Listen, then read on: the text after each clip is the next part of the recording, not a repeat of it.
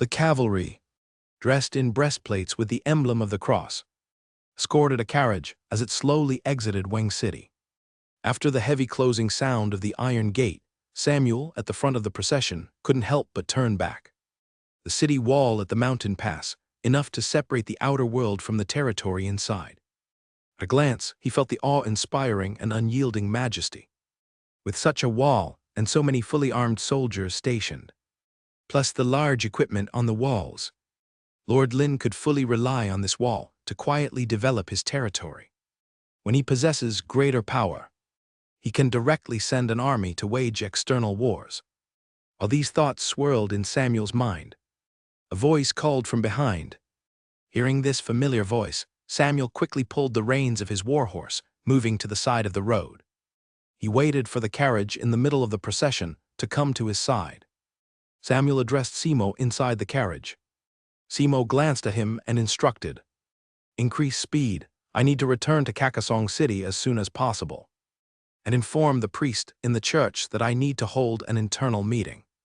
Samuel complied upon hearing the words, "Yes, Lord Bishop." With the words, Samuel fiercely shook the reins in his hand. As he rode, Samuel shouted to the moving cavalry and carriage convoy, increase speed, return to Kakasong City as soon as possible." Following Samuel's orders, responses echoed within the procession. They all hurried their warhorses to hasten the speed. Sitting inside the carriage, Simo felt his body pushed back against the seat as it accelerated. Fortunately, the cushioned seat stopped his backward momentum. Simo adjusted his sitting position, making himself more comfortable. His gaze was deep as he looked at the large swath of retreating wild grass outside the carriage. He murmured to himself, attempting to use the church's power to legally and logically incorporate the entirety of Morgantown, rising step by step from a candle holder and assistant in arranging religious instruments, to finally becoming the church bishop of the Kakasong district at 35. Simo could easily guess Lin's intention. To have come this far, no one could be someone who is entirely driven by base instincts without any intellect. Showing foolishness in the face of unknown dangers often puts others at ease, even makes them less guarded towards him. However, even if Lin wanted to exploit the pretext of paying the tithe, hoping to leverage the church, to obtain legal documents and social acknowledgement to control Morgantown, even so, Simo didn't care. The Kakasong City Church does indeed own considerable land within the entire Kakasong City territory. These lands are used for agricultural production or religious site construction, or rented to the free people and nearby lords for rent collection. This is one of the church's critical economic sources. Morgantown was never church land. It belonged to Marquis Dukas. Even if he, as the Kakasong district bishop, acknowledges Lin as the lord of the entire Morgantown, he wouldn't suffer any loss. At most, he would pay a trivial price, publicly expressing gratitude to Lin for paying the tithe at certain religious ceremonies. Then introduce Lord Lin, who contributed to the church at some banquet events. As for the rights he promised to grant Lin, any lord or nobility that pays the tithe can acquire those rights. He just needed to have church officials issue a document. These rights merely represent the church's stance. How local ruling lords think or feel has nothing to do with the church. As long as Lin is willing to pay the tithe, it only benefits the church without any harm. As for the destination of the tax in gold pounds, naturally it would end up in his pocket. He never intended to report the gold pounds from Lin's tithe to the archbishop, because even if reported, it would only enter the archbishop's pocket. He might as well keep this gold pound in his pocket, using it to gather enough capital for promoting to an archbishop later. As for now, he still wasn't aware of the salt mine's extraction and fine salt production scale in Lin territory. The normal production efficiency of a salt mine can produce roughly 2,000 pounds of fine salt daily. According to the current market price, nearly 9 is a pound. If the church collects a tenth as a tithe, converting, it could get more than 7 gold pounds a day. That's 210 gold pounds a month, 2,520 gold pounds a year. For the expenses of the entire church, this is naturally nothing. But for it all entering Simo's personal pocket, it's undoubtedly a great fortune. Only with enough money could he have the capital to maneuver with the church hierarchy. Could he continue climbing upwards? He could leave the small city of Carcassonne to go to a more prosperous large city, getting closer to supreme power and status. A fervent glow appeared in Simo's eyes. He must return to Carcassonne City as soon as possible to settle this matter, as Lin requested. If too much time passes, Lin may become unwilling to pay tithing. With limited military power, he cannot impose military sanctions on Lin. The only thing he can do is hindrance in commercial transactions and moral condemnation. These actions are utterly inconsequential to Lin. The carriage speedily traveled along the red brick road between the grassy wasteland, heading towards the forest and outpost fortress ahead. The soldiers at the outpost fortress, full of vigilance, opened the barriers and iron spike traps, allowing them to bypass the outpost fortress, enter the forest, and leave the area. In the expansion area of the mutated wild boar farm, Lin held a red brick in his left hand and a plastering knife in his right, absorbed in wall construction. Construction experience +1. Construction experience +1. Construction experience +1. Little by little, the experience continued to increase. Perhaps because these construction workers, with ongoing constructing, practice makes perfect. The constructions of several forest pig farms also saw rapid improvement in speed. Lin finally put down the plastering knife, coming to the edge of the expansion site. He drank large gulps of mint tea prepared from the kitchen, while observing the progress of the farm expansion. At the current construction efficiency, perhaps in less than 20 days, the 5 mutated wild boar farms could be put into use. The number of forest pigs is limited now, so there's no rush. Lin glanced at the distant setting sun, instructed the guard to inform Jode and the construction workers that they could finish for the day.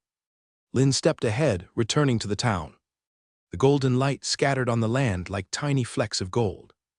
On the vast green plants, on the gray-tiled tops of each red brick house, on the faces of simple and smiling townsmen, coupled with the smoke drifting from chimneys in town, and the air filled with the faint scent of soil and budding flowers of crops, made Lin feel a strong visual joy and sense of relaxation.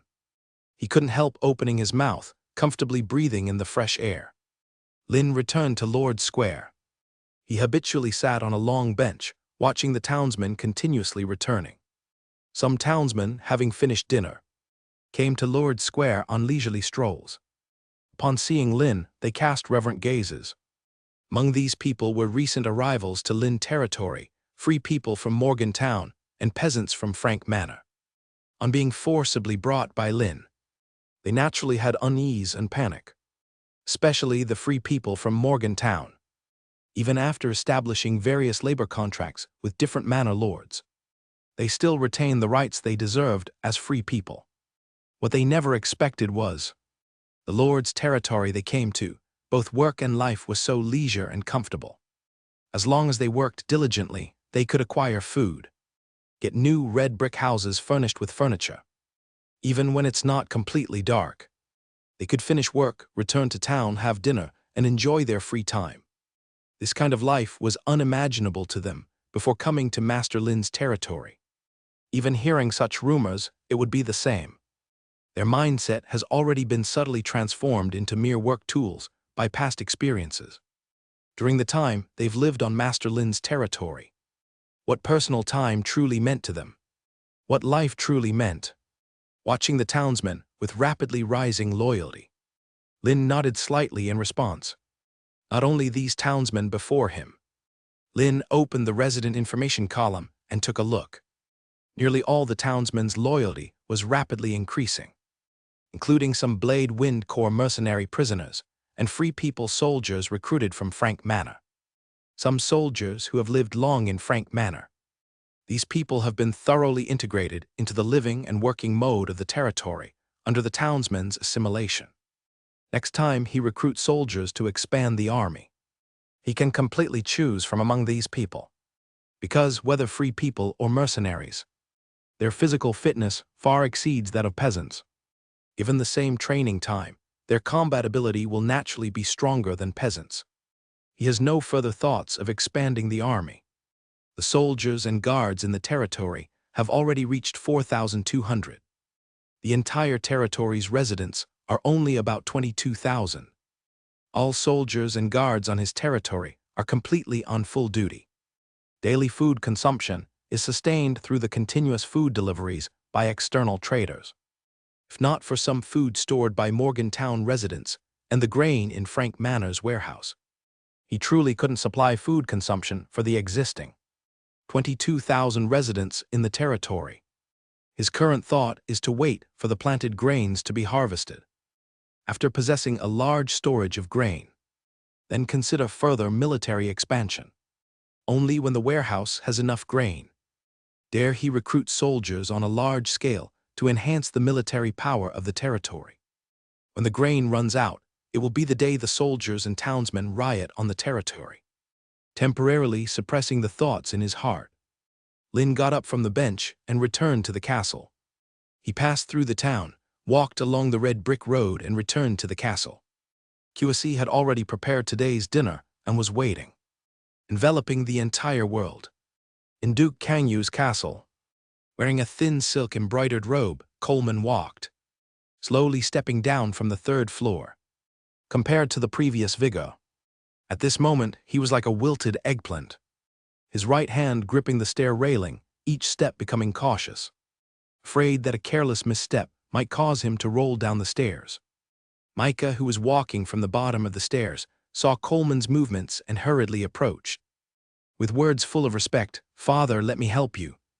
Looking at Micah's outstretched arm, Coleman raised his eyebrow, intending to reach out for support. Something flashed through his mind, and he reproached impatiently. When has this Duke ever needed help to descend stairs? Hearing Coleman's rebuke, Micah was filled with terror. He quickly replied, "Father, you misunderstood. Micah only wishes to do small tasks within his capability for father." Seeing Micah bent, head down, trembling, Coleman snorted coldly. "Small tasks within your capability? Is that really the case?" The terror on Micah's face intensified. His legs gave way, and he knelt before Coleman, speaking earnestly. "Father, Micah admits his background is poor, and only with father's approval could he enter the Duke's castle. To live a life without worry in the Duke's castle is already a great blessing. Naturally, I dare not hope for more." Listening to Micah's words, Coleman coldly said, "It's good you understand. Were it not for the Duke's blood running through you, you'd be the child of a harlot. Even if you survived, you'd be sold as a peasant's wretch." Micah's head bowed lower, almost touching the ground. Coleman ignored Micah, stepping forward down the stairs. Unnoticed by Coleman, Micah's fists clenched tightly, turning white and pale. Nails dug deeply into his palms. Streams of blood slowly flowed from the wounds. Descending the stairs, Coleman reached the first floor of the castle. Turning past several corridor corners, he arrived at a suite with closed double wooden doors. Coleman adjusted his silk robe, raised his right hand, and knocked on the doors. The clear sound echoed through the corridor. Coleman coughed lightly, clearing his throat, and spoke. "Dr. Nadia, this is Coleman. Time for my treatment." After a few seconds of silence, Dr. Nadia's response came from behind the door. "Duke Coleman, please come in. The door is unlocked." With Nadia's reply, Coleman's eyes lit up and he answered, "All right, I'll come in now." He reached out with both hands, slowly pushing the door open. Familiar with the way inside, he entered the suite, locking the doors behind him. Having done all this, Coleman glanced around the suite.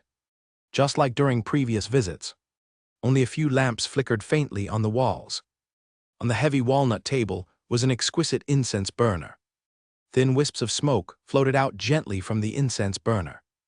After just a few sniffs, Coleman felt an inexplicable comfort and relaxation. He had once asked Nadia about it. Nadia had told him it was a flower processed into an aroma that aids sleep. But that wasn't the key. The key was during the last treatment. This heavy, spacious walnut table was the battlefield for Coleman and Nadia's passionate encounter. That memory remained vivid. As Coleman scanned the room, not seeing the figure he longed for, he couldn't help but ask, "Dr. Nadia?" After a moment, Nadia's gentle voice sounded from the depths of the suite. "Duke Coleman, I'm in the room, please come in. Today's treatment is mainly on the bed." Upon hearing, Coleman's eyebrows raised instantly. His mind conjured strange images. Coleman responded, "All right, coming now." He stepped toward Nadia's room. After a few steps, Coleman reached the doorway of the room. Filled with anticipation, he gently pushed the door open. A slender and graceful figure burst into Coleman's eyes. The candlelight draped her skin like silk. Her skin was dazzlingly white, pure as fresh snow. Her arms rounded, no excess fat. Lines fluidly extended to her slender wrist. Despite Nadia being clad in a thin silk robe, it still couldn't hide her voluptuous, curvaceous body. At this moment, Nadia, her knees bent, was kneeling on the large bed, and the rounded shape of her back was enough to set one's imagination ablaze. Observing Nadia's kneeling posture, Coleman's breathing accelerated. He recalled that it wasn't the first time he had seen and enjoyed Nadia's body. Yet every time he beheld it again, it gave him a strong visual impact. He couldn't help but want to rush over, pin her beneath him, and fiercely lash out, to extinguish the desire burning within him. Nadia looked at Coleman, standing at the door, and smiled, saying, "Duke Coleman, come in. Next, we'll proceed with a full body muscle massage. It would be more convenient to do it while lying on the bed." Coleman nodded and agreed. "Okay, Dr. Nadia, we'll do as you suggest." Coleman walked into the room with measured steps, his eyes fixed straight on Nadia's body, which was without a trace of excess flesh. Nadia wasn't bothered by the desire-filled gaze from Coleman. With Nadia's gentle support, Coleman laid prone on the large bed. Just as Coleman was about to ask about the upcoming treatment, a comfortable softness was felt on his back. Nadia, who sat lightly on his back, spoke gently. "Duke Coleman, I will now begin massaging your head, moving to your neck, shoulders, back, and limbs, providing a comprehensive massage therapy. There might be some discomfort during the process, so please bear with it." Feeling the smooth, soft, warm, and comforting sensation on his back, Coleman's brows lifted as he replied, "Of course, Dr. Nadia, you may begin." Even though he couldn't see Nadia's expression at the moment, he could still hear what seemed to be a hint of amusement in Nadia's words. "Duke Coleman, if you feel tired, you can rest for a bit while lying down." Coleman simply responded with a sound. Sitting astride behind Coleman, Nadia extended her hands to his head, beginning a relaxing massage. Nadia's massage technique was excellent, skillful and rhythmic, so much so that the already somewhat weary Coleman slowly closed his eyes, enjoying the massage from Nadia. A slightly heavy snore sounded from Coleman's mouth. Sitting on Coleman's back, Nadia did not stop her massage movements, from the head to the neck to the shoulders, until more than half an hour later. Nadia stepped off the large bed. Looking at the still sleeping Coleman, she spoke softly, "My Lord Duke, you may continue to rest." Coleman, lying on the large bed with his eyes closed, made no movement or response. Nadia said no more, stepping out of the room. Crossing the suite, Nadia arrived at the double doors that were locked from inside. With a motion of her hand, Nadia unlocked the door. With a movement, she pulled open the tightly closed room door. A tall, burly figure immediately came into Nadia's view. Standing in the doorway, the burly figure didn't cause Nadia any confusion or fear. Her face remained calm, as if she had long known that Micah would be waiting at the door. Nadia glanced at Micah before her and spoke in a calm tone. "He's asleep in the room." Micah responded with a sound. Without any unnecessary words, he took large strides and headed straight for the room. Walking through the dimly lit suite living room, Micah arrived at the doorway to the room. With a flick of his hand, he pushed open the slightly ajar door. Prone on the bed, sleeping Coleman came into Micah's view. Looking at Coleman, Micah's eyes were full of turmoil and apprehension. His mouth slightly opened, letting out a breath, as if making a decision. He stepped toward the bed where Coleman lay. Micah stood beside Coleman. He slightly bent his body, whispering to Coleman, "Father, the massage is over. Do you need me to escort you back to your bedroom?" Coleman, lying on the large bed, didn't respond at all. Micah bent even lower, continuing to speak to Coleman. "Father, wake up, it's getting late." Seeing that Coleman still made no movement, Micah's eyelids narrowed slightly, his right hand slowly moved, and his fingers touched the hilt of a dagger at his waist. Micah's voice gradually turned cold. "Father, if you don't wake up, I will send you on your way." Micah abruptly drew the dagger from his waist. After a sharp metallic scrape under the candlelight, that dagger, only 10 centimeters long, stabbed directly into Coleman's back on the large bed, piercing into his chest. One stab, Micah seemed unsatisfied. He yanked it out and stabbed into Coleman's body again. After stabbing and withdrawing 3 or 4 times, Coleman, lying on the large bed, was already lying in a pool of blood.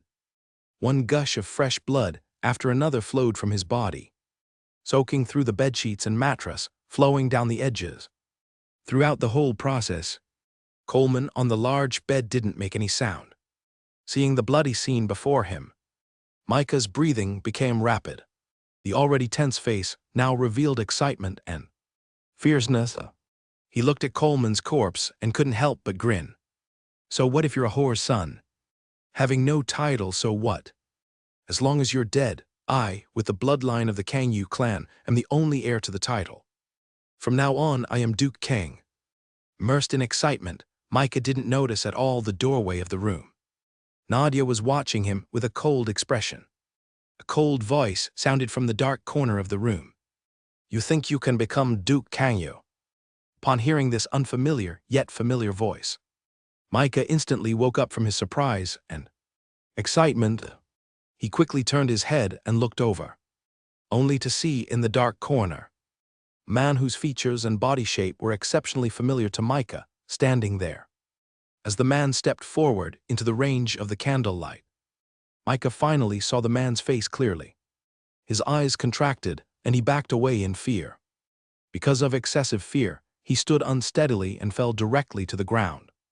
The man in the darkness was none other than Coleman Kangyu. Micah's gaze wandered between the Coleman on the bed that he had killed and the Coleman who walked out of the dark corner. Incredulous words came from his mouth. What's going on? I clearly already killed you." Micah immediately thought of something. His eyes turned, looking at Nadia at the doorway. Micah questioned angrily, "Nadia, the order from His Highness Mitchell was for you to assist me in eliminating Coleman Kangyu. What do you mean by this? Did you betray His Highness Mitchell?" Nadia, standing at the doorway, remained calm. She spoke plainly. "Nadia will never betray His Highness Mitchell." On Micah's face, anger emerged. "Then what on earth is happening?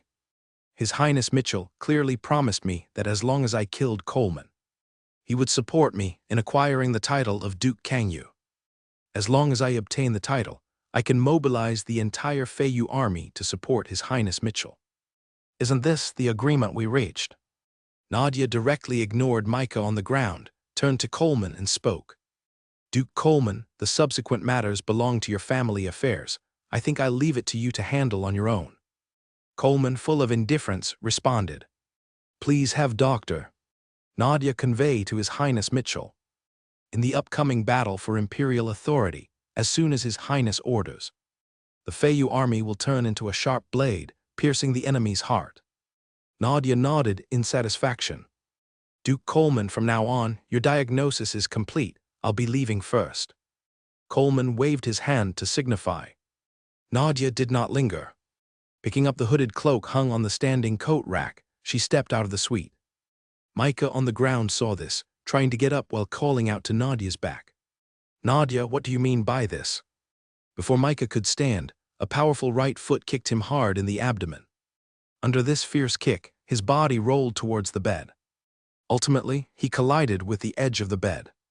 Near the bed, Micah endured the pain, wanting to stand up, catching sight of the corpse lying on the bed. Micah realized that the man's corpse on the bed was clearly different from Coleman. At the moment he entered the room earlier, his mind immediately identified this man as Coleman Kangyu. Coleman's cold snort sounded, still asking what it means. "You, a waste birthed by a whore, still want to kill your father to ascend and become the new Duke Kangyu." As Nadia walked out of the room, She brushed past several Feiyu soldiers in leather armor, rushing toward the diagnostic room. Even though she was now wearing the hooded cloak, all over, only half of her face was exposed. But none of the passing soldiers wanted to stop her for questioning. Nadia strode out of the castle's main hall into the open-air courtyard. A luxurious carriage pulled by 4 horses was already waiting in the courtyard. On the carriage were notable insignias. There was a giant long spear, gilded. Nadia stepped towards the luxurious carriage. With the coachman's assistance, she climbed aboard and entered the carriage. The coachman returned to his seat to drive the horses. He raised the reins in his hand, urging the 4 warhorses towards the Duke Kangyu's castle's exit. Seeing the robust figure seated in the carriage, Nadia spoke with respect. Seeing Nadia seated beside him on the leather bench, Mitchell asked her, "Is everything done?" Nadia nodded in response, "Done. Coleman Kangyu expressed gratitude for you exposing the traitor Micah. In future battles for Imperial authority, he will pledge allegiance to you." Mitchell nodded, "Very well done." Nadia seemed somewhat puzzled. She frowned and asked, "Your Highness, wasn't the initial plan to eliminate Coleman Kangyu and let Micah Kangyu become the Duke, thus gaining the allegiance of Duke Kangyu and the support of military power?" Mitchell sighed and replied, "Yes. The original plan was to use your special ability to overexert Coleman's body, weakening his physical functions. In this way, Micah, the sole heir with the Kangyu family's bloodline, would legitimately inherit the title of Marquis Kangyu." Nadia nodded slightly in response. Mitchell continued, "However, both you and I overlooked one point: Coleman Kangyu's authority and prestige in the entirety of the Duke's realm. Only Coleman can command the Feiyu army of the Kangyu clan. The other lords in the Duke's realm will only respond to Coleman's summons." Nadia understood the implication of Mitchell's words. She took up the topic and continued, "That is to say, even with my help, if Coleman dies a natural death and Micah inherits the Duke's title by succession, you would still be unable to gain the military support of the entire Duke's realm." Mitchell responded, "Although some changes occurred to the planned course, fortunately, the result is the same. I still gain the allegiance and military support of Duke Kangyu." Nadia nodded slightly. Mitchell shifted his tone, "Moreover, I think this is the best outcome now. Although Coleman is cunning and wants to act as a fence-sitter in the imperial power struggle, he would join whichever side has the higher odds of victory. Compared to Micah, who was raised by a courtesan with ambition but lacking corresponding strength, Coleman is much stronger. A person who can kill his own father without a change in expression to gain a title. Who knows if one day he'll turn around and betray his owner." Nadia remained silent. Mitchell's focus from beginning to end has been on how to obtain the support and allegiance of Duke Kangyu. As for the discarded Micah, Mitchell cared nothing for what would become of him later. She knew, in front of the present Mitchell Carolyn, there are no absolute enemies, only absolute interests. No matter what kind of grievances or contradictions existed before. As long as they could help him, anyone who joined his front could become his friend. Because interests determine everything, Mitchell was naturally unaware of Nadia's current inner thoughts. Even if he knew, he wouldn't care at all. Feeling the bumping of the carriage in motion, Mitchell spoke to himself. Of the 3 great dukes, both Duke Haiyao and Duke Kangyu have already stated willingness to join my ranks. But compared to the enormous Red Dragon riders owned by Duke of Red Dragon, our strength seems still lacking. At this, Mitchell's words appeared somewhat wistful.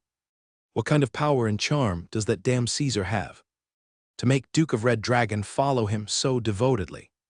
Nadia next to him explained, "The intelligence I exchange from my colleagues in the Rose Corps is, Duke of Red Dragon plans to marry his granddaughter to Caesar as his legitimate wife." Mitchell raised an eyebrow. "Legitimate wife? Caesar is already married, and his current legitimate wife is the daughter of Reuel Lawson, the Prime Minister of Charlemagne VI's Privy Council. Is Caesar going to divorce his current wife to gain the support of Duke of Red Dragon?" Nadia replied, "Caesar has already clearly agreed." Mitchell's lips curled up. "Interesting. In such a way, the Prime Minister of the Privy Council, Ru L. Lawson, becomes a figure that can be wooed. Although Ruel Lawson has no military power, his eloquence is remarkable. He could be brought over to become my personal lobbyist. Mitchell spoke to the coachman outside the carriage. Return to Triumph City. The coachman promptly replied, "Yes, Your Highness." Under the coachman's urging, the carriage exited the gates of Praying Wind City. After driving a few miles, a troop of cavalrymen stationed in a nearby forest emerged. They marched in neat formation, following behind the carriage. Even though it was now nighttime, it was still possible to make out the extended silhouettes of the cavalry by the moonlight. Fully armed, wearing standard plate armor, with iron helmets and their horses clad in horse armor. Their numbers were over 3,000. In the blink of an eye, Lin spent all his time on the expansion of the mutated wild boar farm daily. With a thought, Lin opened the Heavenly Artifacts panel and took a glance. Construction, Level 3, 646/1000, plus after 7 continuous days of effort. He had only managed to increase his skill experience just over halfway. The difficulty in further improving the skill level was visibly increasing. Lin was not in a hurry. As long as he had enough time, as long as he persistently continued. Maxing out the 9 great skills would only be a matter of time. Taking it step by step slowly was enough. He worked from morning until the afternoon before finally leaving the expansion area of the farm. Before leaving, he took a glance at the progress of the expansion. Another 6 to 7 days would be enough to complete the construction. It would just need flint to engrave and empower the small magic array at the farm, then it could be put into operation. Returning to the town, Lin headed straight to the handicraft workshop district. Upon arriving at the textile workshop, he saw soldiers under Rose's organized leadership, putting on the components of composite armor they were standing on. Last night, while having dinner, QSE had reported the progress of the textile workshop's production to him. Today, the textile workshop could deliver 300 sets of composite armor. As he was observing the soldiers, Rose's gaze shifted, spotting Lin in the distance. He quickly stepped forward, walking briskly toward Lin. Coming before Lin, Rose bent down and spoke respectfully, "Master." Lin simply acknowledged and continued observing the soldiers donning the armor. Lin could clearly see the obvious joy and excitement on the soldiers' faces. Lin thought it was reasonable upon reflection. Only soldiers clad in steel armor would be considered qualified soldiers. After observing for a while, Lin turned his gaze to Rose and asked, "How's the training of the first batch of 1,000 soldiers going?" Rose responded without hesitation, "Master, they've initially completed the most basic instruction, weapons, and physical training. After you've assigned them, Master, they can proceed with specialized training." Lin nodded, "Very well done." Rose bowed his head slightly, "Master, you flatter me. Because of your trust, you appointed me as the instructor of all the soldiers. It is my honor to train soldiers for you." Lin pondered for a moment, then continued speaking to Rose. "From these 1,000 people, assign 300 to Wesley to expand the scale of the archers. Assign another 200 to join Red's territory guards to maintain order within the territory. The remaining 500 will continue training under your leadership.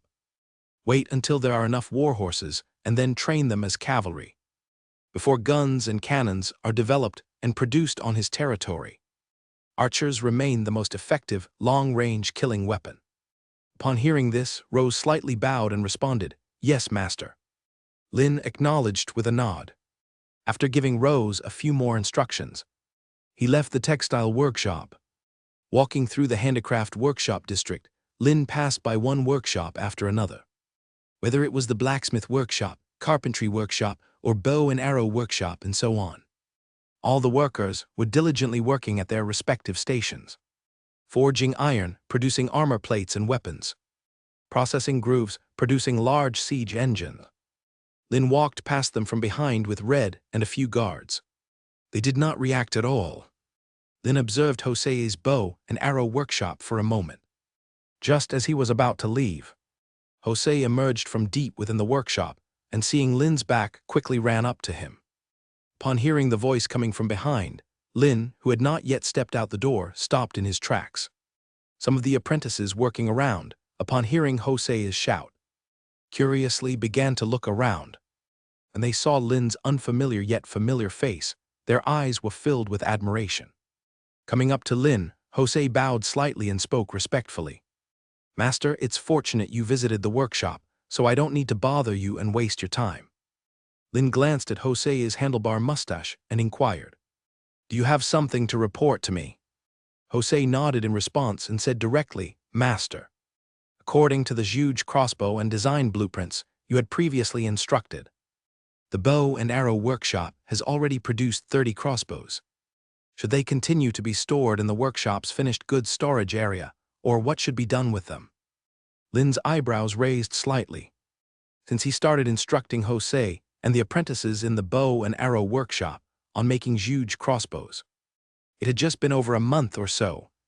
Unexpectedly, 30 crossbows were produced so quickly. Lin replied, "For now.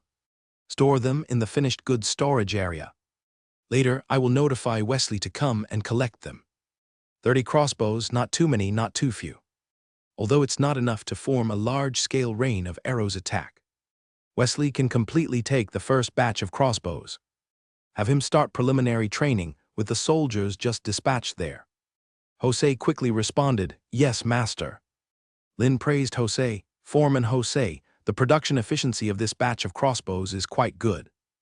Hearing Lin's praise, Jose grinned, his handlebar mustache twitching slightly. Jose shyly commented, "My lord, you flatter me. The greatest credit still belongs to your excellent guidance. Without your demonstration and drawn blueprints of the crossbow, I also wouldn't be able to lead these apprentices in production." Lin smiled. "Foreman Jose, there's no need to be modest. Here, doing well earns praise and rewards. If not done well, there will be penalties." The shyness vanished from Jose's face as he nodded seriously. Lin continued, "However, Foreman Jose, the quantity of 30 huge crossbows is still too few. Just now, I redeployed 300 soldiers to Wesley's command, becoming archers. I hope you can quickly produce 300 huge crossbows and form a team of crossbowmen for me." Jose's eyebrows instantly shot up in surprise. Lin nodded. "As an experienced bowmaker, I believe Foreman Jose understands the difference between huge crossbows and standard longbows."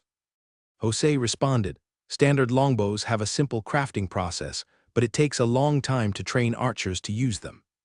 There's no shortcut in training. Only practice makes perfect. The huge crossbow production process is complex, but the operation is simple. As long as one understands the operation principle, a month of training at most, and they can use it proficiently." Lin looked at Jose approvingly. "That's correct. Simply put, the existence of the huge crossbow shifts the training time of crossbowmen onto your bow and arrow workshop. By relying on production techniques to reduce crossbowmen's training time, they can quickly form a combat-ready squad. It's not just huge crossbows. Some other tools follow the same logic.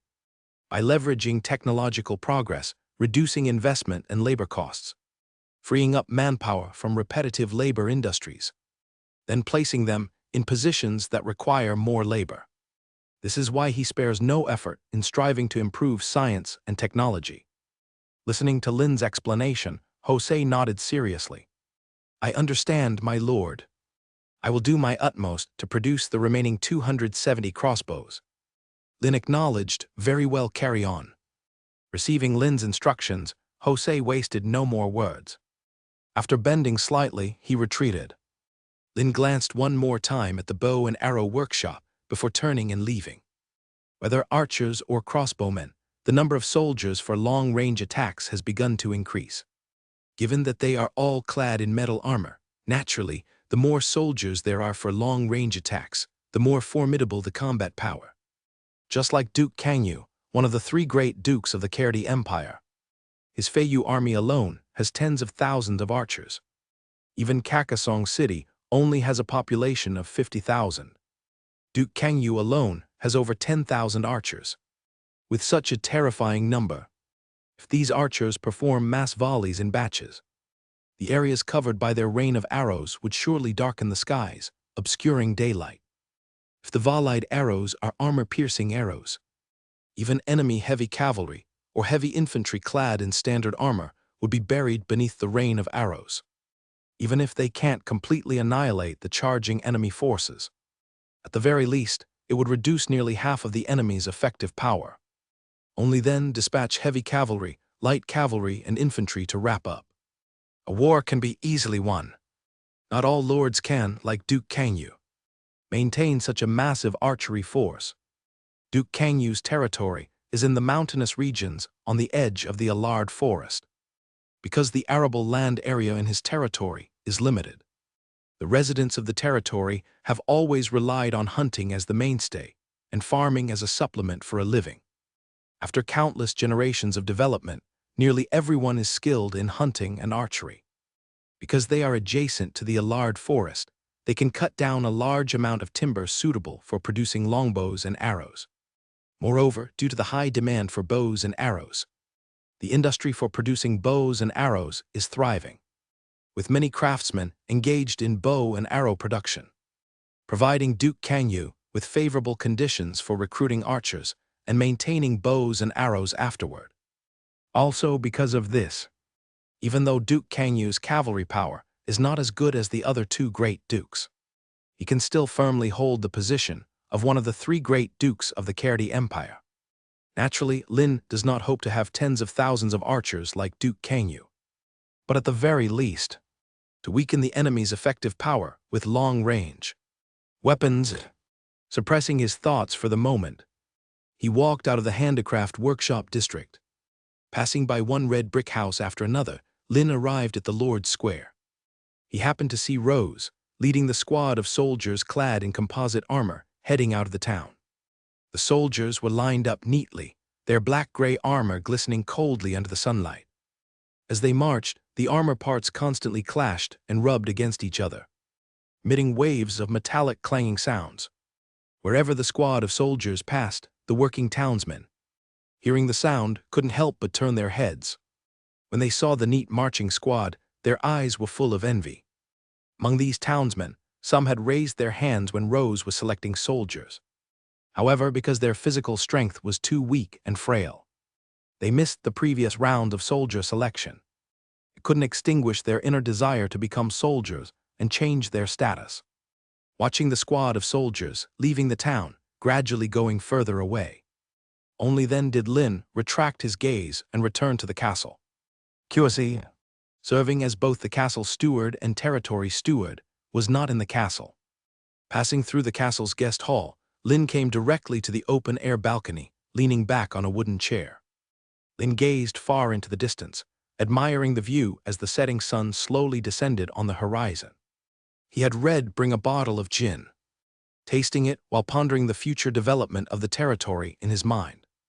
Regarding daily life needs, the basic furniture needed for houses, linen clothing, wood, and anthracite for burning.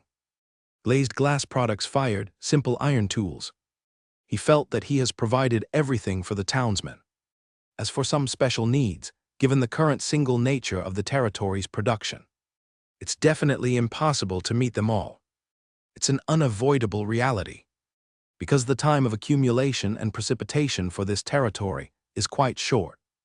Everything is developed towards large-scale production. In his view, only by ensuring the daily life of residents, there can be more time and energy to consider the diversity of life. As long as they eat and drink well every day, stay warm and sleep soundly, even the simplest life would leave them content. The population of the territory is now around 22,000. Compared to other lords or cities, this number is not too many. But it's important to know, this town, this population, is accumulated bit by bit from a territory originally with only a wooden house crowded with 3 people. Lin believes he never let any of the free people or peasants who joined his territory go hungry, waiting for the barley and vegetables planted to be harvested. He will accomplish the initial food self-sufficiency for this territory and performed an estimation of the farmland he currently possessed in his mind. If all 300,000 mu were fully developed and a 3-field system was used for crop rotation, then 200,000 mu of farmland would be available for planting grain crops on the territory. Taking the previously harvested barley yield as an example, the output per mu was 150 pounds. The 200,000 mu of farmland could produce 30 million pounds of barley each year. Assuming the average daily grain consumption per person is 3 pounds. That would be 1,095 pounds annually. This is enough to meet the grain consumption of 27,000 people for an entire year. If the population on the territory continues to grow in the future, he could easily develop the weed-infested wasteland between the watchtower and outpost fortress outside the territory. He could continue to expand the planting scale and obtain more grain. As long as he could gain recognition from the church to make all the land in Morgantown belong to him, he would have an even broader area of farmland for development and planting. Even because of the previous manor lord, who had been engaged in planting, he could directly save the step of developing a wasteland. The combined area of these lands is beyond what he can estimate. He is never worried about the area available for farming. The most crucial point is, the grain output he calculated is based only on the basic crop barley. If he possesses enough energy stones, he could completely conduct variety improvement on these basic barley plantings by improving the quality of barley seeds to increase the yield per mu of barley. Once he plants emperor potatoes and has more seeds, he could plant emperor potatoes across the entire land. How much yield would the emperor potatoes planted by Gavin and the farmers produce per mu is still unknown so far. However, according to his previous memory, even in fields with medium soil fertility and ordinary climate and sunlight conditions, the potato yield per mu could reach 1,000 to 2,000 pounds at least. If the soil fertility is higher and the planting management techniques are more refined, the yield per mu could even reach around 4,000 pounds. If his territory's farmland, the wasteland outside the territory, and all the farmland in Morgantown were all planted with emperor potatoes, how much grain could be produced at that time? Even he couldn't calculate it in detail.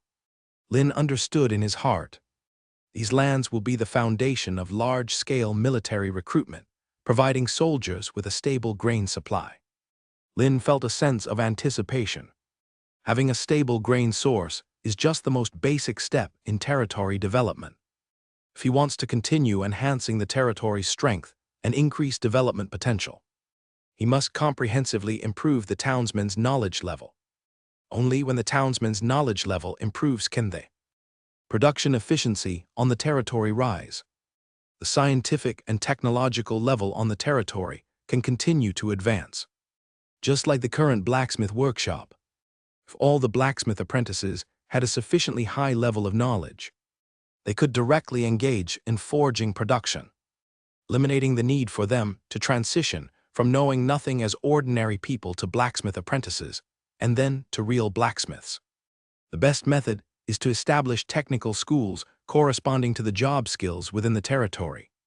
He could have the townsmen who come to the territory, after an initial allocation, directly enter the technical school. He could have them specifically learn the corresponding skills. To motivate them to work hard at learning skills, graduate as soon as possible, and enter the workforce. He could use the stable 3 daily meals, red brick houses, and various welfare benefits on the territory as incentives. To gain these benefits, they must do their utmost to graduate from the corresponding technical school. With these thoughts in mind, Lin made a decision. Compared to before, relying on a few foreign scholars to teach the townsmen in the territory literacy and writing, it was indeed a drop in the bucket. To enhance the knowledge level of the townsmen, a reward and penalty system must be established. Lin picked up the gin on the coffee table and took a sip. He pondered how to proceed in his mind. The first thing to do, obviously, is to establish corresponding technical schools. Initially, they can be divided into textiles and weaving, metal processing, pottery and glazed glass production, carpentry, leather processing, food processing. If there are other technologies in the future, they can be added.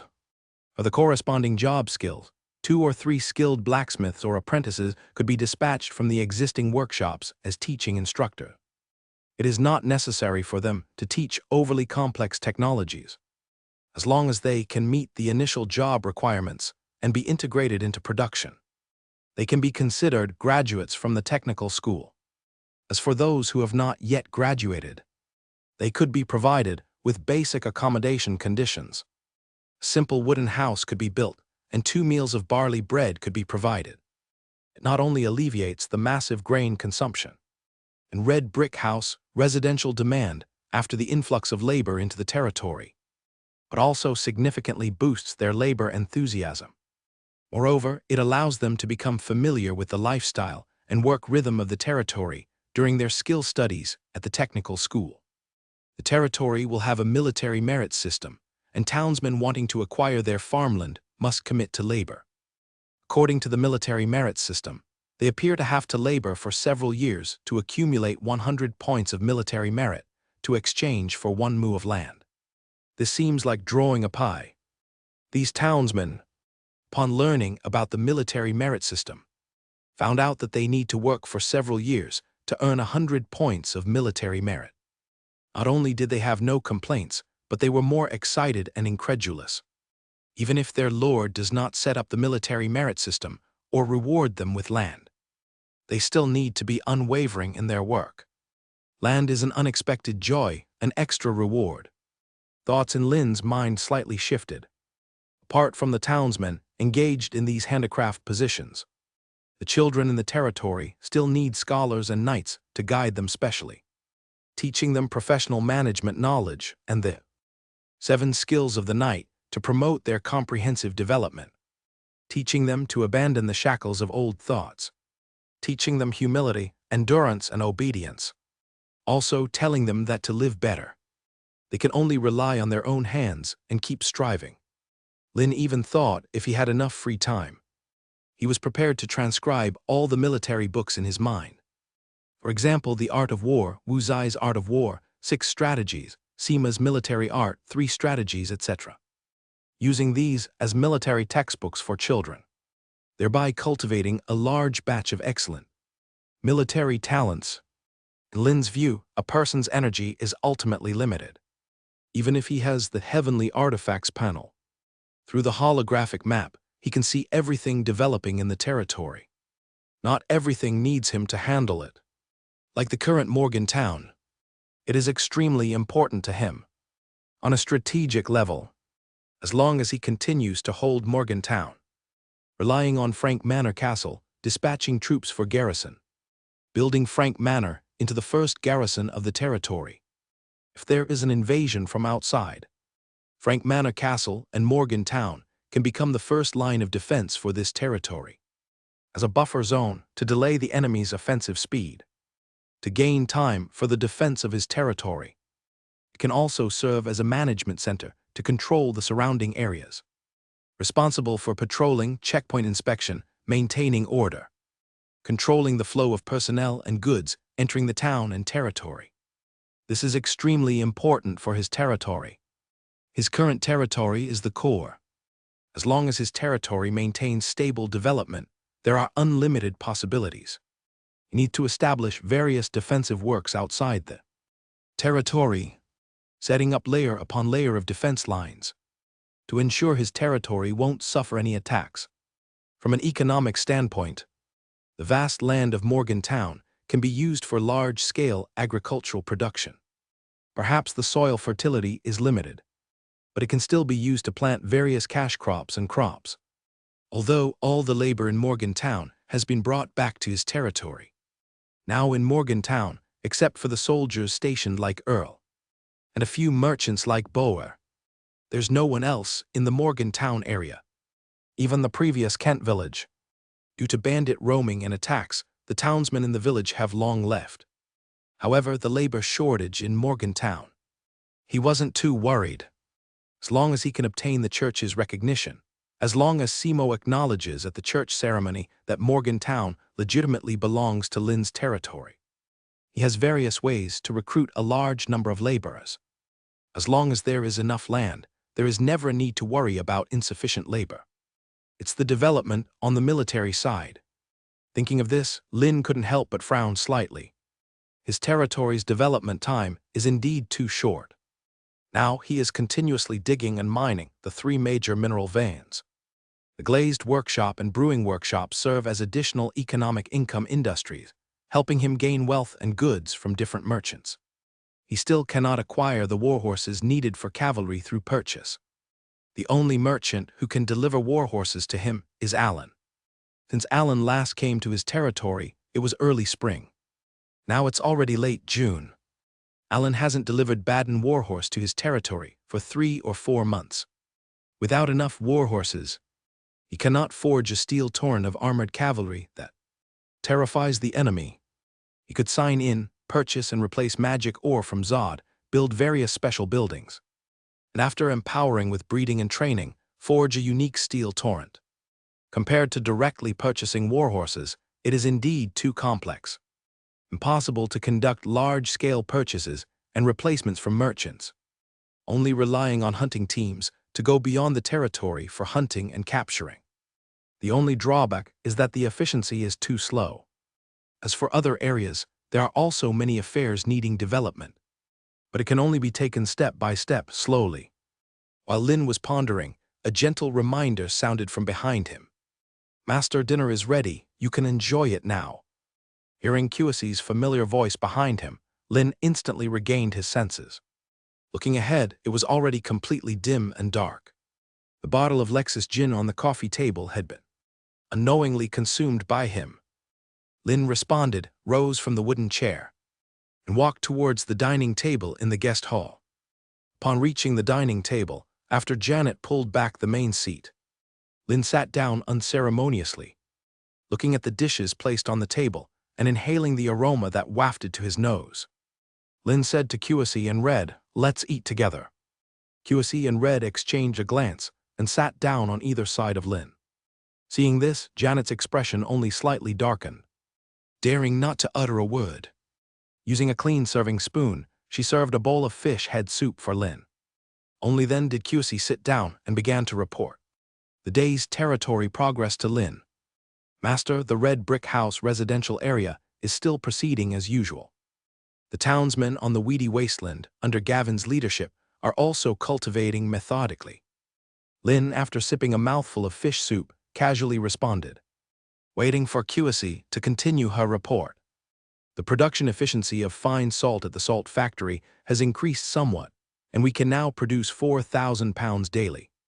Seeing that Lin had no questions, Kiwasi continued, "By the way, while you were away, Scholar Erin came looking for you. She said she has found several townsmen capable of reading and writing, who can act as her assistants in the territory court. She wants to know from you when the territory court will commence operation." Swallowing the fish soup in his mouth, Lin nodded and said, "I understand. Tomorrow I'll find Scholar Erin and discuss it with her in detail. If it were merely about constructing a house, that would be simple enough. But to build something symbolic of the Lord's authority, like the territory court, it must not be done carelessly." Hearing this, Kiwasi responded, "Yes, master.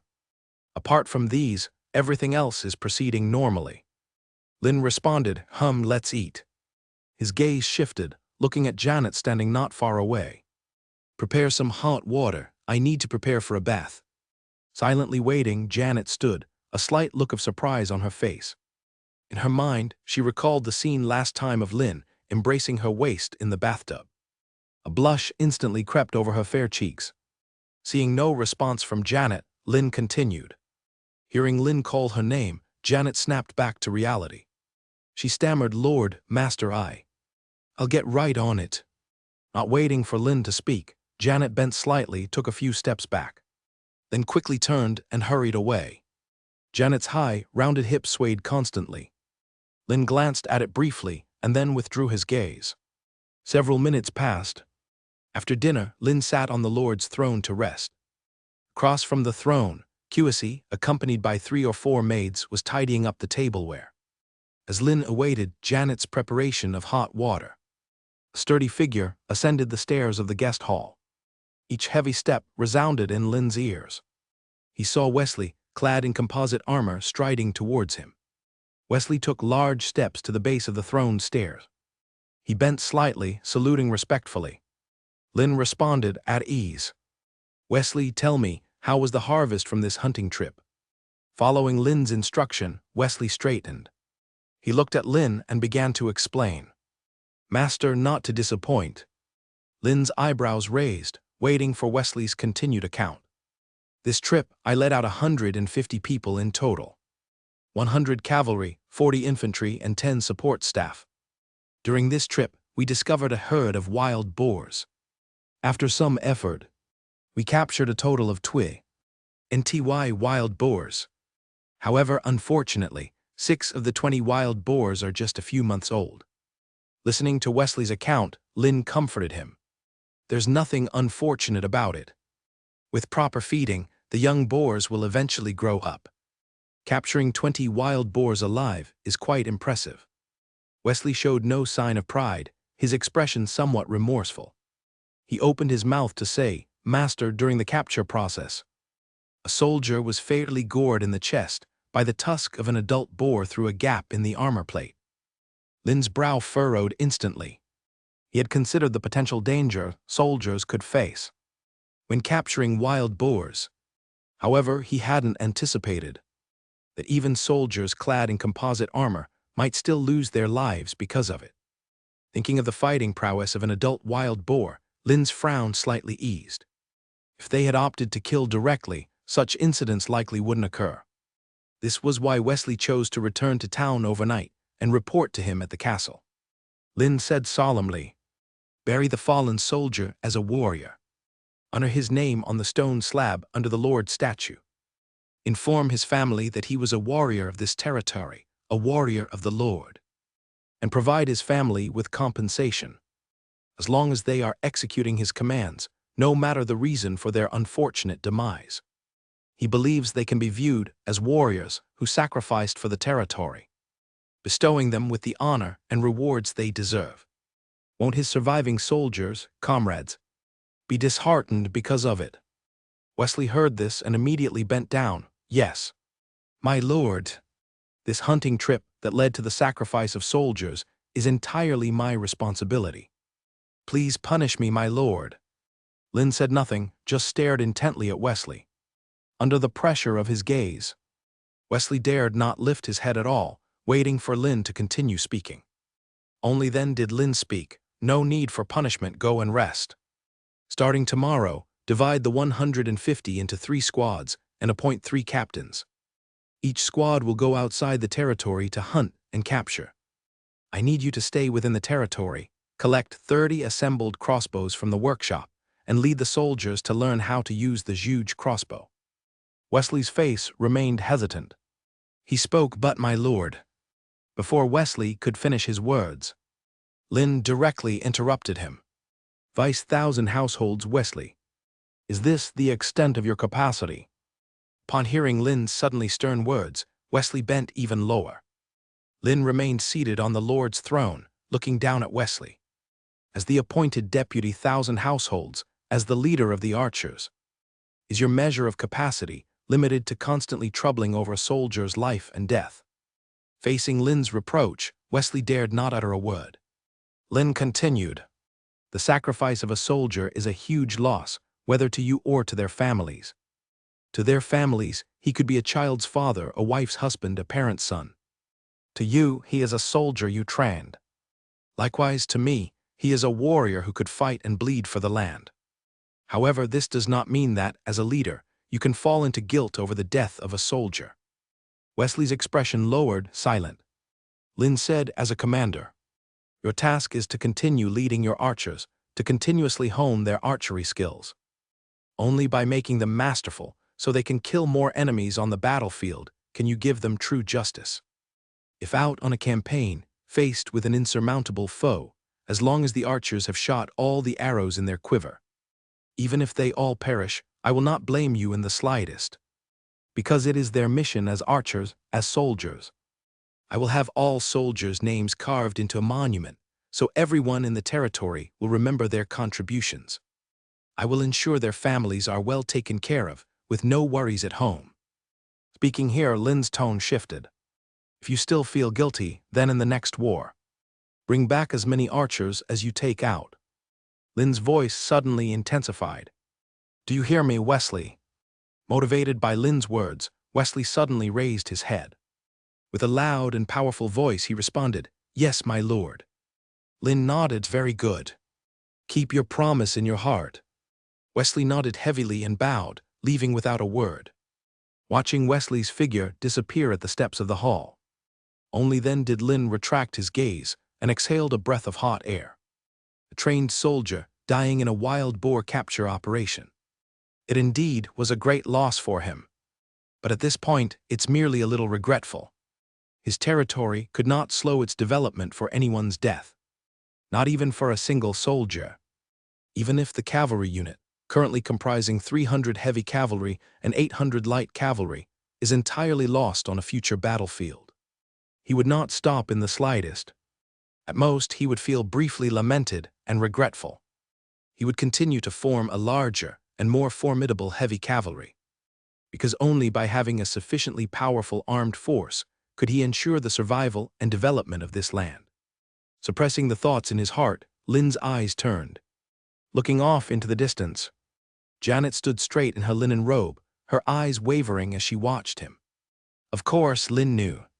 When he was reprimanding Wesley, Janet had already entered the hall, standing there waiting.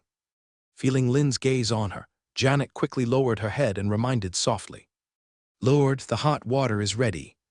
Lynn responded softly, "I'll go now." Getting up from the Lord's throne, Lynn walked toward the chamber not far off. As he passed by Janet, he said, "Come in to assist with a massage in half an hour." Even though Lynn had his back to her, walking forward, his voice still accurately reached Janet's ears. Janet's cheeks flushed instantly, her eyes full of reproachful color. It had indeed turned out as she had guessed. After Lynn had her prepare the hot water, he would definitely have her assist with bathing and massaging. Janet dared not refuse, she could only respond softly. Watching Lynn's back disappear into the chamber, Janet's heart was filled with complexity. She had thought Lynn simply became the lord of this land by chance. Then with luck, discovered 3 open pit mines ready to be excavated. Everything seemed to have fallen perfectly into place. But after spending this time living in the castle, especially after QC told her, this land initially only had Lynn alone. The territory had just a makeshift wooden hut. The wooden hut was even built by Lynn himself, using a flint axe to chop and construct. The town below was once just a patch of wild weeds. Everything now visible. All existed because Lynn built it himself from scratch. Only then did Janet understand. She had underestimated Lynn. The only question Janet had in her mind was, what kind of man could have such great, no, to be accurate, such terrifying capability? To accomplish all of this, clearing land, hunting, farming and logging, paving roads, building a city, transforming a barren piece of land into such a bustling town. If she hadn't seen it with her own eyes, Janet couldn't have imagined it even in her dreams. What amused her the most was, she had once thought of using the power of Frank Manor to seize Lynn's territory. Such a formidable lord, with such advanced technology, the entire townsmen of the territory, all tirelessly working for a better life. How could this land not be strong? How could this land not rise? Janet's heart was full of sighs. She felt that ever since Lynn came to this territory, it was like a rising star, destined to shine in the sky. Suppressing her complicated emotions, Janet stepped forward and walked towards the private room ahead. The closer she got to the tightly closed door of the private room, the more nervous she became. Because in Janet's mind, she couldn't help but imagine what might happen after the massage. Arriving at the door of the private room, Janet's rosy lips slightly parted, and after taking a deep breath, she slowly pushed open the door. Slightly warm and moist vapor hit her face, landing on her cheeks, making her already slightly flushed face even hotter. Janet's gaze looked forward. Through the glazed glass oil lamp light on the private room wall, she could clearly see that sun-kissed, wheat-colored body because of frequent labor under the sun. Broad shoulders slightly protruding from the water, lines full of muscles extending along the arm to his body. His head rested on the edge of the bathtub. A steaming piece of linen cloth laid warm on his cheek, to relieve the fatigue and soreness of his eyes. But because his head was raised, his chiseled jawline stood out prominently. Janet's heart couldn't help but become more tense. Standing at the door, she called out to Lynn from afar, "Lord, I've come to serve your massage." Lynn's calm voice responded, "Come in." With Lynn's clear explanation, Janet quickly replied, "Yes, Lord." Entering the private room and closing the door, Janet slowly walked toward Lynn in the bathtub. The closer she got, the clearer Lynn's face in the bathtub became in her eyes. Upon reaching the bathtub, Janet glanced at Lynn's body soaking in the hot water. Nervously, she said, "Lord, I will start the massage for you now." This time, Lynn did not speak, only responded with a hum. To show his response, Janet said no more, warming her hands by soaking them in the hot water. She came behind Lynn, stretched her fair and slender fingers, and gently placed them on Lynn's head, beginning the relaxation massage for Lynn. From Lynn's head to the temples, then the neck and shoulders. In Janet's continuous massage, she vaguely heard Lynn's soft hum of comfort. A hint of pride appeared in Janet's heart. Her lips involuntarily curled upwards slightly. Under Lynn's personal guidance, her massage techniques had improved greatly. The price she paid was Lynn demonstrating hand in hand on her entire body. After a dozen minutes, finishing the shoulder massage, Janet moved to Lynn's right side. Looking at Lynn still lying in the hot water, Janet reminded him, "Lord, the shoulder massage is done. Next, I need to massage your limbs and back." Lynn replied, "Okay." Hearing Lynn's words, Janet became even more nervous. Even her breath began to gradually quicken. Hearing Lynn's words, Janet's heart grew tenser, and even her breathing gradually became rapid. Her chest, wrapped in a linen long skirt, also rose and fell quickly. Her arms began to move. The linen long skirt on her body slipped from her shoulders, falling to the ground. Janet took a deep breath of warm, moist air and stepped her right leg into the bathtub. Just as she crouched down in the bathtub, ready to extend her arms and begin the massage for Lynn, she found that the linen cloth on Lynn's cheek had already floated to the surface of the hot water. At this moment, he was staring straight at her body with open eyes. A stronger sense of nervousness instantly rose in Janet's heart. She was just about to speak when a pair of strong arms wrapped around her waist. In the blink of an eye, Janet found herself tightly held in Lynn's embrace, placed on his legs. Feeling the firm, fiery sensation from Lynn's body, Janet's face turned as red as a ripe apple. She said a bit helplessly, "Lord, the massage isn't over yet." Lynn's lips curled, he said, "Your massage technique is still not quite skillful. I still need to continue demonstrating for you." Before Janet could speak, a strong, broad right hand had already climbed upwards. Looking at Lynn in front of her, Janet's eyes were full of wavering colors, just as she imagined in her mind. Serving Lynn with a bath and massage is not that simple. As Janet wandered in her thoughts, a strong feeling of fullness appeared within her body. Janet's mouth involuntarily opened. She quickly opened her arms, not minding the change in her front's roundness. Tightly hugged Lynn's neck in front of her. After having the nutritious breakfast specially prepared by QSE, Lynn left the castle with Red, walking along the red brick road between the castle and the town, passing by red brick houses in the residential area. Lynn arrived at Lord's Square, and right in front of him, led by the order guard, Aaron stepped forward, walking towards him. Upon reaching Lynn, Aaron immediately bowed slightly and spoke respectfully. Lynn responded, "QSE reported to me that the personnel needed for the territory court are already equipped." Aaron replied, "I found a few townsmen in your small town who have a certain level of knowledge. They have received some education in the past, and although their knowledge is limited, they are fully capable of being the staff in the territory court. For example, the clerk responsible for recording various court affairs and so on." Lynn nodded. "So, the territory court only needs a building for handling disputes and conflicts among the townsmen?" Aaron answered, "Yes, Lord." Lynn didn't think much before speaking to Aaron, "Follow me." Upon hearing Lynn's words, Aaron's face showed a bit of confusion. But with the Lord's guidance, She did not ask any questions and obediently followed behind. Passing through the red brick house residential area, Lynn led Aaron to the red brick house residential area under expansion. Under Clive's leadership and command, 3,000 townsmen were orderly engaged in construction.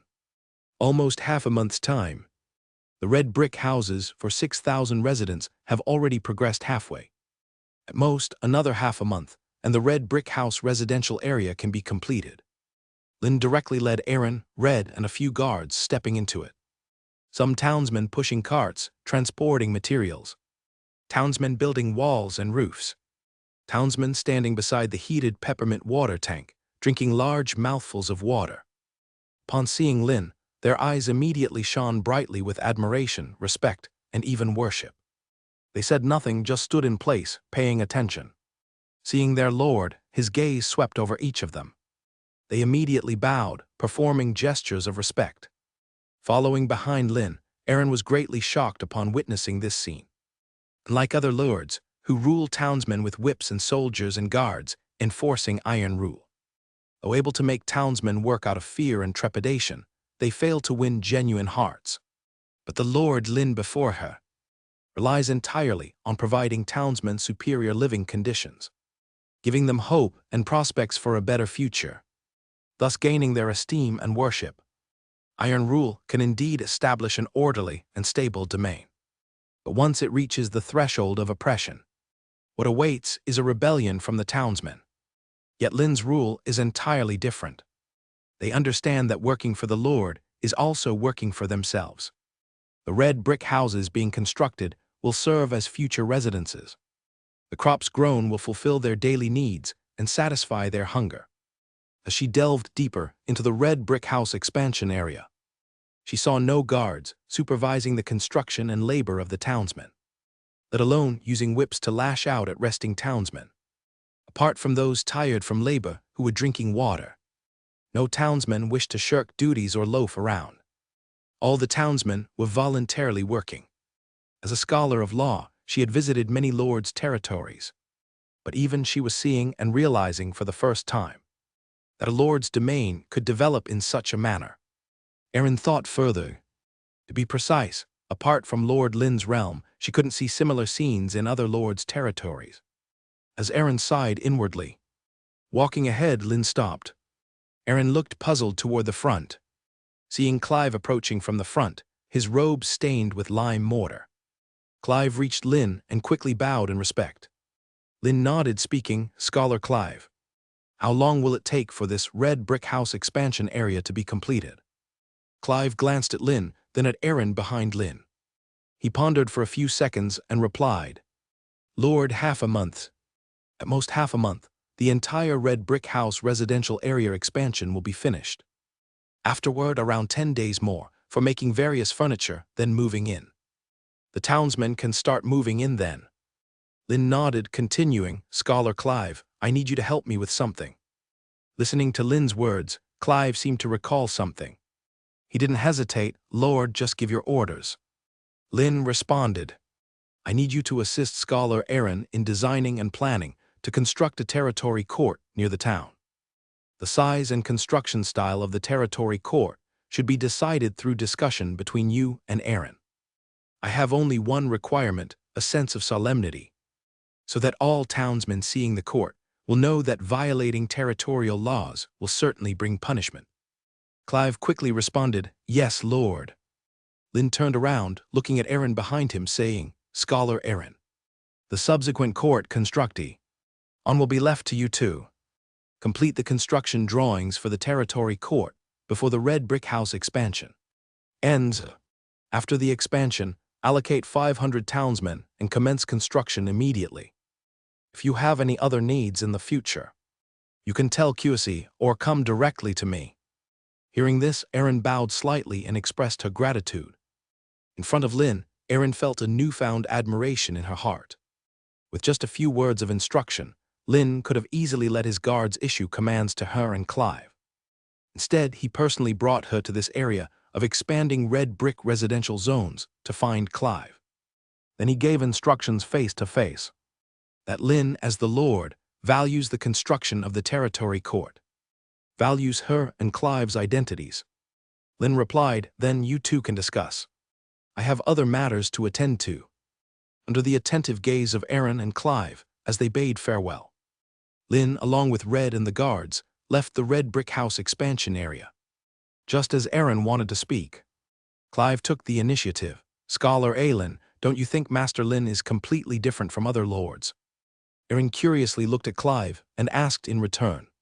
Clive pondered for a moment and said, "Even though I am now working under Master Lynn's instructions in the field of construction. Of course, I originally liked construction. I enjoy seeing buildings rise from flat landscapes and giving these buildings diverse appearances based on cultural heritage. For example, what Master Lynn said about wanting to make the dragon the symbol of this territory. I seem to have strayed a bit from the topic. What I want to say is, Master Lynn can appoint me, already fond of construction, as the chief designer of this large construction area. Divide the residential area into functional zones and manage the rationality of the construction area." Aaron summarized, "Scholar Clive, do you mean Master Lynn knows how to make the best use of people?" Hearing Aaron's words, Clive's eyes lit up, and he quickly responded, "Yes, that's exactly what I mean, Scholar Aaron." Aaron nodded. "It's not just you, it's the same for all of us, including most of the townsmen in the territory, who have been assigned reasonable work positions by Master Lynn." Clive's words were full of curiosity. "Yes, that's why I say Master Lynn is somewhat different from other lords."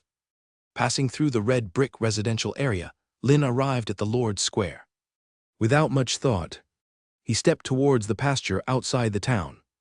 The territory court is very important for a developing territory. The territorial law was drafted and just began to be implemented in the land. Even with Aaron, a scholar who studies laws and regulations, there are bound to be imperfections. As time continues, legal loopholes will inevitably appear in the territory. Lynn understood this. This is something unavoidable, because at no point will there be a perfect system or perfect laws and regulations.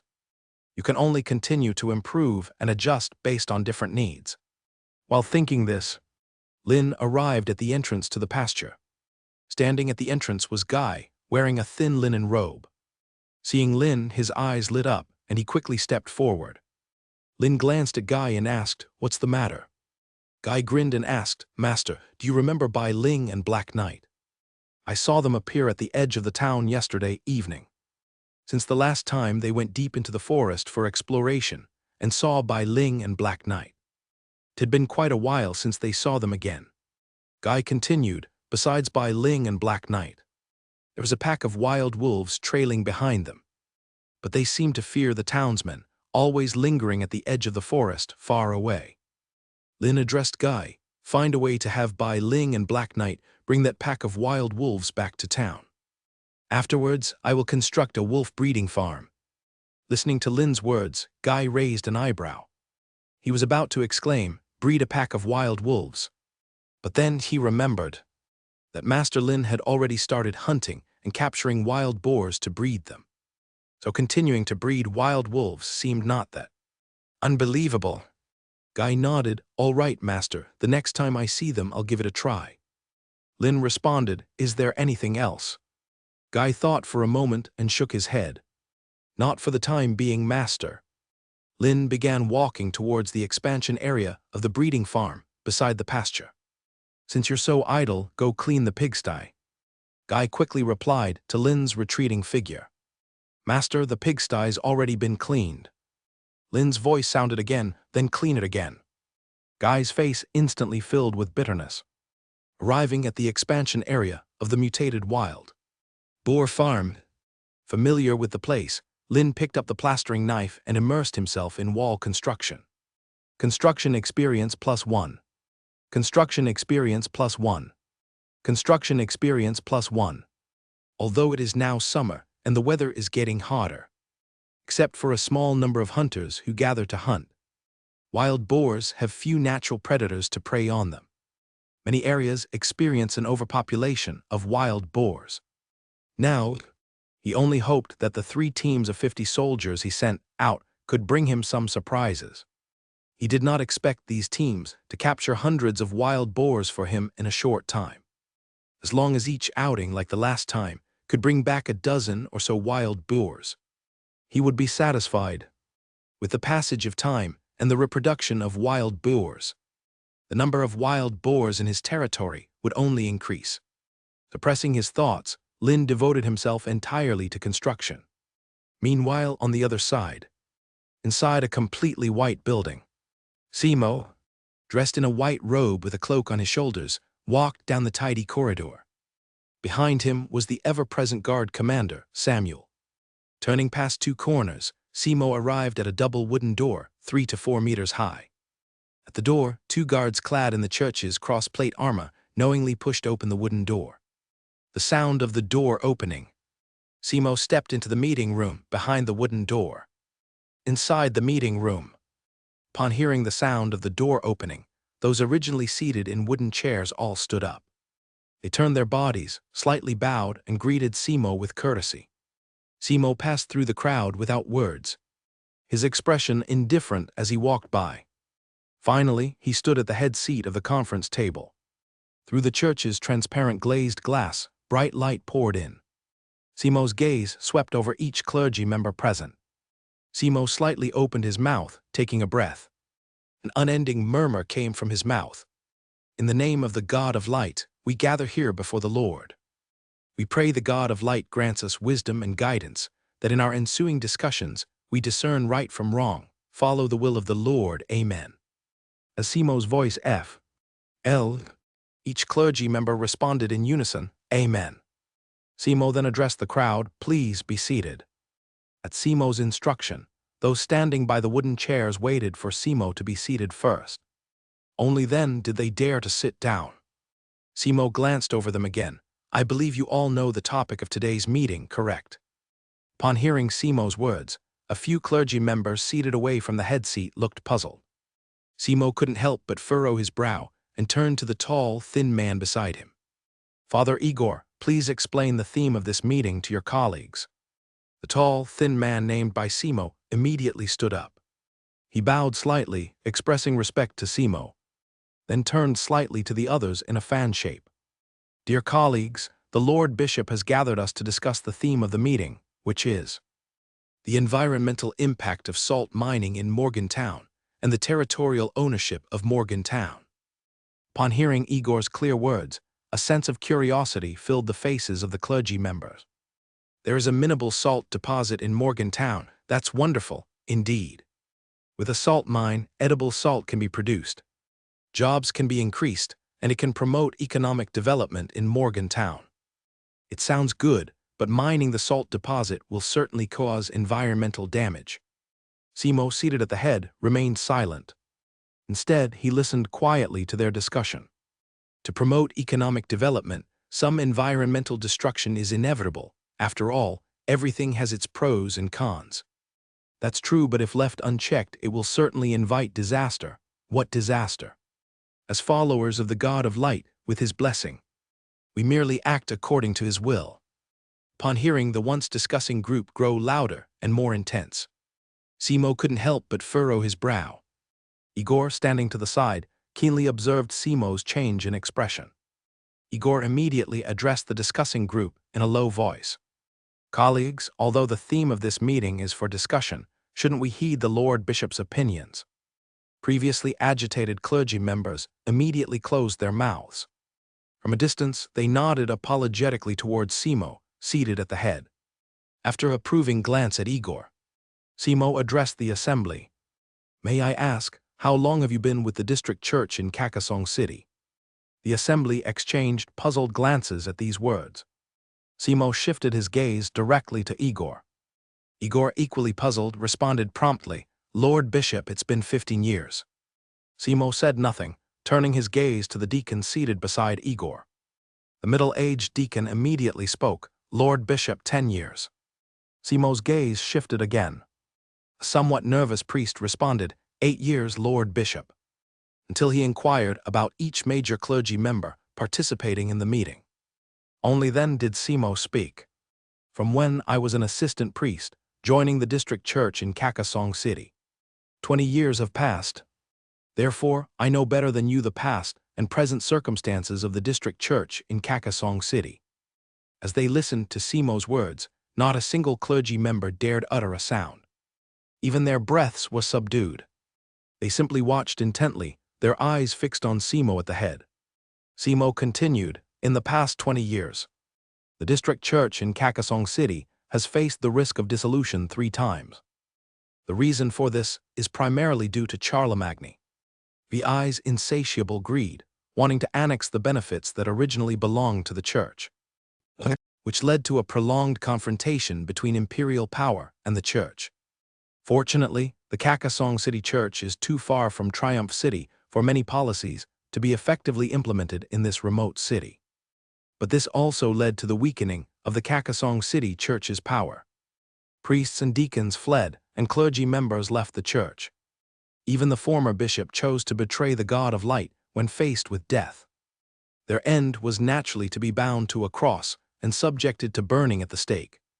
The clergy members fell silent all at once. At this moment, Simo was not only recounting the past of the Kakasong City Church, he was also issuing a warning to them. If they dared to betray the church, their fate would be the same as the previous clergy, execution by fire. Simo took a deep breath and continued speaking. Even though the confrontation between imperial power and the church was quickly resolved not long after, it still drastically reduced the control of the church throughout the Kerdi Empire. The power and rights once held by the church were divided and given to Charlemagne VI. Even now, the church remains under the authority of imperial power. Simo paused his speech. Despite the fact that there are countless churches and numerous believers across the Kerdi Empire, we have yet to build a formidable military force. Why is this the case? Because the vast majority of the income is seized by secular rule. The church is too poor now, to the extent that, in order to cut costs, the Kakasong City Church has faced the crisis of being abolished twice. Fortunately, the Kakasong City Church ultimately survived. Everyone's expressions relaxed slightly. Simo continued, "The reason I am telling you all this is that I want you to know, for the Kakasong City Church to continue standing strong in the city, to survive, to maintain your roles and status, you must have a stable and substantial economic income." Upon hearing this, all the clergy members nodded in agreement. Simo slowly got up from the main seat, walking past everyone expressionlessly. "Colleagues, you may not know. A few days ago, I left Kakasong City and traveled to the more remote Morgan town. Because through some special intelligence channels, I learned that within Morgan town, there is an open-pit salt mine that can be mined." As soon as Simo finished speaking, a wave of astonished gasps arose from the clergy members sitting on wooden chairs. They widened their eyes and stared directly at Simo. Their eyes were full of disbelief. Simo naturally noticed their expressions. Without any change in his tone, he continued to speak. "You all know that if Morgan Town, which is within the jurisdiction of the Kakasong City Church, has a minimal open-pit salt mine, it signifies something significant." Everyone nodded in agreement. To find out the truth, I went to Morgan Town with Samuel. After experiencing many life-threatening crises, I located the open-pit salt mine. And after a heated negotiation with the lord of the territory, the lord finally agreed to pay tithing to the Kakasong City Church. In the surprised eyes of everyone, a look of admiration appeared. Yet they didn't notice the complexity in Samuel's eyes. Behind Simo, "But with the military power possessed by the Kakasong City Church, how can we compel a rapidly rising lord to pay tithing? Therefore, I had to agree to the lord's request, to publicly acknowledge his ownership of all the lands within the boundaries of Morgan Town." Sitting beside Simo, Igor seemed to have thought of something. He curiously asked, "Lord Bishop, doesn't the land in Morgan Town not belong to the Kakasong City District Church? And if I remember correctly, Morgan Town should be governed by several manor lords jointly." Igor explained, "Lord Bishop, the reason I know this is because the son of the Lord of Frank Manor in Morgan Town was once my follower, although he was mysteriously assassinated not long ago." Simo glanced indifferently at Igor. "I didn't know how it was before, nor do I care. I only know now that Morgan Town, only has one Lord Lin. Igor quickly bent his waist, dare not say more. What indeed happened in Morgantown? Even though his knowledge of Morgantown is also limited, he still knew that there were 5 manor lords in Morgantown. Bishop Simo categorically stated that there is only one Lord Lin in Morgantown. Simo continued, "This brings us back to the theme of our meeting today. The environmental impact of mining the salt mine in Morgantown and the territorial ownership of Morgantown." The clergy members sitting on the wooden chairs exchanged glances, yet no one spoke. Seeing that no one spoke, Simo made a full circle and stood firmly at the head of the table. He looked around at everyone, satisfied, and said, "Since no one objects, then the theme of this discussion is unanimously passed." Simo's gaze shifted and settled on a deacon. "Next, you will summarize today's meeting topics into a document.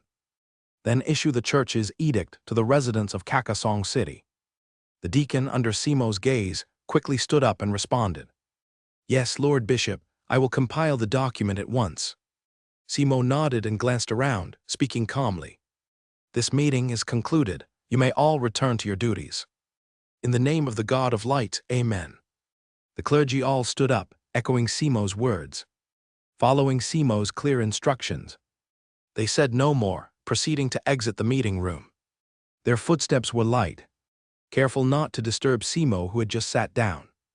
Only after everyone had left the room, Simo exhaled a breath of warm air. As the bishop with absolute authority over Kakasong City, this so-called discussion meeting was almost unnecessary. The reason he gathered the clergy was simply to legitimize the actions he would take next. Simo called out to Samuel behind him, "Samuel." Upon hearing Simo's voice, Samuel promptly came to his side. He spoke respectfully. "Yes, Lord Bishop, Samuel is here." Simo acknowledged and continued, "Once the document is finished, and I have stamped it with the Kakasong District Church seal, take the approved document to Lord Lin's territory. Inform him that from this moment, Morgantown falls within his domain. Additionally, inform Lin that he must pay a tithe to the Kakasong City Church from now on. The tithe will be 10% of his total fine salt production each month, collected monthly. As for the exact amount to be collected, you need to verify it with Lord Lin." Samuel responded, "Yes, Lord Bishop." Having arranged everything, Simo exhaled again. An inexplicable sense of relaxation and comfort enveloped his body. Without any damage to the interests of the Kakasong District Church, he managed to collect fine salt tithes from a lord who previously couldn't be taxed. To Simo, this was something to be proud of. If someone else had attempted it, let alone collect taxes, merely leaving Lin's territory safely would have been the God of Light's blessing. What delighted him the most was the steady stream of fine salt tithes from Lin's territory. Even with a small mine, using iron picks and hoes for digging, it could yield for at least decades, or even over a century, as long as his agreement with Lin remains unchanged. He could do absolutely nothing, yet still collect Lin's fine salt tithe. The feeling of effortless gain was simply too gratifying. Once the document was completed, and the church edicts reached the ears of Kakasong City's nobility and townsmen, whatever changes may arise in the situation, he couldn't care less. As long as there was plenty of wealth, he could easily recruit more guards for his district church. As Simo was contemplating, a sound of footsteps reached his ears. He turned to see an assistant priest striding towards him. Simo furrowed his brow slightly, asking, "Is there something urgent?" Hearing Simo's somewhat deep voice, the assistant priest grew nervous and hurriedly explained, "Apologies for disturbing you, Lord Bishop. Lady Grid has arrived at the church, expressing her endless confusion about the future. Such distress has kept her awake for days and nights. Lady Grid says she needs your profound religious knowledge to offer her a clear explanation and guidance, to help her find new purpose amidst the confusion." As he listened to the assistant priest, Simo's eyebrows shot up. He repeated the name, "Lady Grid is it. Take her to my private prayer room alone. For someone as important as Lady Grid, I need to guide her in an absolutely quiet setting." The assistant priest said no more, responding, "Yes, Lord Bishop, I'll do that immediately." Watching the assistant priest leave, a hint of anticipation flickered in Simo's eyes. Rising from the wooden chair, Simo walked towards the meeting room exit. Samuel hurriedly followed behind. As the footsteps continued behind him, Simo spoke, "I will be instructing Lady Grid during the upcoming time. Without my permission, no one should enter my private prayer room." Samuel responded, "Yes, Lord Bishop." Simo acknowledged with satisfaction. Exiting the meeting room and turning through several corridors, Simo led Samuel to the door of a prayer room slightly ajar. Before pushing open the double wooden doors, and before entering the prayer room, Simo already caught the subtle fragrance belonging only to young women in the air. Leaving Samuel at the prayer room door, and also tightly closed the double doors behind him. At the prayer room door, Samuel's gaze casually scanned the corridors on either side. The white stone corridors were clean and tidy. Due to it being Simo's private prayer room, hardly anyone ventured into this area. This area seemed particularly quiet. Strange sounds began emerging one after the other. Samuel remained unfazed, standing tall. Stationed at the prayer room door, standing guard for Simo and Lady Grid inside. Such a scene was not a first for him. Upon hearing from the assistant priest that Lady Grid had come to the church, he wasn't surprised at all.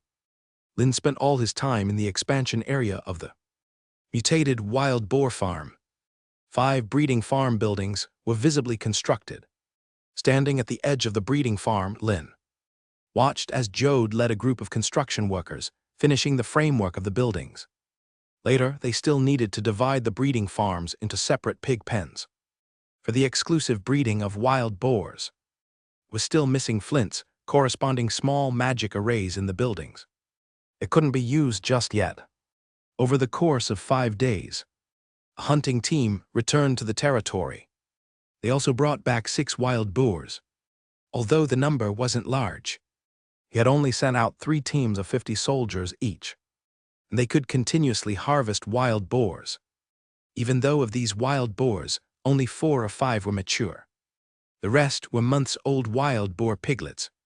With some breeding, these wild boar piglets would eventually grow up. Once these wild boars were empowered through breeding, they could be used to train wild boar knights for riding.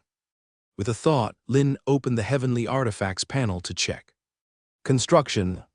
Level 3, 846/1000, plus it wasn't far from hitting level 4. Lynn rolled up his sleeves and walked towards the breeding farm in front, prepared to continue grinding construction skill experience. Construction skill +1. Construction skill +1. Construction skill +1. Only in the afternoon, Lynn finally set down his plastering knife, leaving the farm expansion area. Walking on the lime road back to the town, Lynn's gaze scanned the crops in the fields on both sides. Due to the warm and suitable weather during this period, with high sunlight, Wilbur was leading the farmers to attend to them, and all the crops were growing very well. Especially the barley that had been planted. The barley in the filling phase was fully bearing grain on the ears. Not just a few stalks of barley were lush. Nearly all of the barley was like this. The importance of heavy plow cultivation, row planting, fertilization, digging channels, and irrigating the water. Looking at these ears of barley, Lynn felt a subtle sense. By August or September, this planted barley would have a bountiful harvest. The yield per acre of barley was bound to exceed 150 pounds. Anticipation appeared in Lynn's heart. From the very beginning, only George was the merchant who came to the territory. Until now there were Boer, Grayson, Allen Curry, and other merchants. They all transported various goods, arriving at his territory. Their main purpose was to exchange fine salt or other goods from him, then reselling them to earn the profit margin. The purpose of merchants engaging in trade is essentially to earn profit. Lynn never had any dislike. He even welcomed these merchants, because in the process of exchanging goods, earning profit margins, they also brought him various needed goods: food, leather, meat, vegetables, poultry, and livestock, etc. If not for these merchants, the previous food production on the territory could hardly Meet the daily food consumption of so many people in the territory. 22,000 people, and a large number of poultry and livestock were waiting for his food provisions. Within the territory, excluding last year's planted peas and the fish from the fishing workshop along the Eladia River, there was almost no stable source of food. This posed a huge risk for a territory experiencing a population boom and rapid development. Over 100,000 acres of planted barley were about to enter the harvest phase. Once this batch of barley is fully harvested, his territory would have enough grain to support whatever he wants to do. Absorbing population, increasing labor force in the territory, expanding the army, enhancing military strength. Standing on the lime road, observing briefly, Lin steps forward, returning to the Lord's Square. He had just sat on the long bench in the Lord's Square. From afar, the figures of many cavalry were galloping towards the Lord's Square, the townsmen finishing their work for the day on the lime road. Hearing the galloping sound of hooves from behind, they quickly cleared the path and stood at the edge of the lime road. When they saw Lord Rose leading a team of knights wearing cross armor, they had puzzled expressions on their faces. Although these people were the most ordinary free people and peasants, the symbol of the church's cross was already imprinted in their hearts and etched in their souls. They waited patiently for the dozen riders to gallop past them. Only then did the townsmen proceed walking along the lime road, returning to the town. The cavalry arrived at the Lord's Square. Riding at the forefront, Rose's gaze swept the surroundings. Seeing Lin on the long bench, Rose's eyes lit up. He pulled the reins in his hand, slowing the warhorse beneath him. Stopping completely 10 meters in front of Lin, the warhorse came to a full stop. Rose dismounted directly from the warhorse, with big strides walked towards Lin. Standing before Lin, Rose bowed and respectfully said, "Master, Samuel, the guard commander of the Kakasong District Church, has arrived in your territory. He says he has good news for you, my lord." Rose's body slightly turned, revealing Samuel not far behind her in Lin's line of sight. Lin's gaze passed over Rose, looking toward Samuel in the back. Although he didn't say a word, Samuel understood and stepped forward. Samuel gave a polite smile and began to address him. "Honorable Lord Master Lin, please allow me to introduce myself. I am Samuel Drake, the personal guard commander of Bishop Simo of the Kakasong City Church. Bishop Simo has asked me to extend his greetings to you." Looking at the unremarkable figure before him, who was nonetheless an extraordinary temple knight, Lin responded, "Guard Commander Samuel, Rose informed me that you have brought good news for me." At this moment, Rose said nothing, standing beside Lin like Red, acting as a guard. Samuel smiled faintly and explained, "Indeed, Lord Master Lin. Samuel has received instructions from Bishop Simo to bring you the certification for the exclusive rights to quarry the salt mine, produce fine salt, and handle sales in Morgan Town, as well as the ownership rights to 80,000 acres of cultivated land and several thousand acres of surrounding wasteland, forest, and mountains." Samuel took out a slightly yellowed parchment from his bosom. He held it in both hands, waiting for Lin to take it. Listening to Samuel's words, Lin's face remained calm.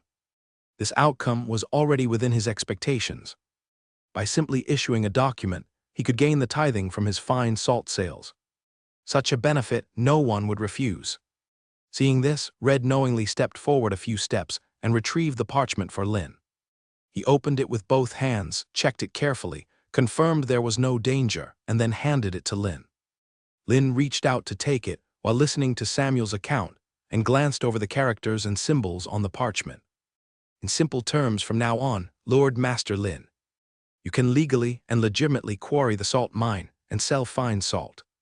Furthermore, nearly 120,000 acres of land in Morgan Town now belong to you, Lord Master Lin. Once the bishop has stamped it, this document is already in effect. You now have control over the entire Morgan Town as its lord."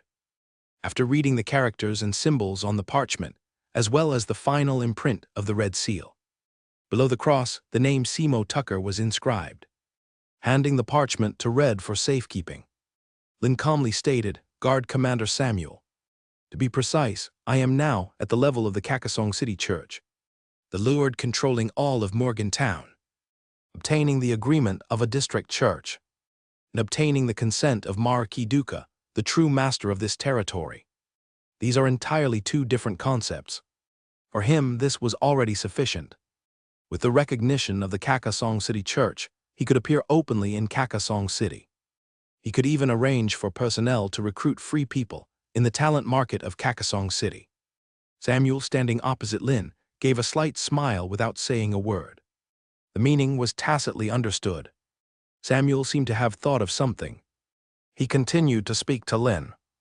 Lord Master Lin, Bishop Simo also specifically instructed me to conduct an on-site investigation of your current salt mine excavation and fine salt production, and to assess and estimate the daily output of fine salt.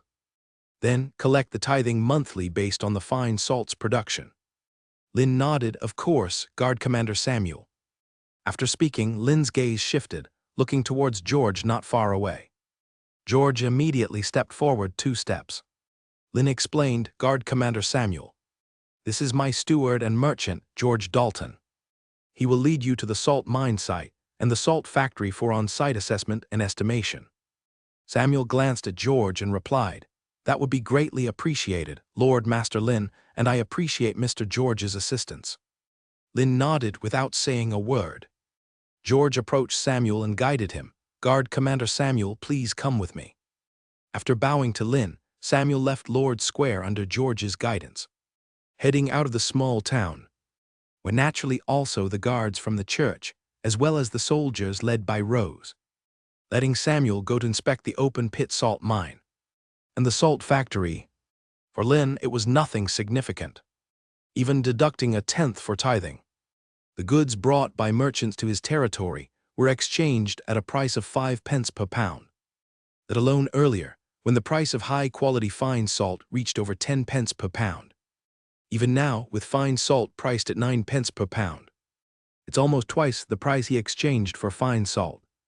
Now, using 1/10 of the salt factory's monthly tithing, he had exchanged for the legal sale of fine salt and legal status in Kakasong City. In Lin's view, naturally, it was a profitable investment. Watching George accompany Samuel and the others off into the distance, Lin's thoughts stirred, and he opened the holographic map to check. He still couldn't see the projection of Morgantown. What made Lin raise an eyebrow was the outpost fortress on the right side of the city wall, extending to the forest's edge, had been completed. The outpost fortress on the left side of the city wall, amidst the rocky piles dozens of miles away, was also completed. The scene of this area appeared in his eyes. Lin understood the reason behind it. Only the land he has occupied and begun to develop and construct will be projected as a holographic projection on the holographic map. Even if he wiped out all the manor lords in Morgantown and dispatched some soldiers to garrison it, the holographic map did not show the projection scene of Morgantown. This has nothing to do with needing a land grant document to unlock it, as he thought. The development and construction of Morgantown need to be put on the agenda quickly. Not to mention anything else. With the upcoming summer harvest, the large tracts of crops planted around Morgantown also require a lot of labor to cultivate. And these labor forces, he could only dispatch some from the territory to Morgantown for harvesting. He can completely recruit labor in Kakasong City, and then go with the flow to establish the first garrison at Frank Manor Castle. The conditions needed for the development and construction of Morgantown are all met. The total population of his territory is 22,000 people. Excluding the soldiers and guards, there are still 18,000 people. 18,000 people can be completely used for production and construction, various industries within the territory. Compared with more labor demand, what is needed now more is the precipitation of time. He can completely incorporate Morgantown into the territory map with the territory as the core. Using the advantages of the garrison system, farming during peacetime, training during leisure, and going to war during wartime. A doubt surfaced in Lin's mind. Who should he choose to go to Frank Manor Castle and serve as the commander of this garrison? Having him in charge of training soldiers or leading the charge is indeed the first choice. Having him lead the soldiers for production and construction is obviously not suitable. Moreover, there are still many new soldiers in the territory waiting for him to lead training. Rose can't be sent to Frank Manor. With Wesley's character and strength, he is a good candidate. But in terms of agricultural production, Wesley's ability is still limited. Lynn thought of a solution in his mind. Let Wesley take a team of soldiers to Frank Manor Castle and serve as the garrison commander. The recruited free people, while becoming farmers, must also become garrison soldiers. During leisure, he will lead these soldiers for training. Train these soldiers into archers or crossbowmen. The trained archers and crossbowmen can just use the fortifications of the manor castle for remote garrisoning. As a garrison, especially in the current development stage, he doesn't need Wesley to take the soldiers out to battle.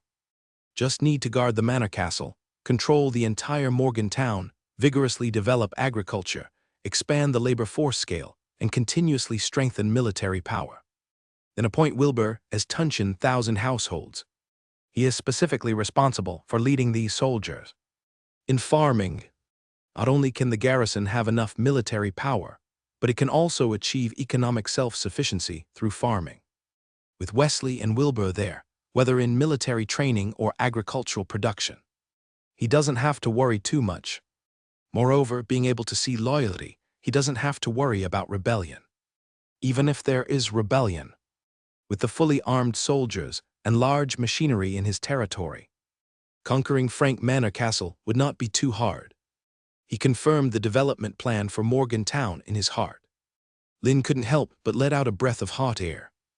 Only then did he realize that there were too few talents in his territory with management abilities. Besides the former deputy captain of the cavalry squadron, Rose and Wesley, who has received systematic training, it is almost impossible to find competent talents. There are only Gavin and Wilbur, who have been following him for a long time. He can entrust them with management with confidence. Thinking of this, Lynn couldn't help but frown. It is necessary to quickly strengthen education in the territory. As the scale of his territory becomes larger, more and more management talents will be needed. He simply won't be able to transfer personnel for appointments. While Lynn was thinking in his mind, Rose returned to Lord's Square with George and Samuel and came to him. At this time, Samuel, whether because he ran a few kilometers or for other reasons, there was a faint blush on his cheeks. Looking at Lynn sitting on the bench, Samuel spoke. "Lord Master Lynn, you are like a god." Lynn looked at Samuel in confusion. "What do you mean, guard Commander Samuel?" Samuel continued, "Your salt factory can produce 3,000 pounds of high-quality fine salt every day." In Samuel's view, this is a miracle. Lynn didn't speak, but looked at George in surprise. Some time ago, QC informed him. The salt factory can already produce 4,000 pounds of fine salt every day. As George, the merchant steward, often needs to use fine salt for exchange, he couldn't possibly not know the daily output of fine salt. The only possibility, that is, George concealed the production quantity of the salt factory from Samuel. Samuel's tone became somewhat excited. "Lord Master Lynn, once I relay this information to Bishop Simo, he will surely be overjoyed." From the recent inspection, Samuel clearly understood that there was an open-pit salt mine in Lynn's territory. Moreover, teams of excavation workers were conducting efficient extraction. He even saw massive tools being manufactured.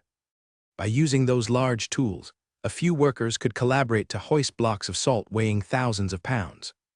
Such large tools even he was seeing for the first time. Not far from the salt mine excavation site, there were actually 3 salt factories. Each salt factory could produce 1,000 pounds of fine salt per day. In total, that's 3,000 pounds. Collect taxes based on a tithing of 1/10. That's 300 pounds a day, 9,000 pounds a month. At the current market price, converted, it's at least 337 gold pounds. Annually, that amounts to 4,000 gold pounds. This is a massive wealth. But when Samuel saw Lynn's calm face, Samuel quickly curbed his excitement. Samuel finally understood why Lynn's territory developed so rapidly. The gold mine like open pit salt mine and salt. Factories being continuously extracted. How could the development speed possibly be slow? Samuel took a deep breath, trying to make his words calmer. Lord Master Lin, from now on, you need to pay a tithing of 1/10 based on 3,000 pounds of fine salt. That's 300 pounds of fine salt daily. The amount to be paid is calculated based on market price. At the end of each month, clergy from the church will come to your territory to collect. Lin nodded, no problem, Guard Commander Samuel. Receiving Lin's affirmative response, Samuel smiled. He glanced at the gradually setting sun and continued. It's getting late. I will not bother Lord Master Lin any longer. Lin rose from the bench, courteously said, If Guard Commander Samuel doesn't mind, you can stay for a few days in the territory. Samuel smiled and said, Thank you for your kind offer, Lord Master Lin. However, I need to return to Kasong City immediately to report and provide feedback to Bishop Simo. Lin nodded, then Guard Commander Samuel safe travels. Samuel said no more unnecessary words, after bowing to bid farewell to Lin. He walked towards the church guard cavalry behind. Under the gazes of Lin and others, he mounted his horse. Under the escort of Rose and the soldiers. Riding the horse, carrying the guard cavalry, galloped out of the Lord's square. Lin withdrew his gaze and looked at George beside him. Before he could speak, George took the initiative to speak.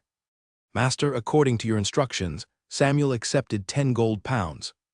Lin nodded with satisfaction and praised, Well done. Even though Samuel is a temple knight with extraordinary ability, so what? As long as he is still human. As long as he has human desires. Then he will have a need for worldly matters. Not just fighting and killing, but also connections and experiences. Looking at the gradually dimming sky, Lin dismissed George. He stepped towards the direction of the castle. QC had already prepared dinner. With the service of QC and several maids, Lin began to enjoy today's dinner. And outside the castle, the sky had completely darkened. Meanwhile, in Bordeaux City, Territory Dr. Hewitt turned through the corridors under the gaze of the patrolling guards. Came to the door guarded by the guards. The guards glanced casually at Hewitt and then withdrew their gaze. Seeing that the guards had no intention to inquire of him, Hewitt raised his right hand and knocked on the double wooden doors in front of him. The knocking sound was neither light nor heavy. After several knocks, there was no response from behind the door. Hewitt frowned, his words were full of respect as he called out, Lord Donovan, I am Hewitt, it's time to change your medication. After his voice fell, Hewitt still heard no response. A bold idea appeared in Hewitt's mind. Just as he was about to push open the door and enter, Donovan's weak voice sounded. Getting Donovan's instruction, Hewitt responded. He pushed open the door with both hands and entered Donovan's bedroom. Just stepped inside, closed the door. An odor like rotting meat made him frown again, even though incense burners were burning with incense in the bedroom. But the scent emitted could not overcome that odor. Hewitt stepped towards the big bed where Donovan was lying. When he reached the side of the big bed, looking at Donovan's pale, sunken cheeks and the liquid flowing from the corner of his mouth, Hewitt's heart was filled with a sense of gravity. Donovan's illness was rapidly worsening. As the doctor who has served Donovan's treatment for many years, he naturally knew the reason for this was the medication given by Marquis Mark, forcing down the heaviness in his heart. Hewitt placed the medicine box he had been carrying on his shoulder on the bedside cabinet. He spoke, Sir, I will now proceed with your medication treatment. Just as Hewitt was about to open the medicine box, Donovan struggled to open his mouth, his words halting and intermittent. Hewitt, no need, there's no need anymore. Listening to Donovan's words, Hewitt hurriedly replied, Sir, what nonsense are you talking about? With your injuries, it's vital to change the medicine at a fixed time weekly, or else the injuries will worsen. Donovan smiled faintly, his voice still weak. Hewitt, my body, I know it well myself. There's no need for any more treatment. Instead of spending money on a dying man like me, it's better to forge an extra set of armor, an additional weapon for the Dukas clan for Mark. Hewitt asked, Sir, is there anything else you need me to do? Lying on the bed, Donovan stared straight at the pitch-black ceiling above him. He repeated Hewitt's words, "Do something." The entire bedroom plunged into silence, so quiet you could hear a pin drop. Until a few minutes later, Donovan finally spoke again. "Hewitt, there are some words I need you to pass on to Mark, all right?"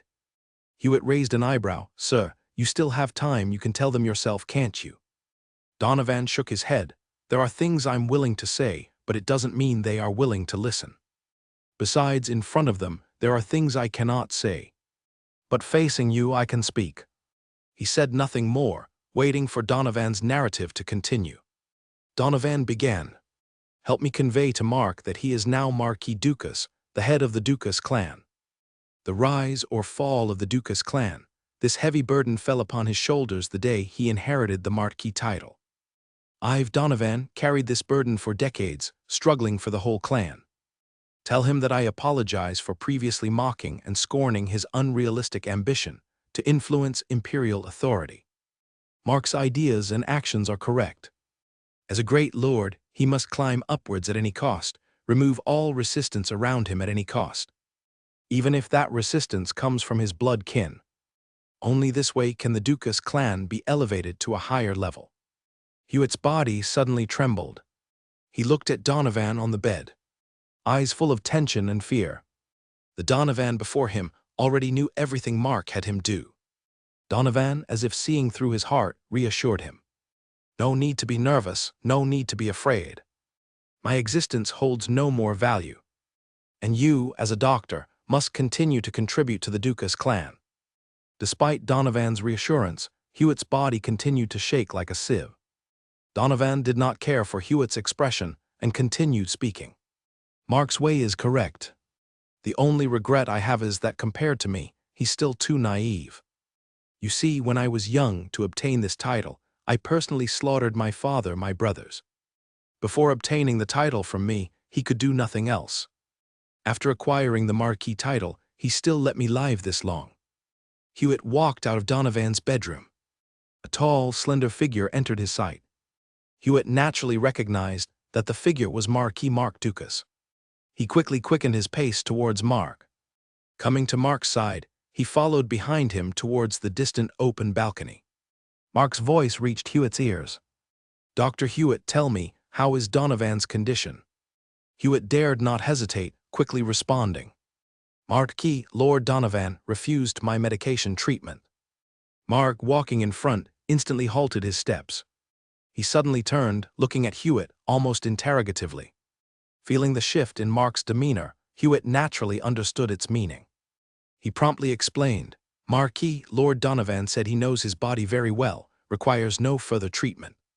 Moreover, Lord Donovan had a message for me to relay to you, Marquis." Mark furrowed his brow, hesitated for a few seconds. Early the next morning, Lynn awoke from his dream, slowly opening his eyes. Next to him, nestled in his embrace, Janet appeared before his eyes without reservation. On her exquisite and fair cheeks was a faint blush. Despite a night of rest, the flush had yet to fade. At the corner of her eyes with curled eyelashes, there was even a noticeable trace of tears. At this moment, Janet breathed evenly. Her side-lying figure perfectly formed a curvy shape. The slender waist, an inch graspable with a snow-white fullness. Atop the whiteness, there was a hint of red left from playful teasing. Lynn's lips curved upwards, his gaze tracing down her body. Those long, slender legs intertwined with his own, curling together, smooth and fair, stretching upward from the delicate ankles. In her sleep, Janet seemed to sense the changes in Lynn's body. She let out a dissatisfied mumble from her lips. Lynn, sitting up, stretched out his right hand to give a playful pat on the prominent curve behind Janet. The crisp sound echoed in the bedroom. A rosy handprint appeared on her fair skin. Feeling the sudden tingling pain, Janet's eyes snapped open from her slumber, seeing the thin blanket being pulled aside as Lynn rose. Her body was completely exposed to Lynn's view. Ignoring the pain from her rear, Janet quickly pulled the blanket over herself. She widened her eyes, staring straight at Lynn. Her eyes were filled with an air of grievance. Lynn directly ignored Janet's gaze and got up from the big bed. With his back to Janet, he said, "What, not coming over to help me get dressed?" Hearing Lynn's words, Janet was even more infuriated, grinding her teeth. It wasn't enough that he kept her up all night. He woke her up just as the dawn broke. Now he even wanted her to serve him and help with his clothes. Seeing Lynn stand there waiting, Janet understood he was doing it on purpose. It's already summer, with temperatures going over 25 degrees daily. Usually, a single thin silk robe was more than enough to wear. Clearly, Lynn could easily dress himself. Yet he still wanted her to help. Despite her reluctance, Janet had to fiercely get out of the big bed. She tried to find her clothes, but discovered that she didn't know where Lynn had tossed them the night before. Hesitating for a few seconds, Janet could only wrap the thin blanket around her body. She walked swiftly to Lynn and helped him put on his silk robe. Janet had just picked up Lynn's silk robe to help him dress, due to her movements back and forth, body shifting. The already flimsy blanket slipped right from under her arms. Janet's bare body instantly came into Lynn's view. Her eyes widened instantly, before she could bend down to pick up the blanket from the ground. A pair of strong arms were already wrapped around her waist. Along with a surge of overwhelming power, Janet found herself embraced tightly by Lynn. As Lynn's face quickly moved closer, a large, warm hand began to wander across her body. Lynn opened his eyes, staring at the Janet before him. At this moment, Janet's eyes were tightly shut. Her long, curled eyelashes quivered incessantly. Clearly, she was nervous. The once tense Janet became flushed and weak. Were it not for Lynn's left hand supporting her waist, Janet would surely have collapsed onto the floor. Seeing Janet in such a state, Lynn raised an eyebrow, lifting her left leg with his right hand, pinning it against the wall. Feeling Lynn's body close in, along with the changes inside her own body, Janet's rosy lips parted involuntarily. After breakfast, Lynn left the castle with Red. Passing the red brick house residential area, they arrived at Lord's Square. He intended to continue on to the wild boar farm. On the limestone road amid vast fields, a soldier was riding a horse towards the Lord's Square. With a sound of urgent reins being pulled, the soldier dismounted from his horse. He hurried towards Lynn, finally stopping a few meters ahead of Lynn. The soldier bowed and respectfully began to report. "Lord Allen the merchant just passed through Wing City, heading to the town. As he brings a large number of horses, Lord Rose asked me to return early to town to inform you." Listening to the soldier's report, Lynn's brow arched. He had been wondering why Allen hadn't arrived at his territory after so long. If something had gone awry, Lynn nodded and replied, "I understand, I will wait for them here." The soldier bowed again, then stepped back a few paces before turning to leave. Lynn strolled toward the granite-carved Lord statue not far away, scanning the lifelike body and face sculpted by Jode. Even just a glance, it instilled a sense of awe. Lynn couldn't help but nod. The statue emanates awe-inspiring power. Due to the effects of the Lord statue, Lynn's eyes shifted, examining the massive stone platform beneath the statue. On the platform's face, names of varying lengths were engraved. Lynn counted through them. There were nearly 60 names inscribed. These names belonged to the soldiers who perished within the territory. Engraving these fallen soldiers' names on the platform under the Lord statue has significance. The statue and the entire Lord's Square before him were meticulously cleaned. The statue and platform had been carefully polished. The townsmen of the territory, upon seeing the names, remembered the fallen soldiers, keeping them in their hearts. This also conveyed to the living soldiers and those desiring to join the ranks. Even if they fell in battle for the territory, their lord would not forget them. The townsmen who once lived among them would not forget them either. For Lynn, it was a mere gesture. For this territory, it had profound meanings. It acted as a remembrance, a tribute. It displayed the soldiers' achievements and glory, serving as both a spiritual support and historical continuity, enhancing the identity recognition and sense of belonging among the townsmen of this territory. Killing several birds with one stone. Sounds of lively hoofbeats, accompanied by wheels rolling from afar, reached his ears. Lynn turned his head to look. he saw under Wesley's leadership with the protection of soldiers. A caravan of fully loaded wagons had already arrived at Lord's Square. At the forefront of the convoy, riding a high horse, was Alan Brown. Dismounting from his horse, Alan appeared radiant and full of smiles. Seeing Lynn, he immediately strode over. Even before reaching him, Alan cheerfully said, "Master Lynn, long time no see. If I hadn't seen it with my own eyes, I wouldn't have believed it. It's only been a few months, and your strength has grown immensely." Looking at Lynn sitting on the bench, Alan felt both envy and admiration in his heart. In such a remote territory, Lynn was able to find fine salt that could be excavated and turn it into nearly impurity-free granular fine salt. He also discovered exploitable iron ore and coal mines.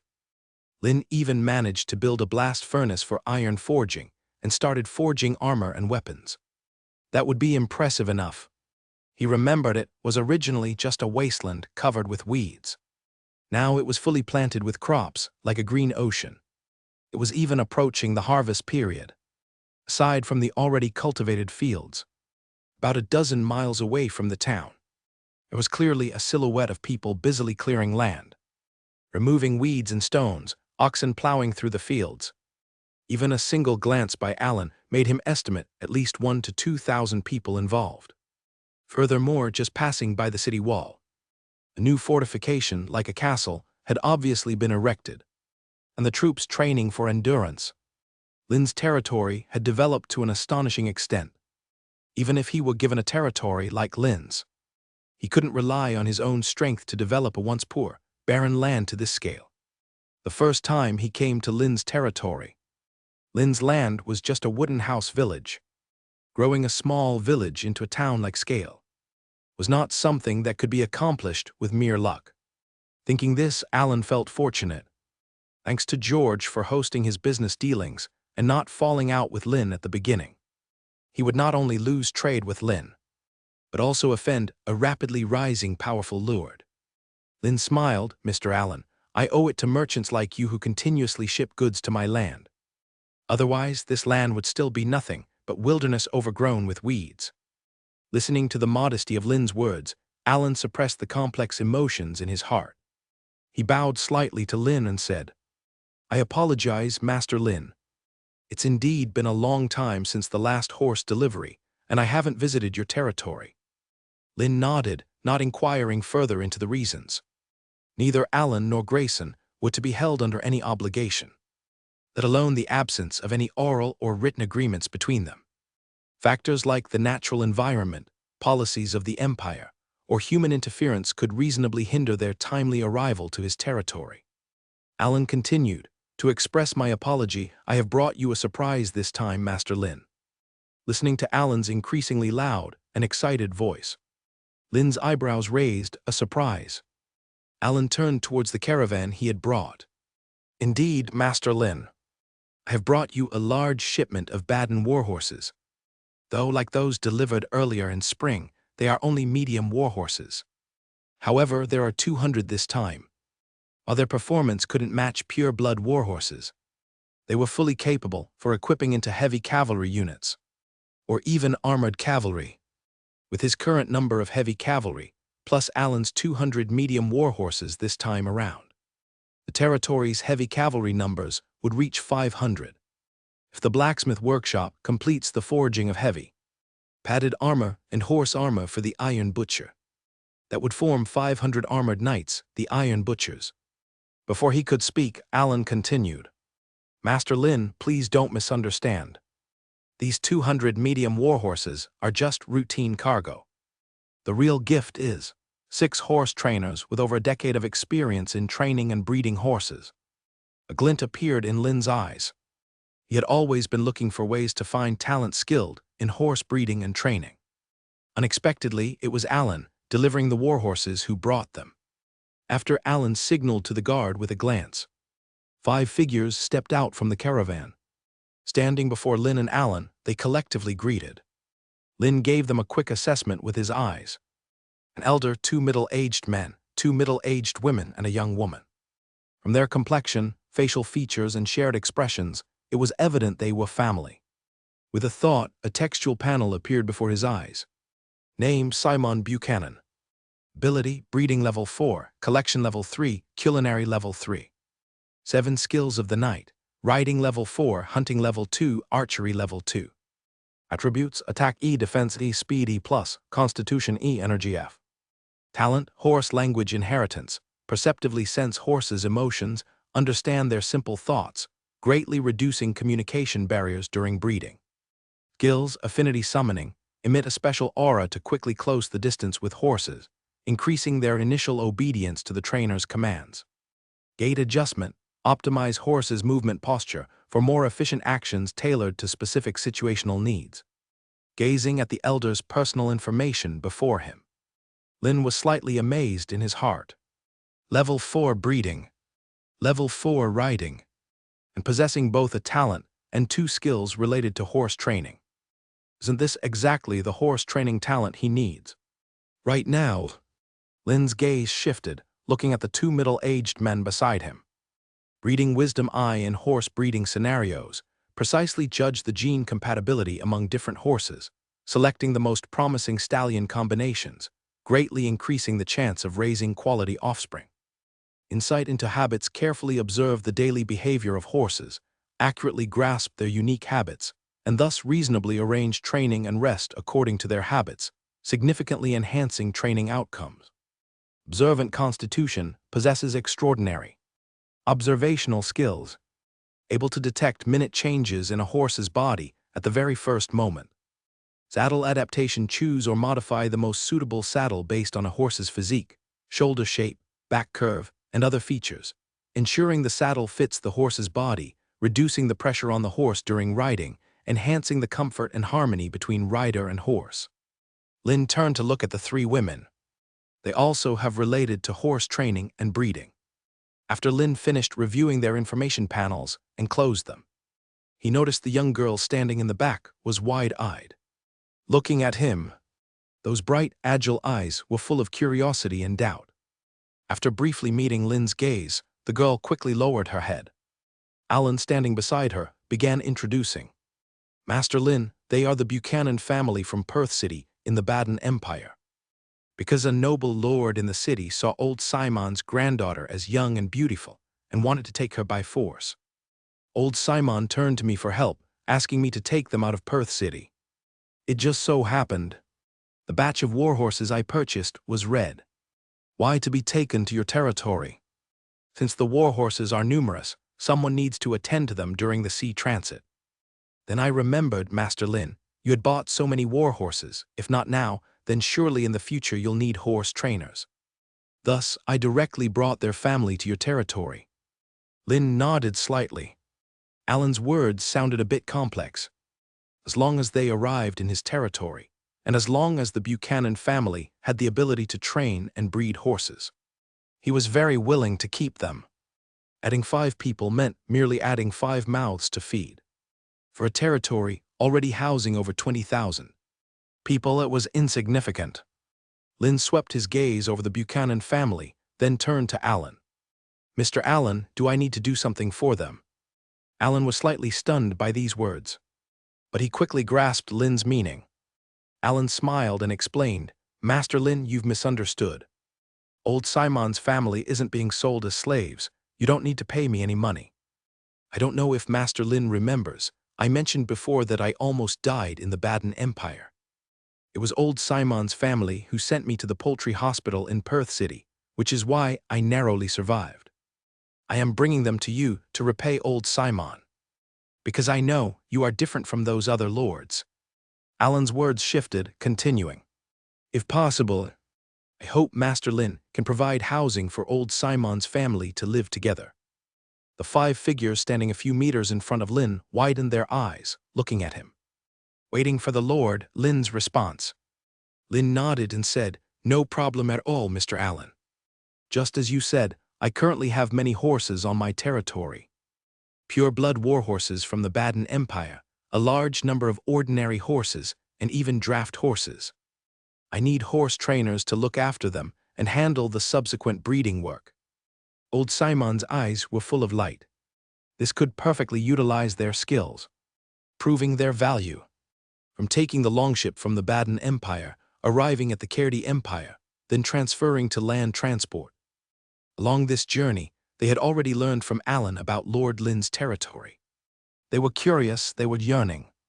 If it's just as Alan said, they would not only be thankful for leaving their former home, but also for coming to Lynn's territory. Land far away from war, without labor oppression. Lynn looked at old Simon and continued speaking. My territory has a pasture, with a section built with red brick and gray tile roofs. I can accommodate them together within the pasture. Hearing this, the 5 faces were full of anticipation. Old Simon bowed, respectfully leading his family. Thank you for your acceptance, esteemed lord. Lynn nodded slightly, turning his gaze to Alan. Alan also bowed slightly, paying respects. Thank you, Master Lynn. Lynn laughed. Mr. Alan, you're too kind. If we truly discuss this, it could be considered mutual assistance and benefit, right? Alan nodded in agreement. Before arriving at Lynn's territory, he had thought about taking old Simon's family elsewhere. As a merchant operating across regions with many years of experience, he knew many lords across the Garonia continent, differing only in the depth of their relationships. In his mind, he pondered for a while. He realized that aside from Lynn's territory, there is no other lord or land where he could safely settle old Simon's family. Once old Simon was settled, Alan felt relieved. He continued speaking to Lynn. Apart from the 200 medium war horses, I have also brought you 50,000 pounds of grain, Master Lynn. Master Lynn, after arriving in the Cairdy Empire, I realized how high the grain prices in the Cairdy Empire have become. Nearly £2 for 1 penny, the same price as wheat in normal times. From Alan's words, Lynn could clearly sense. During this period, Alan was not in the Cairdy Empire, nor even in its vicinity. With this rise in grain prices lasting nearly half a year, it would be impossible for him, as a merchant, not to have heard any news.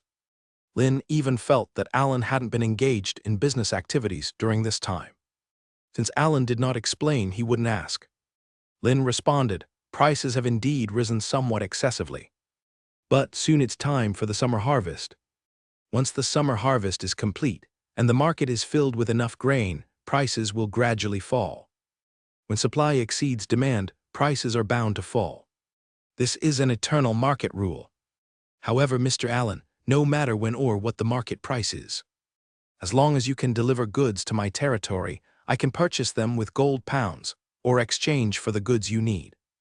Hearing Lynn's assured response, Allen understood and replied, That would be splendid, Master Lynn. Lynn glanced at the goods Allen brought and spoke. Then, Mr. Allen, please quote a price to finalize this transaction. Allen, slightly dazed, said, Master Lynn is right, business should not be delayed. Medium warhorses from the Baden Empire are also priced at 20 gold pounds each, for 50,000 pounds of barley. You can calculate it according to the current market price, £2 per penny. Allen's tone shifted. Master Lynn, fine salt. Just exchange all these goods for fine salt for me, that's fine. Lynn responded, and his thoughts quickly turned. Lynn answered, 200 warhorses are valued at 4,000 gold pounds. 50,000 pounds of barley are worth 25,000 pence. If all exchanged for fine salt, it can be swapped for 197,000 pounds. A thought occurred to Lynn, and he quickly checked the resource management panel. Through accumulating over a considerable period, the amount of fine salt stored in his warehouse had reached nearly 500,000 pounds. The key reason fine salt could be stored was because other economic industries developed in his territory. Hunter, the tavern owner of Riverfront Rest in Kakasong City, does not need fine salt for exchange. He needs gin and beer from the brewery for his tavern's drink sales. Grayson, knowing his territory offers high-quality glazed glass, prefers to exchange shipped goods for glass products. Because for Grayson, glass products bring him more profit. Lynn glanced at Allen's wagons. But with your current wagon capacity, you can't hold nearly 200,000 pounds of fine salt. Allen similarly looked back at them. Master Lynn, you can rest assured. If it can't be transported in one trip, then 2 trips, if not 2, then 4. The merchant ship I currently use for trade is a Kirk ship, with a load capacity of nearly 150 tons. As long as the fine salt can be transported to the fisherman's wharf in Kakasong City, I can transport it elsewhere. He was not too surprised by Alan's water transport capability. If he didn't have the ability to transport over 100 tons of load, Alan couldn't have brought those 200 warhorses from the Baden Empire to the Kerdi Empire. His gaze shifted towards George nearby. George immediately caught the cue, nodded, and retreated, preparing to arrange the townsmen to unload the goods. As for old Simon's family, Lin instructed the guards to lead them and the warhorses to the ranch. He let Guy arrange their lodging and rest. They had just arrived in the territory and needed to familiarize themselves with it before training horses. No matter how much he needed a horse trainer, it wasn't urgent at the moment. After arranging everything, Lin looked at Alan and proposed, "Mr. Alan, while waiting for the loading and unloading, care for a drink at the tavern?" Alan heard this, and his slightly curved eyebrows instantly raised. "Why not, Master Lin? Even if you hadn't invited me now, I would shamelessly ask you. You may not know, after drinking the gin from your territory, drinking other alcohol feels like drinking water." Lin chuckled and said, "Please, Mr. Alan."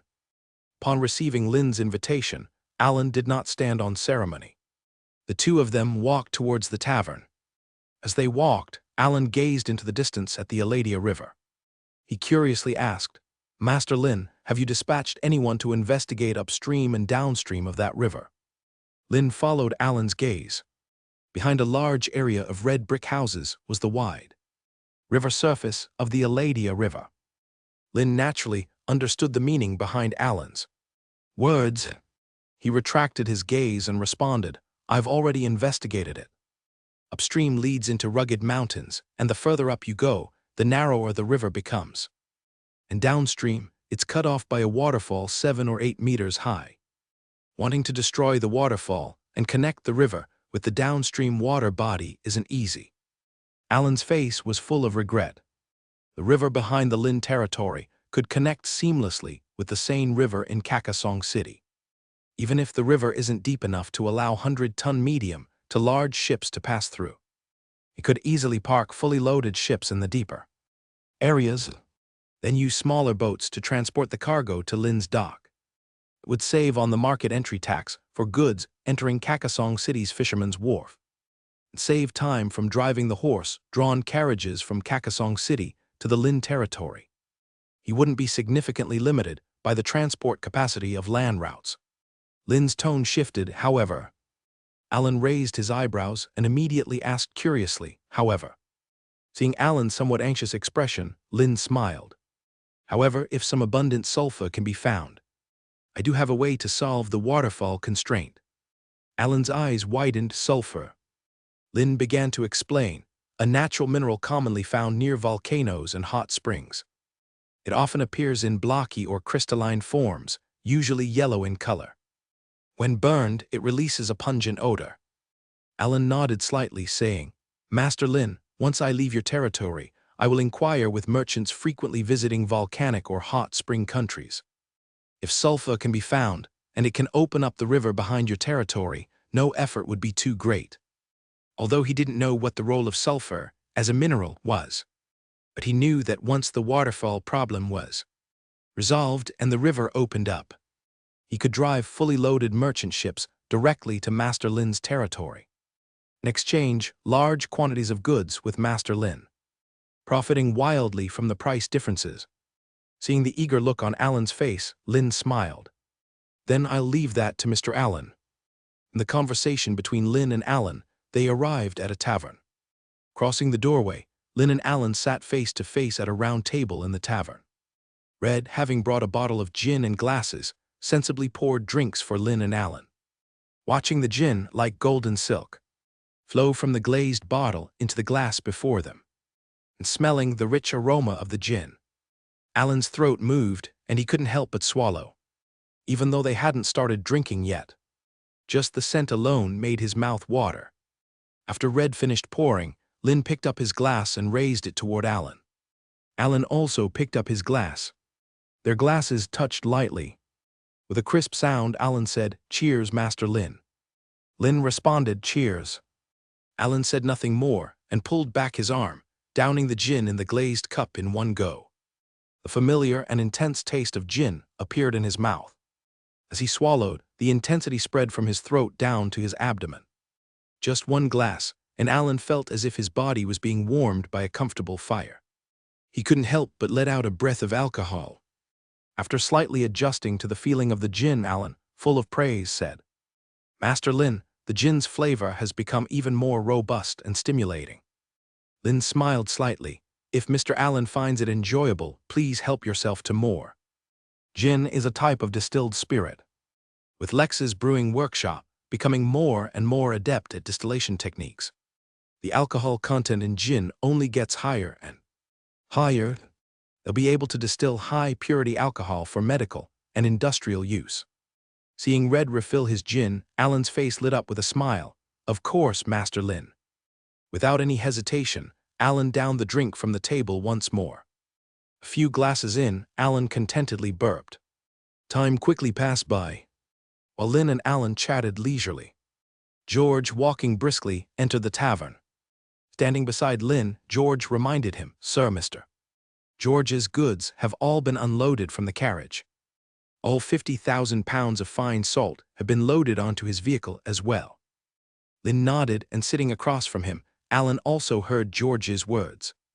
Alan raised an eyebrow, looking towards the guard captain standing not far away. "Arrange for personnel to first transport this batch of fine salt back to the Kirk ship at Fisherman's Wharf. I'll return to Kakasong City with the last batch of fine salt."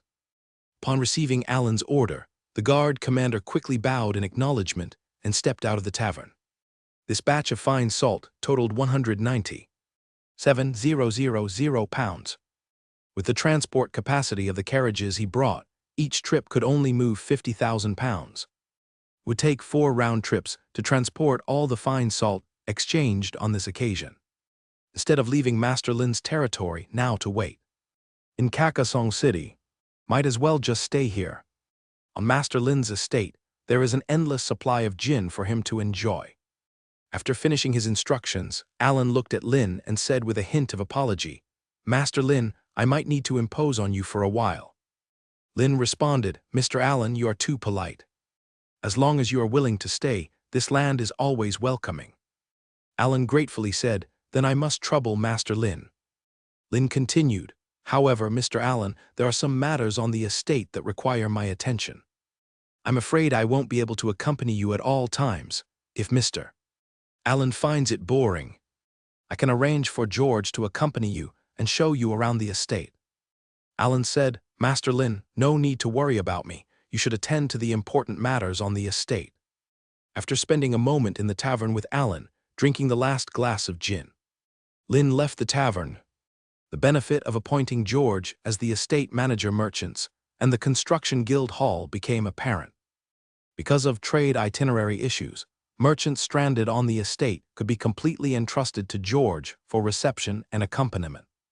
At the same time, these merchants could also stay in the rooms of the guild hall. Arriving at the Lord's Square, Lin gazed into the distance. There, a convoy of carts filled with fine salt had already left the town and headed towards the distant forest. Retracting his gaze, Lin walked toward the pasture outside the town. After passing through a field, Lin arrived at the pasture. Just arriving at the dormitory area of the pasture, Lin saw Guy leading Simon out of the red brick house. At the front, Guy also saw Lin and Red. Guy immediately quickened his pace and came over to greet them. Standing before Lin, Guy bowed slightly and respectfully spoke. Old Simon and the others behind Guy also followed suit by bowing in greeting. Lin asked, "Have the living arrangements been made?" Guy replied, "Already arranged, sir. For their family of 5, I have allocated a red brick house. 1 room for old Zimmy and his second son Gordon and his wife, and another for Uller and his wife and their daughter Ai May. I have also arranged for the necessary daily items to be delivered to their rooms." Guy continued, "Next, I was planning to take them to familiarize them with the pasture environment." Lin nodded, "I'll go with you." Upon hearing this, Guy didn't show much surprise. The waiting old Simon and others looked at Lin. Surprise! For Master Lin, the Lord himself, to walk with them, the pasture workers among the pasture. Especially the recently adult AI May. She looked at Lin, who was nearly her age, with eyes full of curiosity. Even though Master Lin appeared young, she could clearly feel the respect and awe from those around towards Lin. Guy took a step forward, leading them to the feeding area ahead. As he walked, he introduced with his mouth. As you can see, Master Lin's pasture breeds many poultry and livestock. For poultry, pigs, horses, cows, sheep, and warhorses from the Barren Empire. Sorry, I forgot you are from the Barren Empire. For livestock, chickens, ducks, geese, etc., all are bred. Here is the water drawing area for the poultry and livestock, all well water drawn by the pasture workers. Here is the warehouse for storing feed. Lin didn't say a word, quietly following behind. After passing through pens confining different poultry and livestock, they arrived at a row of independent stables. Seeing the strong and sturdy warhorses standing and walking inside, old Simon's eyes brightened. He couldn't help but exclaim, "Barren pure-blood warhorses." Behind old Simon, his son and daughter-in-law were also looking at these warhorses. Guy glanced at Lin, seeing Lin remain silent. Only then did he start explaining, "Yes, pure-blood warhorses from the Barren Empire. All purchased by Master Lin at great expense from merchants." Old Simon stared straight at the Barren pure-blood warhorses, speaking up where Guy left off. Indeed, the price of pure-blood warhorses is very high. But there's a reason for the price. Because as a warhorse, it almost has no obvious shortcomings. Strong and muscular, can support a knight in heavy armor and wearing horse armor. Innately intelligent, very obedient, can rapidly understand the knight's commands on the battlefield and perform various complex actions. Because they are pure-blood warhorses, cultivated through breeding and long-term cultivation and training. They have excellent adaptability to various environments and climate conditions. Plains, hills, or swamps, etc. Of course, aside from combat, they are beloved by knights because their gait is swift and graceful. Even while marching, they can maintain a neat step, exhibiting the army's majesty and discipline. Nearly 50-year-old old Simon reached out his dry, rough, and vain, protruding right hand to touch the Barren pure-blood warhorse in front of him. The warhorse, with its vivid large eyes, stared straight at old Simon, showing no intention of retreating. It merely snorted a few times, allowing old Simon's right hand to fall on its head, allowing him to gently stroke it, perhaps feeling the comfort within. The warhorse's ears twitched involuntarily, while its mane-covered tail swung rhythmically. Seeing this scene, Lin's eyebrows slightly rose. Whether it was old Simon just now, introducing the Barren pure-blood warhorse with such familiarity, or now the warhorse's adaptability to his approach, it was evidently much more relaxed and natural than with the ranch workers. That feeling was like that of old friends. After gently stroking the warhorse a few times, old Simon curiously asked, "May I ask, who decided to build a separate stable for raising warhorses?" Guy, hearing this, turned his head to look at Lin and replied, "It was our Master Lin." Old Simon's gaze followed Guy's over. Lin countered, "Is there a problem?" Old Simon was slightly surprised and quickly answered, "Lord, there is no problem at all. The reason I asked is that a separate stable is the best way to raise Barren pure-blood warhorses. It effectively avoids trampling or overcrowding, leading to fights." Lin uttered a sound of acknowledgement. He looked directly at the old Simon before him and the few family members behind him. "Since I've already agreed, you can stay on the territory. From now on, you are the townsman of my territory. As Lord, I won't be formal with you." Old Simon and his family quickly bowed. Lin continued, "As you've seen, the ranch not only has Barren Empire warhorses, but also many ordinary warhorses and draft horses. I need you to lead a group of apprentices to teach them how to train and nurture horses, while taking care of these Barren Empire warhorses, through breeding, produce more warhorses.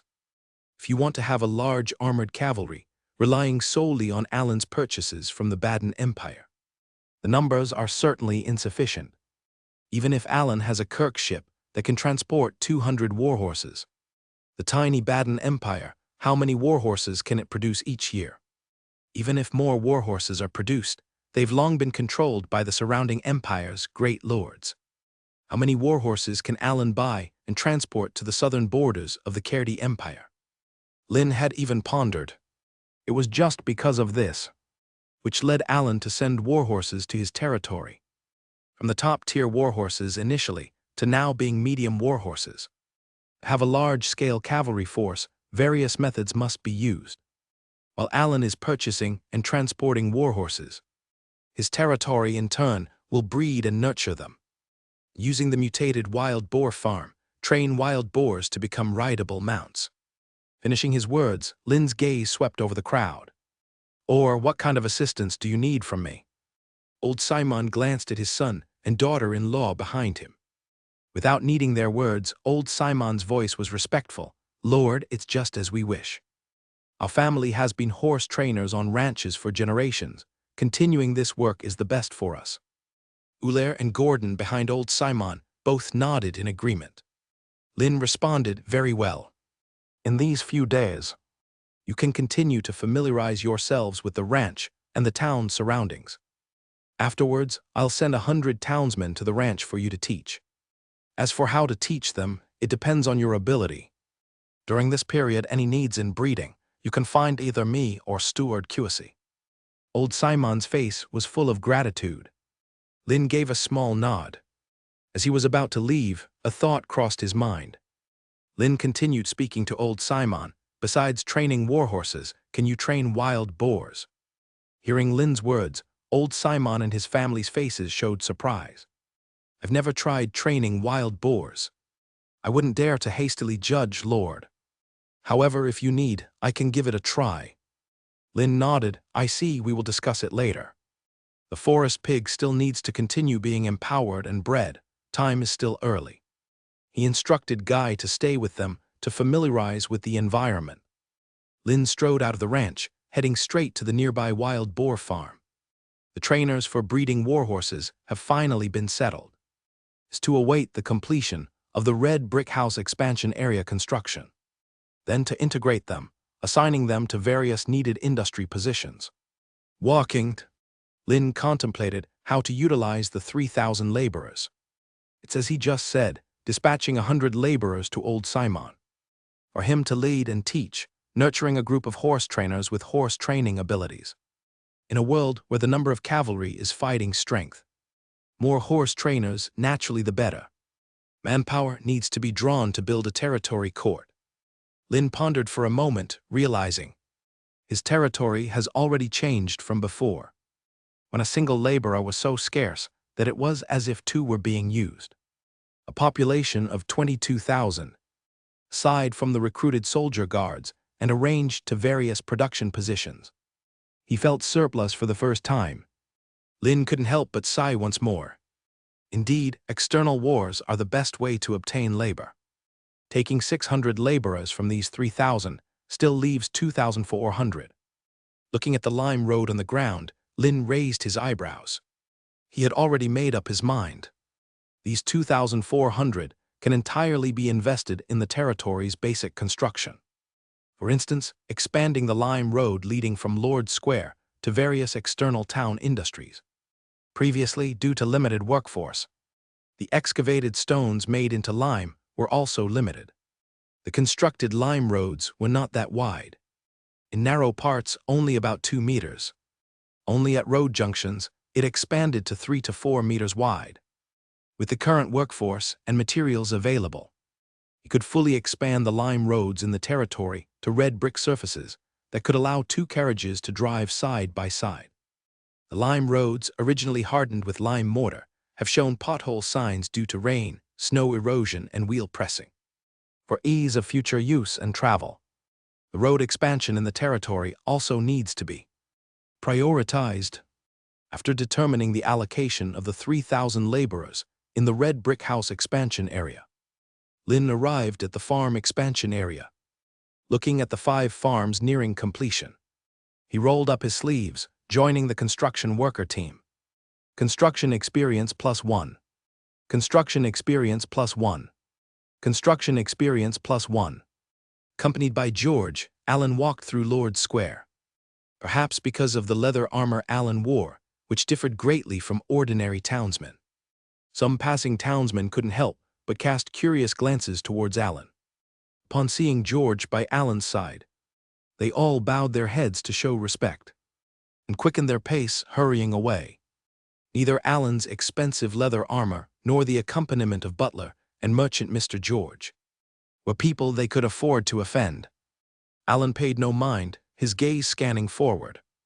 Among the busy figures were simple and serene faces. Children just a few years old playing and frolicking in Lord's Square.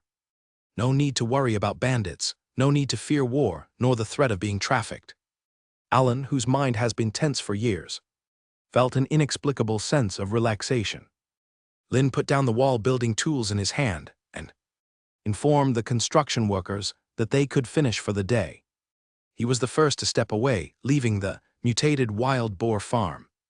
With a thought, Lynn opened the Heavenly Artifacts panel for a quick glance. Construction, Level 3, 936/1000, plus it would take at most 1 or 2 more days to level up to Level 4. Closing the panel, Lynn walked along the road back to the town. His gaze reached far into the distance, looking at everything covered by the golden sunset. He felt a sense of comfort fill his heart. Despite the current turbulence outside his territory, in order to gain the imperial authority and become the emperor of the empire, the two princes were constantly pulling various forces, with undercurrents surging. But it did not affect the rapid development within his territory in the slightest.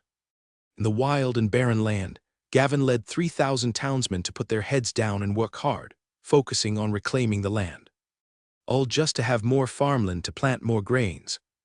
In the farmland, Wilbur, with 2,000 farmers, took care of the already planted 100,000 acres of arable land, just waiting for the barley to be harvested in August or September. In the handicraft workshop district, several workshops were almost non-stop manufacturing various items. Weapons and armor, longbows and crossbows, and various daily necessities. In the pastures, the number of all kinds of poultry and livestock also increased several times. Now old Simon's family had arrived as well. As long as they were given enough time, a batch of strong warhorses could be fully bred. The battle for imperial authority had yet to begin. This brought only benefits with no downsides for him. He still needed a lot of time and a relatively orderly and stable environment to continue developing his territory. Once the battle for imperial authority broke out, the entire Cairdy Empire would fall into chaos. No one could predict what kind of crisis tomorrow might bring. Suppressing the stray thoughts in his mind, Lynn had already returned to the Lord's Square. He spoke to the few guards behind him. Go to the various workshops in the handicraft district and inform them to gather at the castle. I have important matters to announce. The guards responded in unison, "Yes, my lord." The guards took big strides, dispersing towards the handicraft workshop district. Lynn's gaze swept over the townsmen returning to the town. Just as he was about to look away, he saw Alan accompanied by George from afar. Lynn only glanced once before looking away, heading back to the castle. The maids had already lit all the oil lamps in the reception hall. The glow from the burning flames lit up the somewhat empty reception hall. Because the oil lamps were made with a mixture of fish, oil, and resin, the entire reception hall was filled with a peculiar scent, carrying a faint fragrance. With the maids bowing in greeting, Lynn passed through the reception hall and sat on the Lord's throne. Currently in the territory, the development of the handicraft economy, construction of basic infrastructure, and exploitation of mineral resources had all entered a stable development track. It was time to significantly advance the townsman's knowledge level. He had long had an idea in mind, namely to establish a night school and begin literacy programs. Using the time after the townsmen finished their work and had dinner, to organize them for large-scale studying of reading, writing, and literacy. He did not need all the townsmen to have managerial ability. He just needed these townsmen, after seeing instructions issued by him or other managers, to precisely understand the meaning of the instructions and execute them correctly. If, during the literacy program, townsmen with outstanding talents in learning and management emerged, he would also select and heavily utilize them, not to mention those with innate talent and skills in management. As long as they had management experience, Lin considered them talents. Nearly 99% of the townsmen in his current territory had received no education at all. They found it hard even to control their own words and deeds, let alone manage others. As Lin waited on the Lord's throne, QSE walked lightly to his front. She asked, "My lord, dinner is ready. Shall we wait until your meeting is over before dining?" Lin replied, "Yes, after the meeting." QSE answered without unnecessary words, "All right, my lord." With that, QSE stepped back, waiting for Lin's further instructions. As time rapidly passed, one figure after another climbed up the third-floor staircase, entering the reception hall. When their gazes scanned and saw Lin sitting on the Lord's throne, they quickly hastened their pace to the front. The first to arrive were a few foremen from the handicraft workshop district: Irilo, Yamini, Jose, Colin, Layla, and others. They lined up, respectfully saying, "My lord." Lin nodded. Wait a moment, the meeting will commence when everyone is here." More figures arrived at the reception hall. It was some workshop leaders from outside the town: Guy, Gavin, Wilbur, Jode, Avery, Garcia, and others. Among them was the document clerk, Petra. They stood in line in front of Lin, collectively calling out, "My lord." Lin's gaze moved, scanning the dozen or so leaders standing before him. With a thought in mind, he glanced at their information panel. Almost everyone had a loyalty value of over 90%. Lin nodded in satisfaction. These people are the main leaders of various industries and workshops. They were personally selected by him and entrusted with significant responsibilities, so naturally, there would be no low loyalty values or cases of betrayal. Lin looked directly at the dozen or so people in front of him and spoke. "Gentlemen, you might be curious as to why I've suddenly gathered you all here." Listening to Lin's words, a few foremen with less tact nodded subconsciously. Lin continued, "As the leaders of various industries, I believe you might be more aware than I am of what your industry needs most to improve production efficiency." Some of the foremen couldn't help but furrow their brows. Lin looked toward Gavin in front and asked, "Gavin, you're currently leading 3,000 people in land development. Tell us, how can we improve the efficiency of development?" Hearing Lin's inquiry, Gavin replied without hesitation. He thought for a few seconds and explained, "Master, I don't know if I'm right, I'm just speaking based on my thoughts and feelings." The eyes of the surrounding people naturally turned to Gavin. Seeing Lin nod in response, Gavin spoke directly. "Right now, we really do have a lot of farmers, truly a lot. Previously, for the 100,000 acres of land that was developed and planted, we only had 200 farmers for care. What does that mean? It means we had to go back and rest as soon as it got dark, and head out as soon as dawn was breaking. There was always unfinished work to do, because the land for planting and development was just too vast." Standing behind Gavin, Wilbur nodded slightly, his face full of agreement. Because he was one of the 200 farmers Gavin mentioned. "But now it's different. Master, you've dispatched a large workforce for us. There are now 2,000 farmers just responsible for managing the 100,000 acres of land. 3,000 are preparing the weedy wasteland for summer planting." At this point, Gavin's tone shifted, sounding somewhat uncertain. "However, Master, I still feel something isn't quite right." Lin replied, "Speak freely." Gavin thought for a few more seconds. "It's true the population has increased. Just like the current land development, we now have many more oxen pulling the wheel plow. Yet, Labo, our efficiency still isn't improving. They've never seen a wheel plow and don't know how to use the heavy plow for development. I have to arrange people to spend a lot of time teaching them how to use the wheel plow for development." As Gavin spoke, Lin immediately picked up on his words. In simple terms, the technical ability of the workforce is lacking. Gavin's eyes lit up and he quickly replied, "Yes, Master, that's exactly it." Lin nodded and looked at the other foremen. "Do you have similar issues in your workshops?"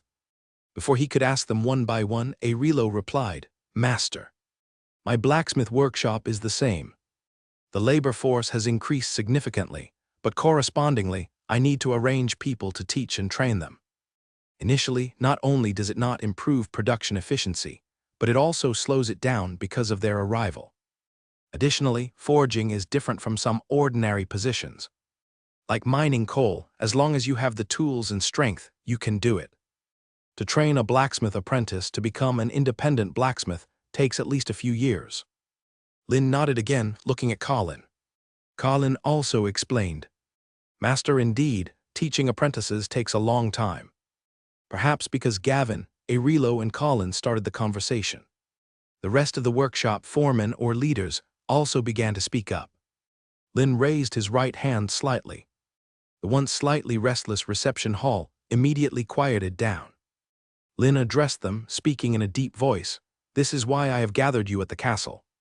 I plan to launch night education for all townsmen across the entire territory. Their eyebrows raised, their faces full of confusion. Lynn responded with an explanation. After their workday, all townsmen will be grouped for night education under scholars, learning literacy and writing. I will issue a document. Anyone who can learn literacy and writing and graduate with scholar certification will receive 100 military merit points. They can exchange this for 1 acre of land, thus obtaining privatized land. Except for needing to pay a small portion of taxes, the crops produced from the land will be entirely owned by the townsmen. Hearing Lynn's words, the eyes of the foreman opened wide. 100 military merit points can completely be exchanged for an acre of genuine land. Master Lynn actually said that townsmen can receive this just by learning literacy and writing. Even they were stirred with excitement. Lynn naturally noticed their slightly wavering eyes. He continued, you are also included. As long as you can learn literacy and writing, you can obtain land. Lynn then changed his tone. However, let me make it clear. This acre of land needs to be self-developed by townsmen outside the city walls. He used it to exchange for cultivated farmland, which naturally wouldn't be within the city walls, especially the land being cultivated or already planted. He established a night school, using 100 military merit points as a reward to enhance the townsmen's enthusiasm for education. Utilizing their remaining labor, the vast area of wasteland outside the territory was reclaimed and cultivated. Not only can the educational level of the townsmen be improved, enhancing their knowledge and culture, but it can also expand the range of farmland for cultivation, increasing the income of the townsmen, thus promoting trade activities and economic development within the territory.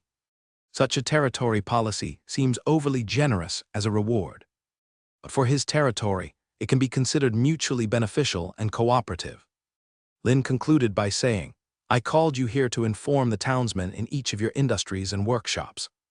Then, based on the actual situation in your workshops, batch them to be sent to the school to start receiving education. Each industry will allocate 1/20 of its personnel to go to school daily for learning, with personnel rotation every day. Every night, study for 3 hours until you have learned. The production schedules of each workshop are different. Naturally, not all townsmen can receive education at the same time. Just like Arilo's blacksmith workshop and Yamini's textile workshop, their work hours are much longer than those of other workshops. The time available for them to attend night school, of course, will be different. The number of scholars who can teach within his territory is also limited. Only about 7 in total. Even if some exiled free people with a certain level of cultural knowledge were acquired from elsewhere, it was only a minimal portion. But it's important to know, in the entire territory, apart from 400 soldiers, there are also 18,000 ordinary townsmen. Given the limited teaching resources, phased teaching is the best choice. After conveying the purpose of this meeting, Lynn looked at Petra not far away and asked, is the recording complete? Petra stepped forward to Lynn and handed the written document over. The recording is complete, my lord, please have a look. Lynn reached out to take it, his eyes scanning over each character written on the paper. Very well, arrange for someone to post it on the bulletin board. Taking the document handed back by Lynn, Petra stepped back a few paces. Lin looked towards the foreman in front of him and spoke solemnly. Starting from tomorrow night, the territory will enter into a campaign for universal education.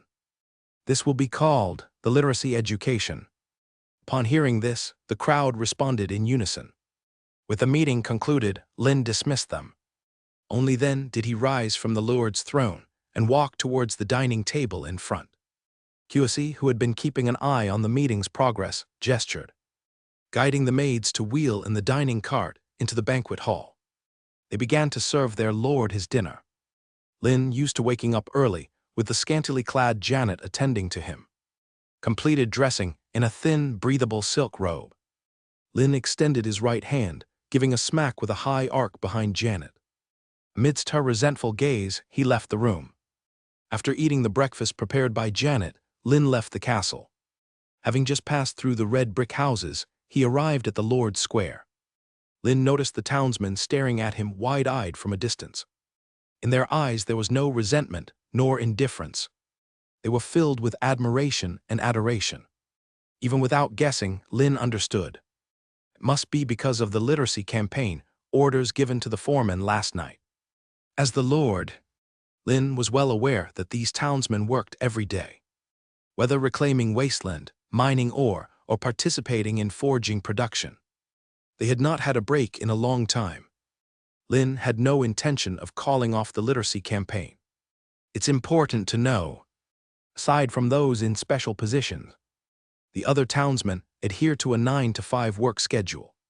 Excluding lunchtime, they only work 8 or 9 hours a day. Such a working system, not even the ones Lin enjoyed. But his townsmen easily possessed it. This world has no electricity and no internet. Even the oil lamps and candles produced by the miscellaneous workshops are supplied only to the foreman and lord. It's no exaggeration to say, in the evening, these townsmen have no entertainment activities. Their only amusement is increasing the population of his territory. Lin was happy to see the natural population growth index on his territory rising continuously. Compared to increasing the population, the literacy campaign to enhance the townsmen's overall education level is more important. Can the townsmen possess basic cultural knowledge, scientific and technological skills, improving their cultural level and literacy from an overall perspective, providing his territory with more highly qualified personnel, thus advancing the overall progress of civilization within his territory. The development of scientific technology can indeed be left to those talented geniuses. But if one wants to mass-produce developed technology, a large number of workers with ordinary skills are needed to expand production. The development of a territory or a country cannot rely solely on one person climbing the ladder of technology. It is destined not to go far. Lin is willing to offer 100 military merits, namely an acre of uncultivated wasteland, as the reason for establishment. Lin also understands it may take a few months or a year to teach the townsmen literacy and writing, but to significantly raise the cultural knowledge level of the townsmen, it can even be described as extremely difficult. It often takes years, decades, or several generations to achieve this, because the educational teaching force is extremely limited. The limited teaching resources available are even more controlled by the noble lords. Coupled with the mindset and constraints of ordinary people are simply not worthy of education. Ordinary people are even unaware of their opportunity to receive education. The content of education is all focused on religious and classical cultural knowledge, completely disconnected from the agricultural production, handicraft skills, and other life needs required by ordinary people, making it impossible to apply to real life, let alone improve their living conditions. Feeling the gaze of the townsman, he bowed and saluted. Lin nodded slightly to show his indication. Just as he was about to leave Lord's Square and head to the breeding farm to continue gaining experience, a familiar woman's voice shouted from behind. Lin turned his body and followed the source of the voice to look over. He saw Erin, wearing a long robe, quickly approaching.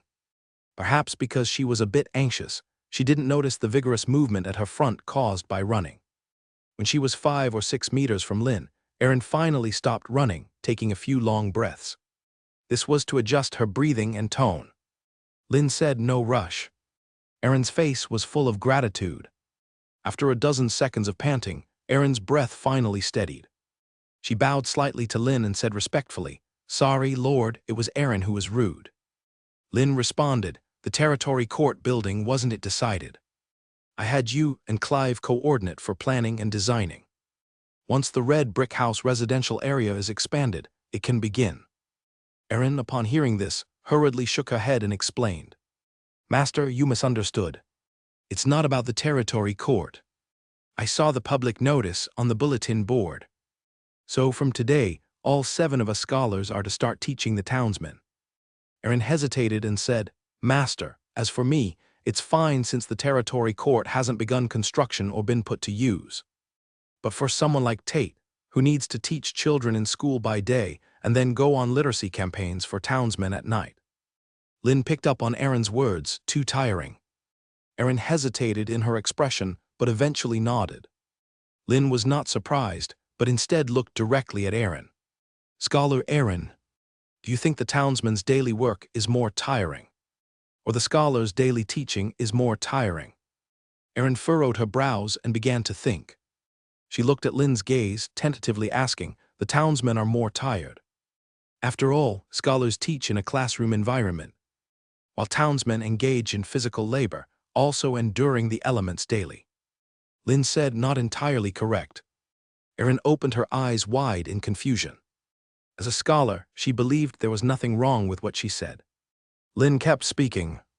"You only compared by assuming the roles of scholars and townsmen. Thus, it's either the scholar or the townsman. But in my view, they are equally tired." Hearing Lynn's final words, Erin's body stiffened. Lynn's speech didn't pause. "As the Lord, it doesn't matter whether the daily work of scholars and townsmen is intellectual or physical, it's treated equally. What the Lord wants is only productivity and production efficiency.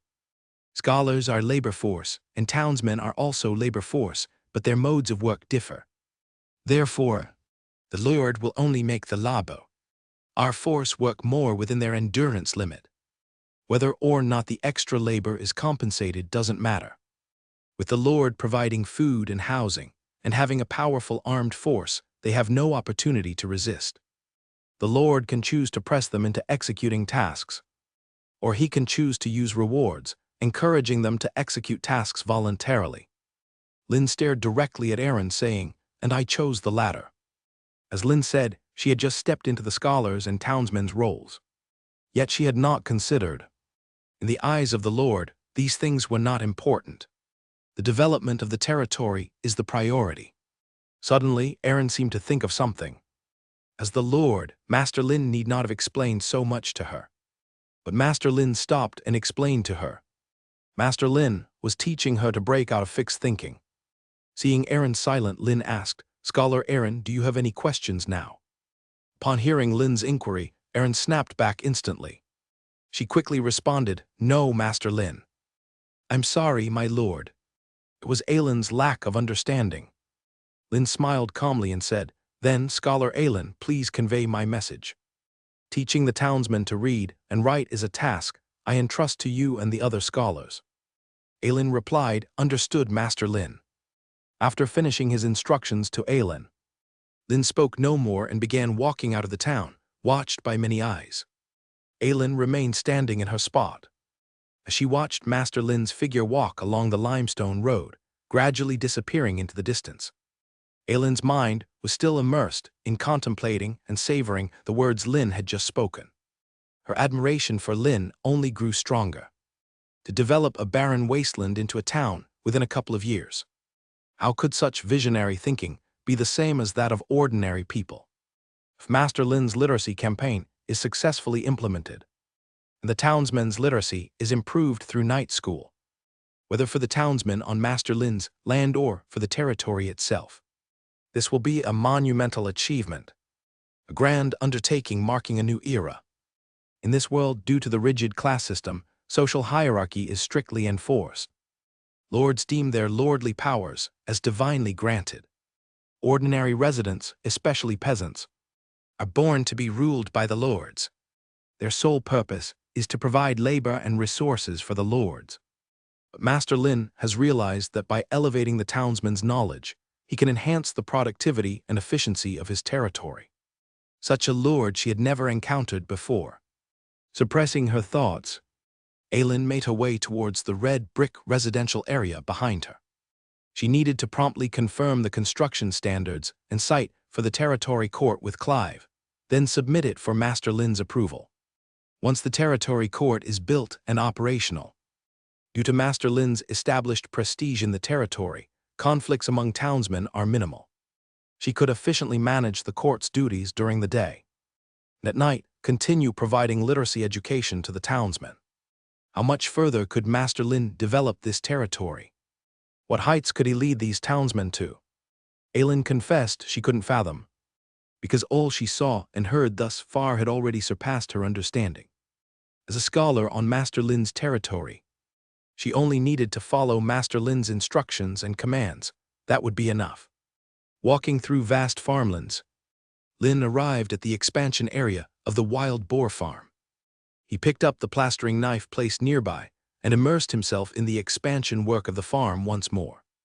Construction experience +1. Construction experience +1. Construction experience +1. Bit by bit, his experience quickly accumulated. Simultaneously, time was passing rapidly. Not until evening did Lin put down the plastering knife. Standing on the outermost part of the farm expansion area, Lin's gaze swept over the workers wrapping up their tasks. Jode, who was in charge of directing the construction workers, strode over to Lin. He slightly bowed and respectfully reported to Lin. Master Lin, by the end of today, 4 newly built wild boar farms will be completed. Shall we continue with the expansion? Lin turned to Jode and replied. However, from now on, the construction should proceed at a more leisurely pace. There's no need to rush. Form a small team of 20 people, leave them on the ranch. They will handle the ongoing expansion of the farm and any necessary building within the ranch. Previously, as there were ample magic ores available and an abundance of idle forest pigs, he naturally wanted to swiftly complete the farm, capable of breeding 150 forest pigs, so it could be quickly put into breeding use. It was known that even adult forest pigs needed a year of breeding in the mutated wild boar farm to grow to 3,000 pounds, suitable for cavalry riding. Though the breeding cycle was lengthy, compared to the breeding cycle of warhorses, which often takes 2 to 3 years or even longer, the efficiency of breeding wild boars is much quicker. Lin continued. The expansion of the wild boar farm can proceed gradually, but we need to start the construction of another structure for breeding pigeons, the pigeon nest.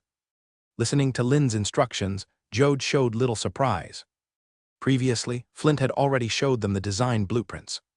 The pigeon nest wasn't particularly large. It almost resembled a tower, primarily using stone, timber, and kiln-baked bricks and tiles. The reason was to give pigeons a vast view and ease of breeding and facilitate subsequent training. Jode responded, "Yes, Lord." After instructing John, Lin left the farm under the glow of the setting sun, amidst the respectful gazes of the townsmen returning to the town. Lin, accompanied by Red, headed back towards the town. He had just returned to Lord's Square, planning to arrange for a guard to fetch Flint, when Lin's glance caught sight of Flint approaching. Almost without needing Lin to summon him, Flint hurried towards him with brisk, small steps. Upon meeting Lin, Flint spoke, "My lord, I was just about to seek you out." Lin raised an eyebrow and responded, "I happen to have something to discuss with you too." Flint was slightly surprised and soon thought of something. He spoke, "Lord, you must be referring to the small formations in the farm, right?" Flint explained, "Rest assured, although I haven't been at the breeding workshop, I've been constantly watching the construction progress. If those little ones haven't been slacking off, I can start constructing the magic array tomorrow." Lin echoed, as Sir Flint said, "I was just about to speak to you about this. I need Sir Flint to complete the empowerment magic array in the farm as soon as possible. Then lead Jode and the others in building the pigeon nest. The pigeons sent by Hunter have been here for some time now. since there's no dedicated breeding ground. Guy has had to keep them in the pasture. Flint said nonchalantly, rest assured, Lord. With Flint here, it's just 4 small magic arrays. I assure you, in just 4 days, you can arrange to house the wild boars from the pasture into the farm. Lynn responded, that's the best outcome. As long as it's completed in 4 days, I will immediately arrange for guards to deliver 300 pounds of gin to your residence. Listening to Lynn's words, Flint's thick eyebrows twitched several times. 300 pounds. The Lord is still as generous as ever. Lynn ignored Flint's flattery and asked, tell me, why were you looking for me? Flint gradually recovered from his delight. He said to Lynn, the defense-reinforced armor I promised you, I've started the forging and production. However, to enhance the aesthetics of the armor, to reflect your noble identity and status, showcasing your status, I need to obtain some gold pounds from you to incorporate into the armor. Lynn nodded. How much do you need? Flint's eyebrows twitched again. At least 2 pounds. Upon hearing Flint's words, Lynn's eyebrows slightly raised. Considering the weight of a gold pound. 1 gold pound weighs approximately 9 grams. 2 pounds of gold pounds is 112 coins. If converted into the current market price of barley, 112 gold pounds is nearly 54,000 pounds of barley. Incorporating 112 coins into the armor just to increase its aesthetic appeal, to showcase the Lord's identity and status. If he was still struggling with eating enough, hearing this proposal would undoubtedly make him curse loudly. But now the economic goods produced in the territory generate profits. 112 gold pounds is not much. The most crucial point is, armor worn by a lord is a symbol of identity and status, a symbol of wealth, while ensuring the lord's life safety, also making it known to outsiders. This lord has strong capital to wage war. Lynn responded, find Cuissy and explain the reason, tell her it's my order and you can proceed to collect it. Receiving Lynn's instructions, Flint replied, no problem, Lord. If there are no other orders, may I take my leave? Lynn nodded, dismissed. Without any hesitation, Flint turned and headed back the way he came, watching Flint's figure disappear in the red brick residential area. Lynn felt a sense of relief. Thankfully, Flint is here. Otherwise, without the ability to learn magic through the Heavenly Artifacts panel, Lynn would have no idea how to construct special buildings like the mutated wild boar farm, pigeon nest, and wolf's den. Lynn sat on the bench, admiring the distant western horizon. The golden sunset gradually sank below the horizon. Lynn finally saw groups of townsmen being led by the foreman of the industrial workshop, heading towards the territory school. The literacy campaign in the territory has finally begun. Although never having received education, their faces were full of tension. Yet in their eyes, more evident was anticipation. After having dinner, they were idle anyway. To take advantage of the night, to go to the territory school to study and improve. Also having the chance to earn 100 military merits. This is the literacy campaign initiated by their lord. They naturally are very willing. Voice of inquiry suddenly arose from afar and reached Lynn's ears. Master Lynn, it's already nighttime. Are you still arranging for them to work? Lynn shifted his gaze, following the source of the voice. He saw Alan with a face full of confusion. Striding towards him, Lynn greeted him with a smile and slightly moved, making room for Alan to sit down. Alan didn't stand on ceremony and sat down beside Lynn directly. Lynn explained, not exactly laboring, just arranging for them to receive education. Their literacy level is really too low. They can't recognize even characters or symbols. Alan listened to Lynn's words, and his eyebrows instantly raised. Let these townsmen receive education. Their literacy level is too low. Isn't that to be expected? Lynn actually started arranging for the townsmen to receive education. Alan's mouth slightly opened, wanting to ask.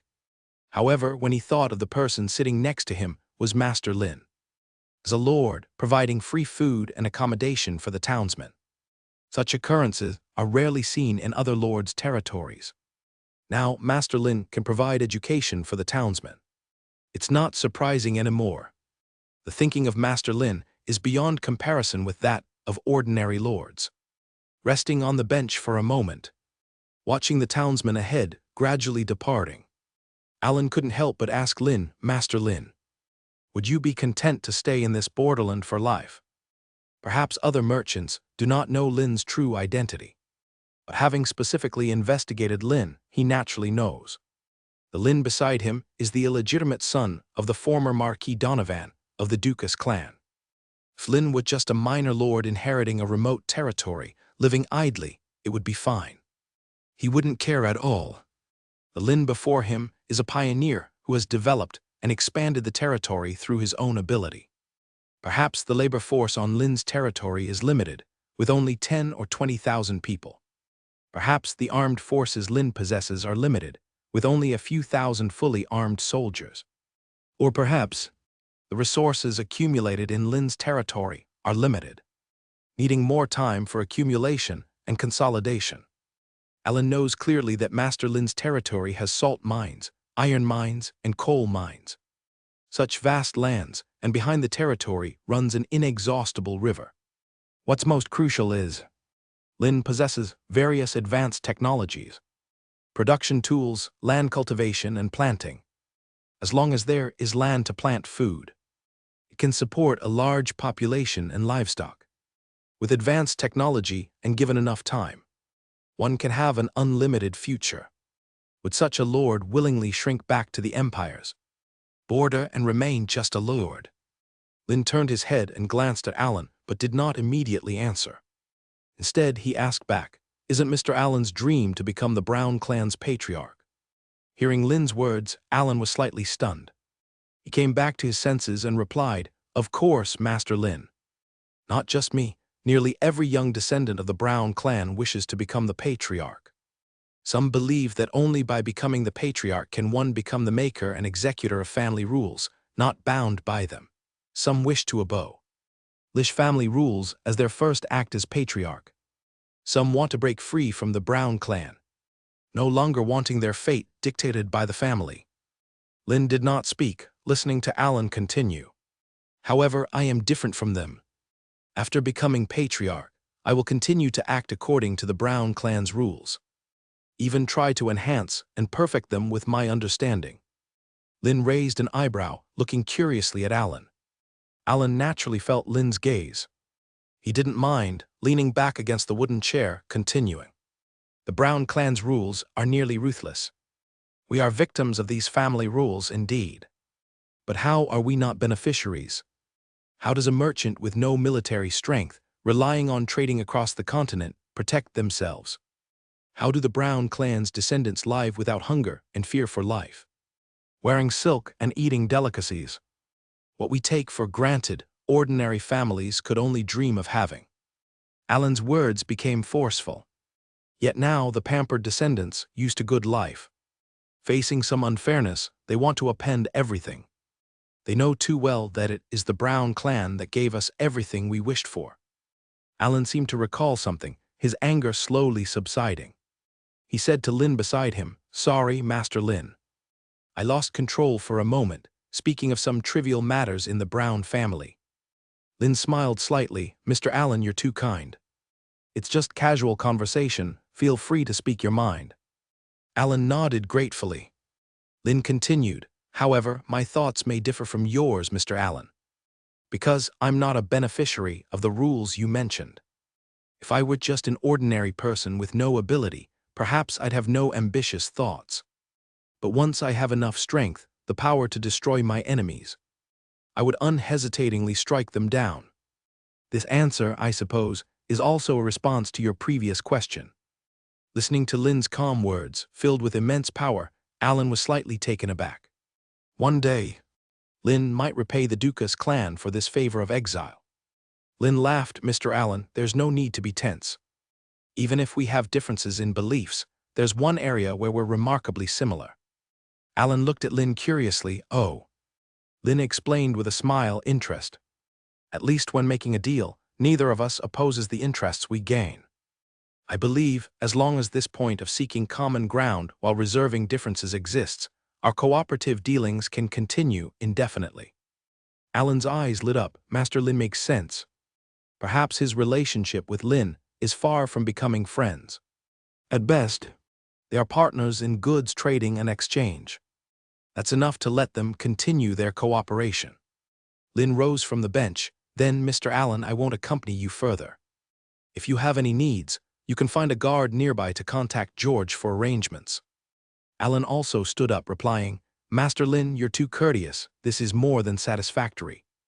Lin nodded. Mr. Allen, please make yourself comfortable. After bidding farewell to Allen, Lin stepped back towards the castle. Midst respectful greetings from leisurely strolling townsmen, Lin passed by rows of red brick houses. He looked up at the sky. Across the night sky that enveloped the world, countless stars were scattered like embellishments. Even though it was already nighttime, the bright moonlight poured down, covering the entire town and the fields outside in a silvery hue. Under the illumination of the silvery glow, Lin could even see the wild chrysanthemums swaying slightly next to the red brick road. Such breathtaking nighttime scenery could only be seen at this moment. Returning to the castle, the light of an oil lamp illuminated the entire reception hall. QSE, who had been waiting, saw Lin stride up the steps and immediately stepped forward to greet him. QSE asked curiously, Sir, you're a bit late today. Were you busy with the literacy campaign? Lin approached the dining table, saying, More or less. I chatted with Alan for a while afterward. QSE nodded in understanding. Sir, please wait a moment. I'll have them bring up your dinner now. Sitting comfortably at the head of the table, Lin responded with a sound. After waiting a few minutes, QSE, along with the maids, pushed a cart and placed dishes filled with food on the dining table.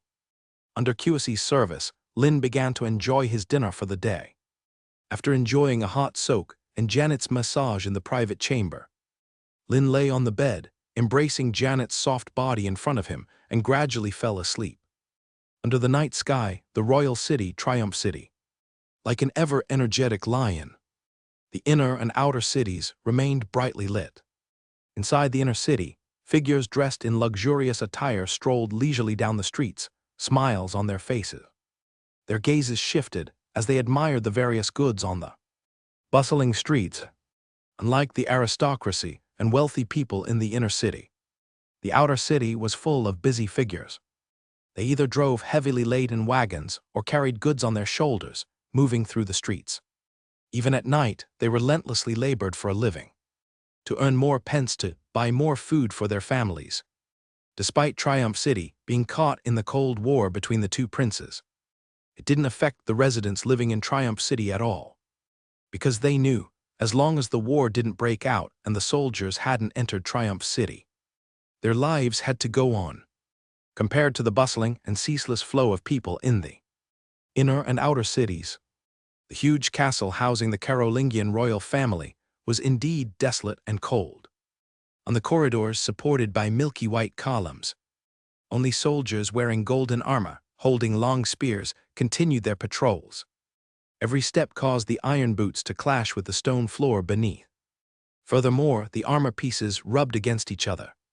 A constant metallic ringing echoed wherever the Imperial Guards patrol passed. As they passed by the Emperor's bedchamber, the middle-aged man, who was the captain of this Imperial Guard patrol squad, had a stern look in his eyes. He glanced at the Emperor's bedchamber. The windows were tightly closed, and the doors were securely locked. The entrance and some key passages were guarded by the Imperial Guards. The entire Carolingian royal family Imperial Guards were taking shifts for 24-hour rounds, all for the purpose of protecting the Emperor's bedchamber, where Caerdy's current Emperor, Charlemagne VI, resided.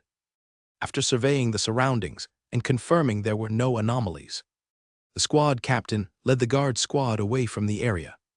Inside the Emperor's bedchamber, the arch-shaped ceiling hung high, with intricate carved beams and painted rafters gleaming with gold foil patterns. Every wall was a mosaic of marble. Notably, the expansive, pristine marble walls were set with numerous dazzling gems.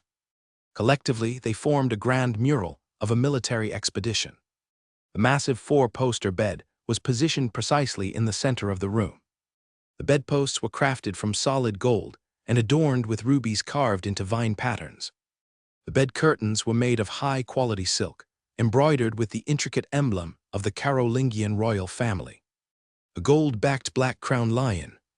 The bedside table next to the grand bed was carved from a single piece of jade. The gemstone-adorned candlesticks held flickering candles, illuminating the face of the elderly man lying under the covers on the bed. His complexion was sallow, a hint of gray amidst the pallor. The elderly man was Kerdi Empire's current emperor, Charlemagne VI. At this moment, Charlemagne VI seemed to be plunged into a nightmare. His eyes were tightly shut, and his brows were deeply furrowed. His body trembled slightly, as if struggling to awaken from the nightmare. His parched skin clung tightly to his cheekbones. Strands of silver hair lay against his sweaty forehead. Moreover, his entire body was soaked with sweat, and the bedclothes were thoroughly soaked.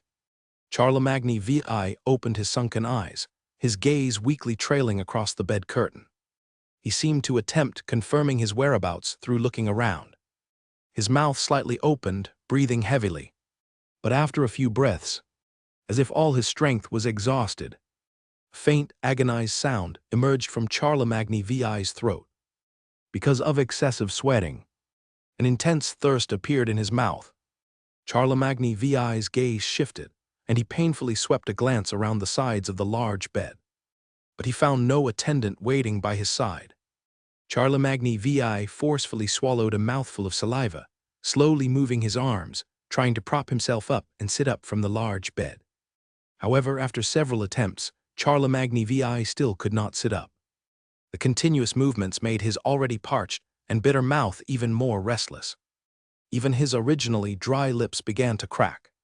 Charlemagne VI's gaze shifted again to the bedside cabinet. On the bedside cabinet, there was a beautifully crafted glazed bottle. A glimmer of salvation appeared in his eyes. As long as he could topple the glazed bottle, making it fall to the ground, the sound of shattering would surely attract the attention of the guards outside the door. Charlemagne VI began to move his body with difficulty. At this moment, his eyes were fixed on that glazed bottle, and his body was moving slowly by mere centimeters on the large bed. Charlemagne VI was full of regret in his heart. Why was the bed he rested and slept on alone now made nearly 3 meters wide? Moving from the middle of the large bed to the bedside cabinet over a distance of more than a meter. To him at this moment, it seemed like an insurmountable chasm. Time moved on bit by bit. The sweat that originally formed now turned into beads of sweat. One drop after another rolled down from Charlemagne VI's forehead. However, fortunately, his lifted right hand was only a dozen centimeters away from the glazed bottle. He just needed to try a little harder to touch the glazed bottle, then use the last of his strength to topple the glazed bottle. Charlemagne VI continued to move his body lying on the bed. Until 10 minutes later, Charlemagne VI's right-hand fingers finally touched the glazed bottle. A cool, smooth sensation appeared on his fingertips. A gloss of determination appeared in Charlemagne VI's eyes. He opened his mouth, took a breath of air, and his whole body shook abruptly. Charlemagne VI nearly exhausted all his strength, pushing the glazed bottle with 3 fingers. The glazed bottle did not topple and fall to the ground, as Charlemagne VI imagined. Instead, under the force, the glazed bottle started to sway back and forth. The sound rose and fell on the entire jade bedside cabinet. Charlemagne VI watched this scene, even holding his breath, moving from the middle of the bed to the edge. Then, almost exhausting all his strength, he barely pushed the glazed bottle. If the glazed bottle could not fall, he would remain thirsty all night. He wanted to live like a normal person, resting when tired, eating when hungry, drinking water when thirsty. Even if he was still the emperor of the empire now, he no longer had the ability to move freely. Because now he had reached 65. The old wounds from his past battles left him unable to move a few years ago. Moreover, his 2 sons were in the midst of a power struggle. The noble lords who once knelt before him had all turned to join the camps of his 2 sons. Even the servants who used to take care of him had vanished. At this moment, Charlemagne VI could not care about those matters. He felt in his heart, if he didn't drink water today, he would die of thirst tonight. Charlemagne VI stared straight at the glazed bottle on the bedside cabinet, as if trying to cheer for it with the power of his gaze. After a few swings, the glazed bottle seemed to reach a critical point. The sound disappeared in an instant. The beautifully crafted glazed bottle toppled down. With a humming sound, it rolled toward the edge of the jade bedside cabinet. Charlemagne VI's eyes widened, unable to look away from the glazed bottle. He knew very well in his heart, as long as the glazed bottle fell, it would surely make a crisp, shattering sound.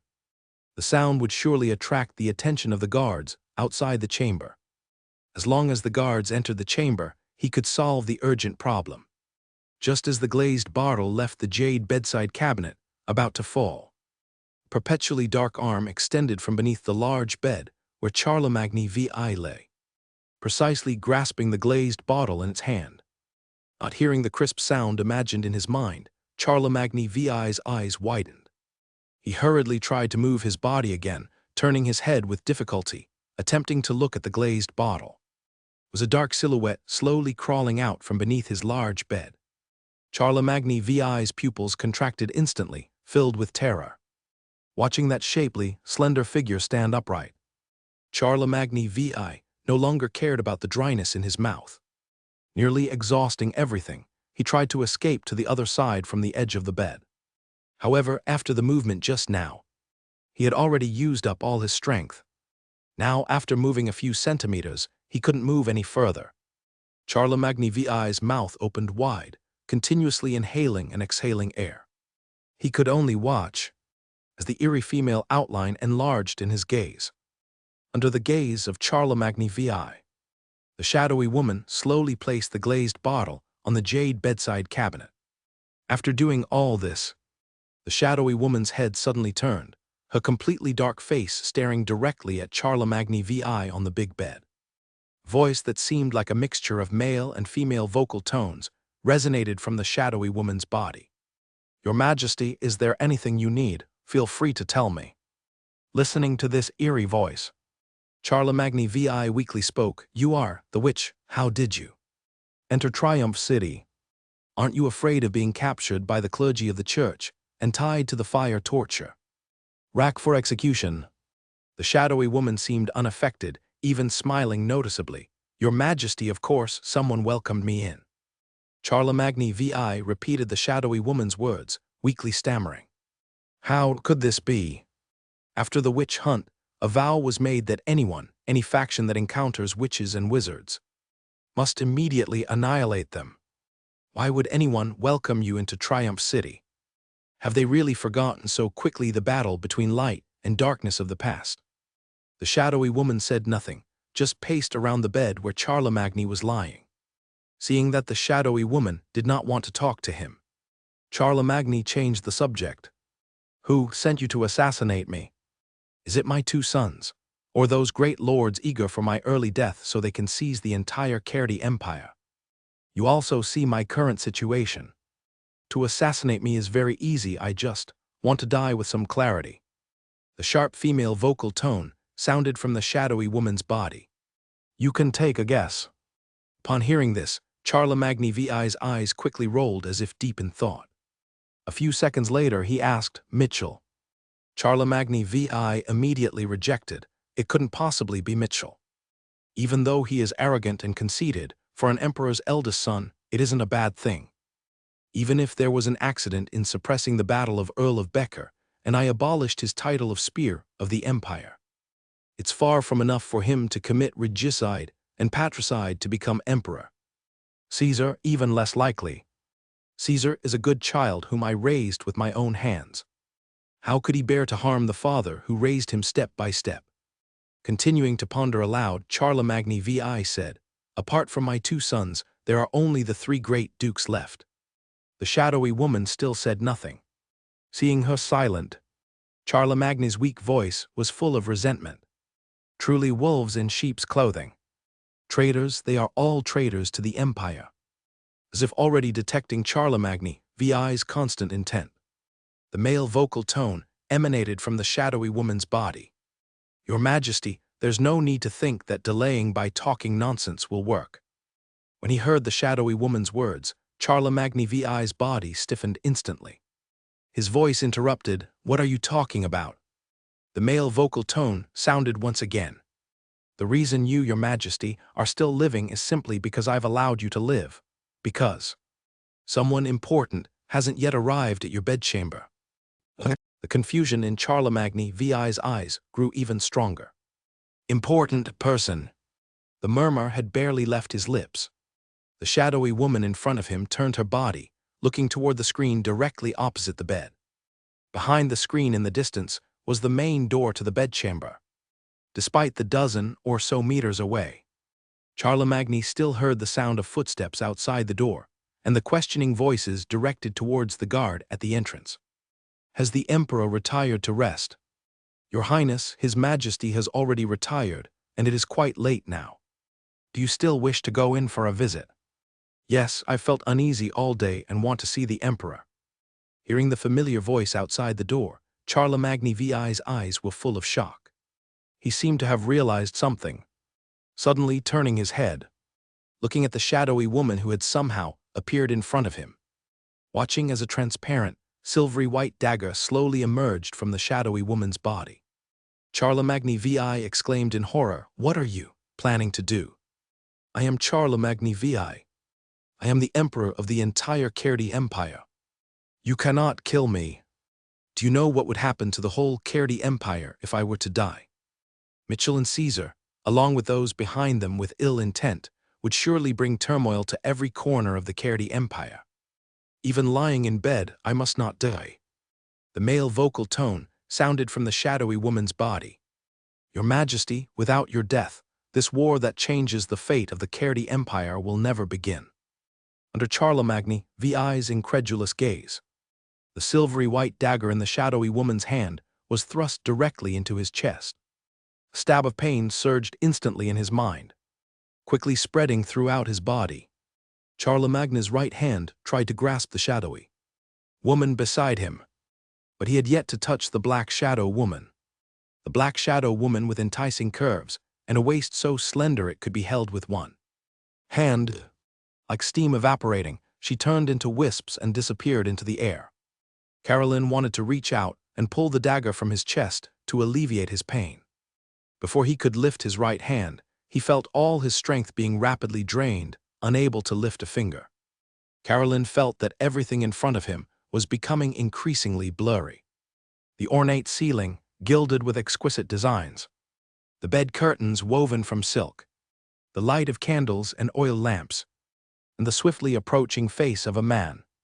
Despite the growing darkness of his vision, he could still hear the words at his ears. "Father, how can this be? Someone, get me someone quickly." A cry of anger mixed with sobs. The sound of Imperial guards running, clad in armor. Carolyn felt the sounds in his ears becoming more distant, more indistinct. He could no longer hear a sound, the agonizing pain from his body gradually fading away. In the blink of an eye, 4 days had passed. Standing outside the wild boar farm, Lynn watched Flint constructing a small empowerment magic circle inside the farm. Perhaps it was because he now possessed extraordinary strength. Despite having never learned magic-related knowledge, he could still sense the flow of magical power coursing through the farm. The magic power pouring from the magic ore seemed eager to break free of its constraints. Yet under the small magic array, the magic power could only flow along a specific path. Lynn realized that despite his efforts to memorize the key points of constructing a magic array, it felt incompatible and he simply couldn't remember. Indeed, this world truly harbors extraordinary beings and magical forces. But his mind was filled with the scientific technology of materialism. In the end, Lynn chose to give up. Until the afternoon came. As the flow of magic power in the last mutated wild boar farm stabilized and evened out. After being busy in the farm for days, Flint finally ceased his work. Flint dusted off his hands and approached Lynn with a proud demeanor. As if seeking credit, he said, "Lord, I promised that it would only take 4 days to prepare your farm for use. I finished in less than 4 days."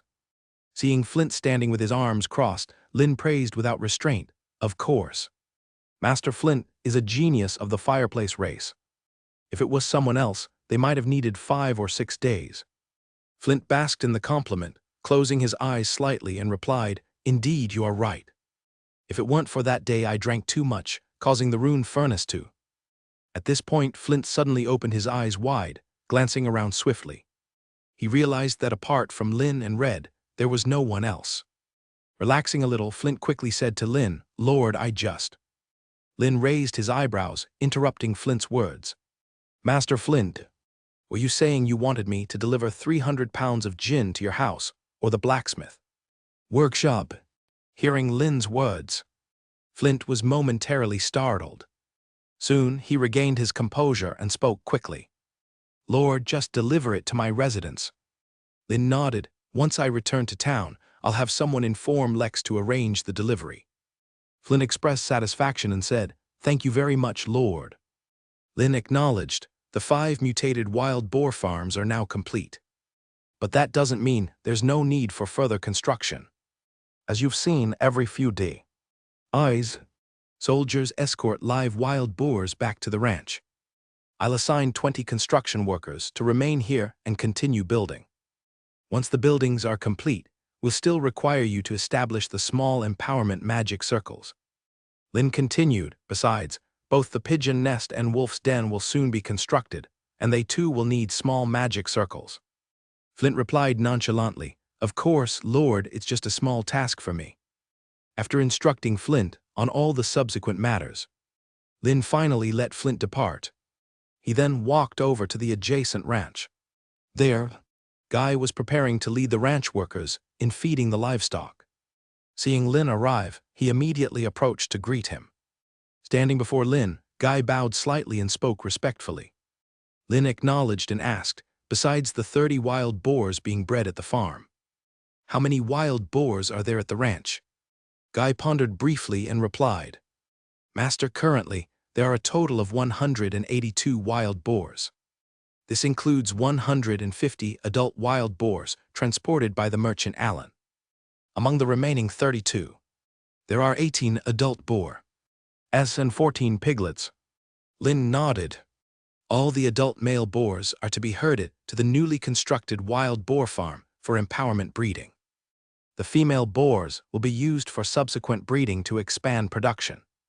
As for the piglets, increase their food intake to help them grow quickly." Hunter from the Riverside Rest Tavern continually, coming to his territory to purchase liquor. A portion of the grain in the territory was invested into the brewing workshop. The brewing workshop produced a lot of leftover distillers' grains, apart from some used to make distillers' grain cakes for the townspeople's use.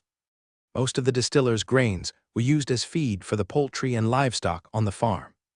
For omnivorous animals like wild boars, distillers' grains mixed with some other tuber plants or peas, etc., is the best feeding material, perfect for fattening up the wild boar piglets. After arranging things with Guy, Lynn was satisfied and returned to the town as the sky gradually darkened. The 5 wild boar farms have been completed and put into use. The next constructions would naturally be the pigeon nest and the wolf's den. However, with Jode leading the construction workers, he didn't have to worry too much, at least after this period of constructing the wild boar farms. They have already gained considerable construction experience. With the construction blueprints available, it wouldn't be difficult for them. The training of wild boars, pigeons, and wild wolves, apart from the recently arrived family of old Simon, who could train and breed warhorses, he was still lacking trainers who could handle special wild animals. If, by the time the wild boar empowerment and breeding are completed, he still hasn't found suitable trainers, he would have to try doing it himself. Suppressing these thoughts, he traversed a large piece of farmland. Lynn returned to Lord's Square. Just as he returned to Lord's Square, a figure quickly approached him. Lynn looked up to see that it was Gasper, the spy leader previously lurking in Morgantown. After the manor in Morgantown was eradicated by him, Gasper and his team were dispatched by him to Cacasong City to gather intelligence. Because they never received proper training in intelligence gathering skills, their abilities were limited. He did not have Gasper's team establish an intelligence gathering center at Hunter's Riverside Rest Tavern. Their abilities were more suited to mingling among various crowds to glean information. Gasper had just returned from outside the territory. He was panting heavily and was out of breath. Gasper seemed to remember Lin's previous instructions. He didn't immediately begin to report, but instead tried his best to calm his breathing and steady his heartbeat. Lin didn't urge him, just quietly waiting. When Gasper's breathing had calmed, he began to speak. "Master Lin, we've received accurate information. The Emperor of the Cairdi Empire, Charlemagne VI, was killed in his sleeping chamber, dying suddenly at dawn 4 days ago." Gasper's words didn't stop, he continued. "The murderer who killed Charlemagne VI is his second son, Caesar Carolin." Lin's brows instantly furrowed as he questioned Gasper for confirmation. "Are you sure of the accuracy of the intelligence source?" He had to understand. The Cairdi Empire now was in a highly sensitive period due to the struggle over imperial authority. It was very possible rumors were being spread to gain some advantage. Gasper hesitated, not even for a moment, speaking firmly. "Master, the one who delivered the information is a court messenger." Lin nodded without saying a word. He was only slightly surprised by the murder of Charlemagne VI. Charlemagne VI was the emperor of the Cairdi Empire.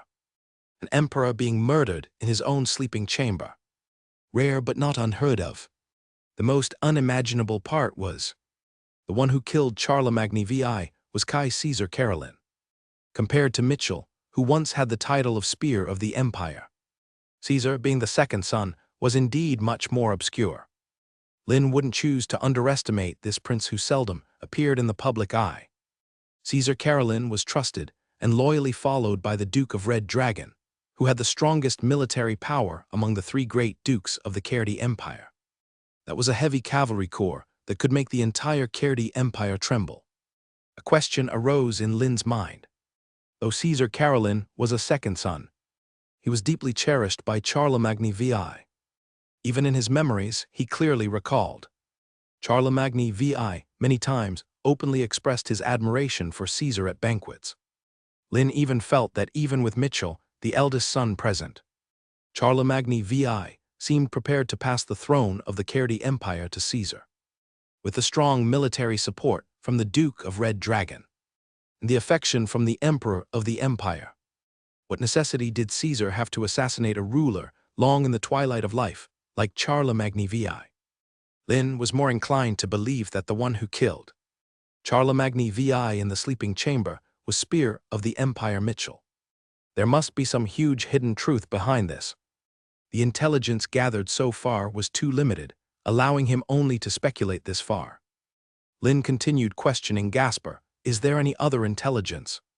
Gasper's face showed embarrassment as he shook his head. "For now, that's all, Master." Lin bore no blame, speaking. "Well done, you've delivered this intelligence back to the territory in a timely manner. Now go and rest." Gasper said no more, replying with a sound, and withdrew. As he watched Gasper leave, Lin's mind was still pondering over the murder of Charlemagne VI. The Cairdi Empire might very well become embroiled in open conflict due to Charlemagne VI's death, causing the simmering struggle for imperial authority to ignite directly into war. Lin had a vague premonition. As Lin mulled over things in his mind, under a golden sunset, a long convoy of carriages was approaching Lord's Square.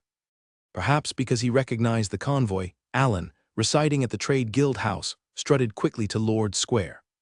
Seeing Lin, Alan immediately approached, a smile on his face as he said, "Lord, my carriage convoy has returned once again.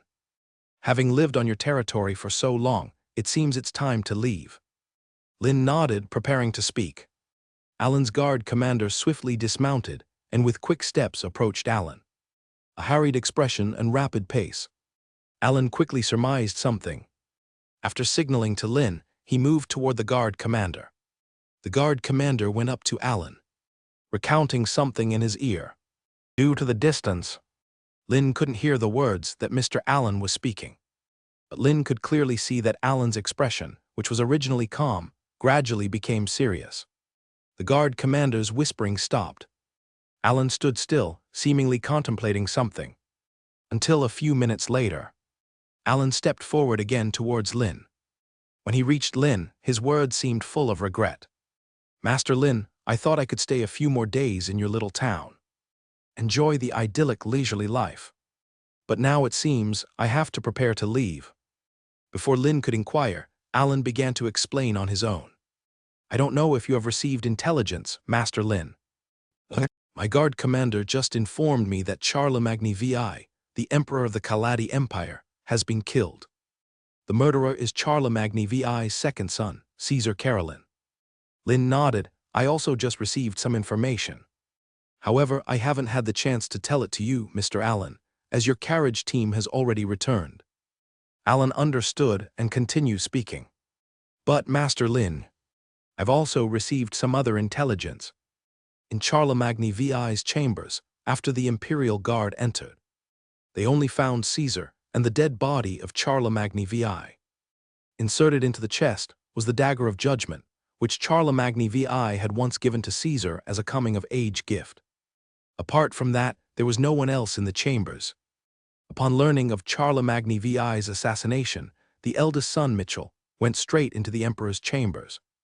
But Caesar, under the escort of an Imperial Guard unit, had left Triumph City overnight, heading towards the Duchy of the Red Dragon." Upon hearing this, Lin's brows furrowed slightly. The information Alan was sharing now was evidently what his guard commander had just informed him of. Regarding the Empire's situation, he had no conflict of interest with Alan. Alan could not be using false information to hide from him. The most crucial thing is, Alan had no benefit in doing so. Merchants would not do things that hurt others if it doesn't benefit themselves. If it was truly as Alan said, Caesar Carolin, identified as the murderer of Charlemagne VI, escaped from Triumph City. Even if Caesar wasn't the killer, he would be unable to clear himself of suspicion. Thinking of this, Lin felt even more puzzled. If Caesar wasn't the one who did it, why would he run away? Once Caesar is identified as the murderer and leaves Triumph City, wouldn't Triumph City naturally fall into Mitchell's hands? No matter how the situation unfolds afterward, defending the city holds much more advantageous geographical conditions than attacking it. Soon a thought occurred in Lin's mind. He couldn't help but sigh once again in his heart. Gathering intelligence is truly critical. At present, he can only obtain limited intelligence through spies hidden in the city. Far less detailed and accurate than the intelligence Alan received. The establishment of an intelligence gathering center must be expedited. The words from Alan's mouth were still continuing. His tone seemed somewhat excited now. "Master Lin, the war is finally about to break out." There was a peculiar glow in Alan's eyes. Seeing Alan's expression, Lin couldn't help but frown.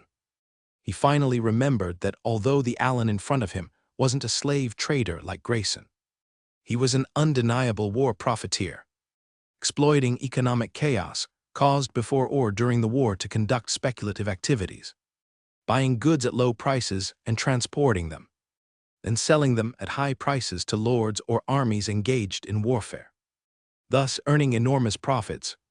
The existence of war profiteers often exacerbates the destructiveness of war and even influences political landscapes.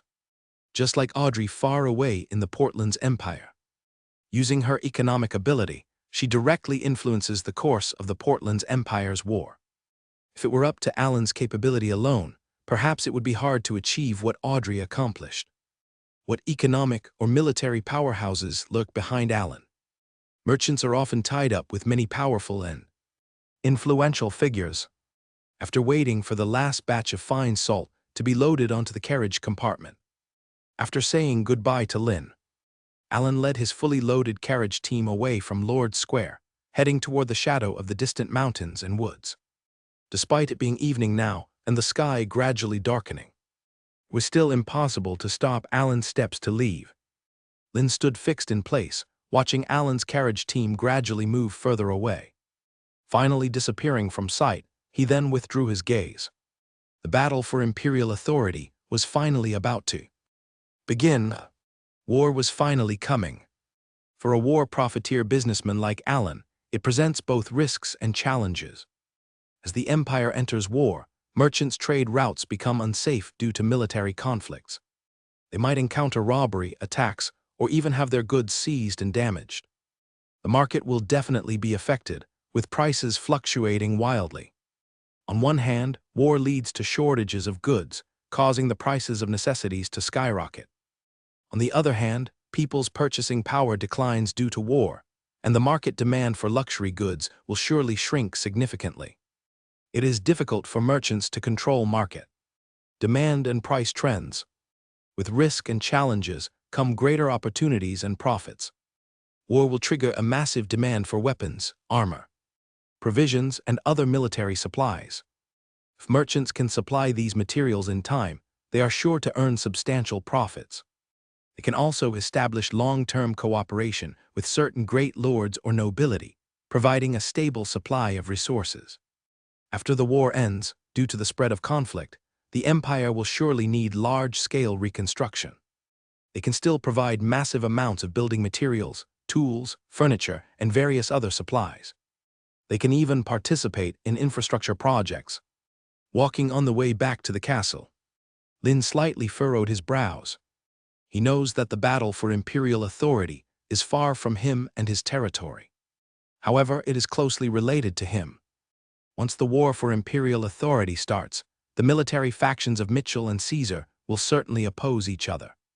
If war breaks out, the entire order of the Caerdy Empire will collapse in an instant. As they vie for imperial authority, it will undoubtedly trigger chain reactions across the land of the Caerdy Empire. Lords from across the regions will choose to support different forces based on their interests, forming military factions, seizing the opportunity amidst chaos to withhold taxes, expand armed forces, and no longer obey the commands of imperial authority, ultimately leading to the intensification of territorial fragmentation within the empire. Merchants will find it difficult to continue transporting goods to his territory. Moreover, the demand for everyday necessities in the market will increase, and prices will inevitably rise. He cannot conveniently purchase or trade for more goods. If a nearby lord with strong military power learns about the 3 mines in his territory, they will not hesitate to send troops to attack his territory. They no longer need to consider the orders previously issued by the emperor of the empire or the great lord. The previously slightly diminished sense of crisis once again enveloped Lin. He must arm the soldiers in his territory completely before the flames of war reach his land. To arm the soldiers, he must speed up the production in the handicraft industry on his territory. Lin turned to the guard beside him and said, "Summon Rilo, Yamini, Colin, Jose, Rose, and Wesley, all 6 to the castle." Several guards heard the command and promptly answered. Then they retreated and left, going separately to the handicraft workshop district and the army camp in the forest. After giving instructions, Lin returned to the castle. QSE had already arranged dinner and was waiting. With the service of QSE and several maids, Lin finished his dinner.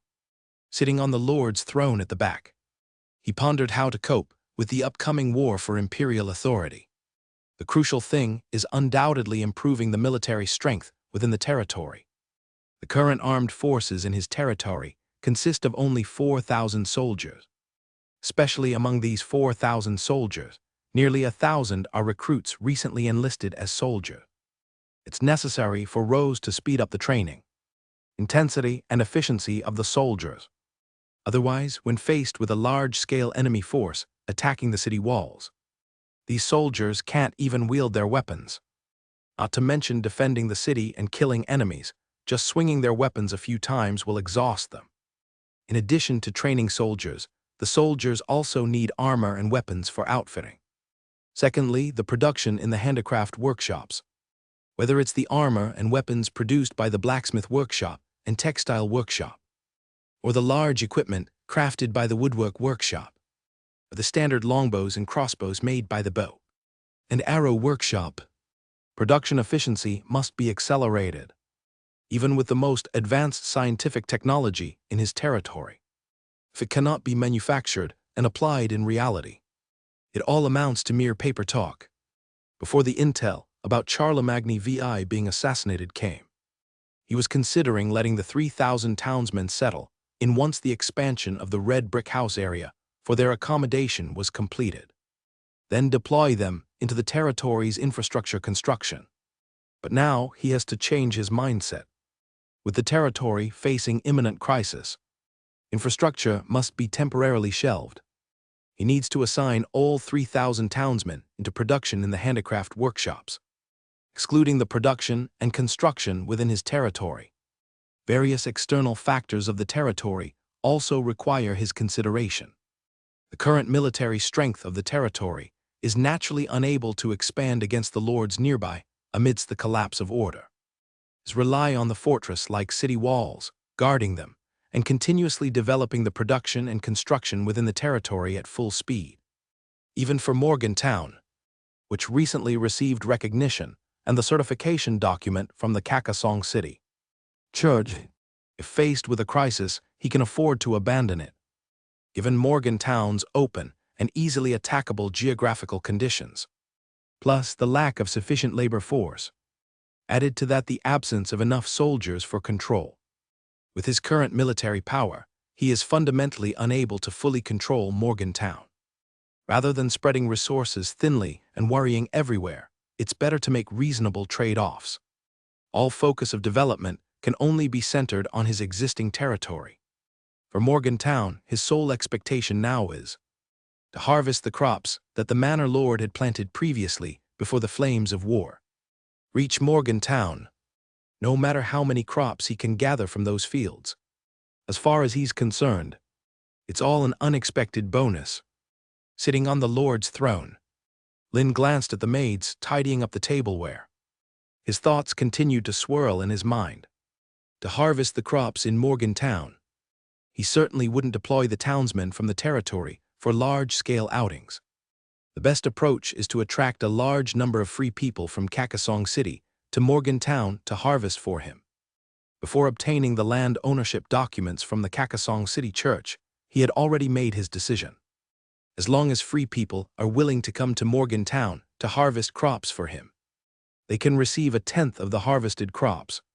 Furthermore, if they are willing to stay in Morgantown, he can allocate them corresponding houses and residences. This is the most attractive condition he can think of and implement to attract free people from Kakasong City. If, like other lords, he offered a daily wage in pence to hire free people, it certainly wouldn't catch their attention. There are many job opportunities in Kakasong City. Moreover, it's not lacking in wealthy nobility hiring them, with the same labor rewards each day, who would be willing to leave a city they've lived in for decades or generations, to come to a remote town on the outskirts. Even if there were a few, it certainly wouldn't be many. To attract more free people, more manpower to Morgantown, he is willing to offer 1/10 of the crop yield. Even obtaining only the remaining 9/10, it's still a lucrative deal with no loss at all. These lands were cultivated and planted without any investment of manpower, materials, or effort from him. It was only after exterminating the 5 manors of Morgantown that he gained these extra spoils. If afterward, these free people are willing to reside in Morgantown, while he establishes the first garrison at Frank Manor Castle, these manpower can be recruited as garrison soldiers, farming during peace, training during leisure, and fighting during war. The originally quiet reception hall was filled with the sound of footsteps echoing from afar. Upon hearing this, Lin looked up, seeing several foremen of the workshops approaching. The 4 Arilo individuals arrived before the steps of the Lord's throne and in unison called out, "Master." Lin glanced at them and said, "Wait a moment, Rose and Wesley have arrived at the Lord's square." The 4 Arilo men responded and quietly waited. The sound of footsteps with metallic clinks echoed from behind them. The 4 slightly turned to look. It was none other than Rose and Wesley, clad in armor. Perhaps due to galloping on horseback, their hair was somewhat disheveled. Upon coming in front of Lin, Rose and Wesley glanced at the 4 Arilo men. Only then did the 2 respectfully address Lin, saying, "Master." Lin acknowledged with a nod. His gaze moved around, confirming all 6 guards had arrived. He directly stated, "Ladies and gentlemen, early last evening I received intelligence from spies in Kakasong City." Rose and Wesley remained unfazed, guarding the city walls of the territory. They naturally knew what intelligence Gasper had brought back. The 4 Arilo men displayed evident confusion. Lin continued, the intelligence reports that the emperor of the Kaladi Empire, Charlemagne VI, was assassinated 4 days ago. The murderer is his second son, Caesar Carolin. Upon hearing Lin's words, the eyes of the 4 Arilo men widened instantly. Filled with disbelief, the emperor of the empire wields the supreme authority of the empire. The entire Kaladi Empire belongs to him. To think that he was murdered. Most crucially, it was by his own son. Being ordinary people, the Arilo men naturally felt deeply shocked. Lin didn't care about their shock, continuing to speak. The struggle for imperial power, though distant for us in the remote area, is certain to drastically alter the entire landscape of the Kaladi Empire. Listening to the words from Master Lin's mouth, they nodded in agreement. What a phrase under a toppled nest, no eggs remain intact. Before coming to Master Lin's territory, they were merely ordinary free people or even peasants. They naturally understood what consequences a war would bring. Bloody battles, the death of loved ones, the destruction of homes. Even themselves, as free people being sold off as slaves indiscriminately. Seeing everyone silent, Lin continued speaking. Therefore, to ensure that this territory survives better amid the upcoming chaos, I need to adjust the teams led by and under the management of you all. Rose Arilo's expression became serious, waiting for their lord's instructions. Lin stated, only a few days remain until the Red Brick House expansion area is completed. Nearly 500 units of manpower will temporarily be idle. Initially, I planned to have them expand the roads within the territory. But now the road expansion plan is postponed. I want to dispatch all of them to your workshops, focusing on production and manufacturing. Lauren Arilo's expression showed slight surprise upon hearing this. Now, the entire labor force in the handicraft workshop district nearly takes up half of the labor force owned by Master Lin. And Master Lin still wants to make adjustments. They also understand the importance of the handicraft workshop district for Lord Lin's territorial development. If developing agriculture is to ensure that all residents in the territory have enough to eat as the foundation of territorial development, then developing handicrafts is a supplement to agriculture. Only the handicraft workshops can produce enough tools, weapons, and armor to ensure the smooth progress of agricultural development. Lin's eyes shifted, looking at Rose standing to his right, and he asked, how large is the shortfall in equipping soldiers with weapons and armor? Rose almost instantly answered, Master, including the newly recruited 1,000 soldiers, 200 sets are still missing. Lin responded, his eyes turning to Arilo and Yamini, too slow. Feeling Lin's gaze and hearing his stern words, both Arilo and Yamini couldn't help lowering their heads. Lin continued, I know with the labor force you currently have and the production efficiency you possess. Even with overtime work, it only reaches this level. Arilo and Yamini's faces were full of complex emotions, but they had no words to say. Currently in the territory, everyone is working on a 9-to-5 schedule. Only their blacksmith workshop and weaving workshop operate from 9 to 8. They still had no complaints, because they know the importance of the blacksmith workshop and weaving workshop to Master Lin, and also know the importance to this territory. Lin said if the production efficiency of the handicraft workshops were higher, these 500 people, I could completely use them elsewhere. As mentioned earlier, on infrastructure construction within the territory, but with the current limitation on production efficiency, I can only increase labor force input to improve production efficiency. I will allocate 700 out of the 500 people to both the blacksmith workshop and the weaving workshop for the forging and weaving of weapons and armor. He is currently managing a blacksmith workshop with already 700 people. Adding 700 more, that is 400 people. The number of laborers almost matches the population of a small town. Isn't this a bit too much? Lin looked directly at Arilo, speaking in a deep voice, Foreman Arilo. Hearing his words, Arilo tensed up and quickly responded, Master. Lin continued, I need you to lead them and work at full speed. I need to see all soldiers in the territory armored and equipped with uniform weapons within 2 months. Is there any problem? Upon hearing this, Arilo couldn't help but feel nervous. 2 months forging 1,000 sets of armor and weapons. The production efficiency of the current blacksmith workshop has indeed improved a lot compared to before. From previously producing 15,000 armor plates per day. Now more and more blacksmith apprentices are mastering basic forging technology. The number of armor plates produced daily has reached 18,000. This number of armor plates seems a lot, using thousands and 10,000s as units of measurement. Excluding some special parts, the vast majority of armor plates are only about 3 to 5 centimeters in length and width. To weave them into a complete set of composite armor requires thousands of plates. Calculated this way, producing 18,000 armor plates daily is not much. Only about a dozen sets. If according to Master Lin's words, 1,000 sets of armor plates need to be forged and produced within 2 months. Plus the 700 labor force soon to join.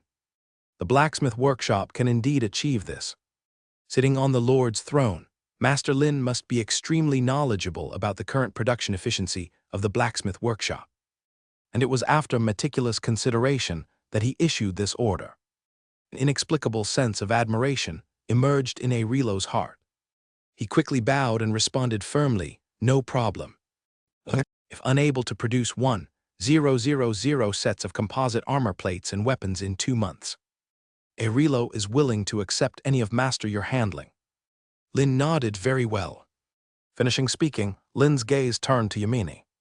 Foreman Yamini, the blacksmith workshop and weaving workshop are complementary. Even if the blacksmith workshop's forging efficiency is higher, if your weaving workshop cannot effectively weave and produce, the efficiency of making armor still cannot be improved. Upon hearing this, Yamini quickly replied, "Master P.L.'s rest assured. As long as the blacksmith workshop can forge enough armor plates, the weaving workshop promises to complete the weaving production within a week after receiving the armor plates." Lin nodded slightly, looking at Arilo and Yamini with slightly upright expressions. Lin felt a slight sigh in his heart. Even though he had previously built a forging water wheel, utilizing water power for forging, using water power to conduct large-scale forging still has limited efficiency. No matter how slow, compared to the previous method of purely using manual iron hammer swinging for forging. The efficiency of water-powered forging has indeed improved greatly. Lin's gaze shifted once more, looking at Colin and Jose, to inquire about the production progress of the woodworker workshop and bow and arrow workshop, until he had inquired about all the work progress in the workshops. Only then did Lin stop his words. With a solemn gaze, he scanned the 6 of them once again and spoke. "Everyone, war is imminent. If we want this territory to survive this war, or even move forward, we must give it our all." Hearing Lin's words, Arilo, Wesley, and the others were solemn.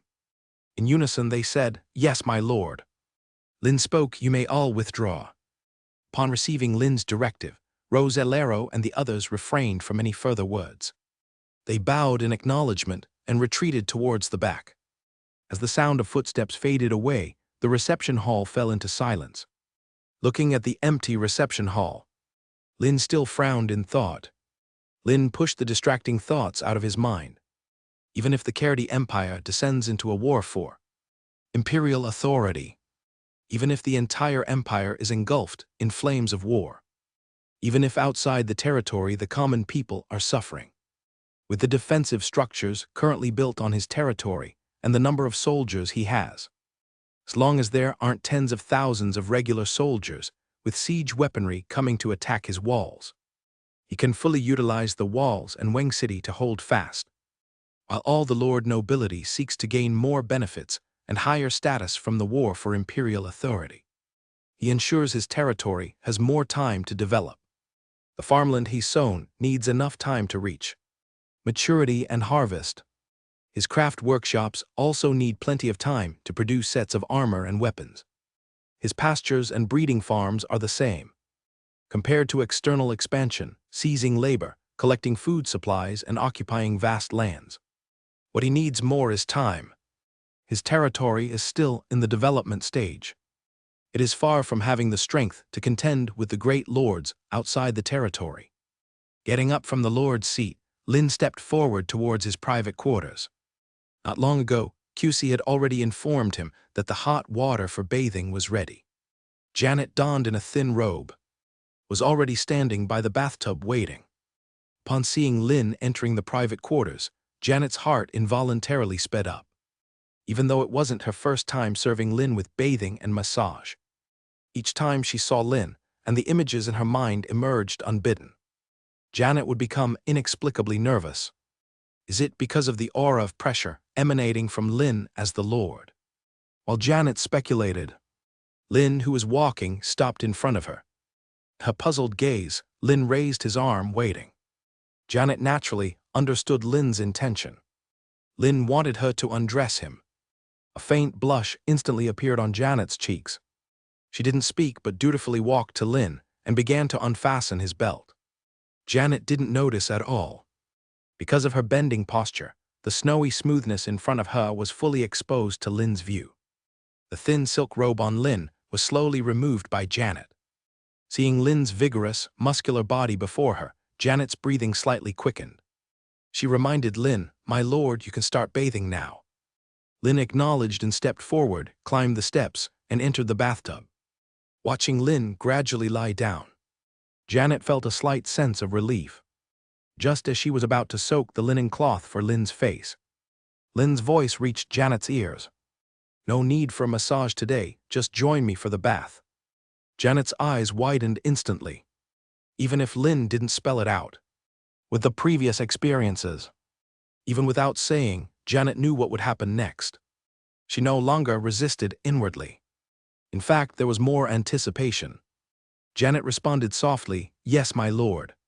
She stepped to the side of the bathtub. Janet's hands moved, starting to untie her linen robe. The linen robe naturally slipped off her shoulders and piled on the floor. Seeing Lin's unrestrained gaze sweeping over her body, the nervous tension in Janet's heart intensified. She could even clearly hear the thumping of her heartbeat. Janet still stepped forward and entered the bathtub.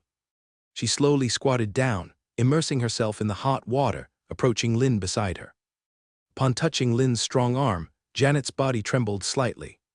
Ignoring the nervousness in her heart, Janet wrapped Lin's arm in her embrace, allowing the buoyant softness in front of her to twist and deform.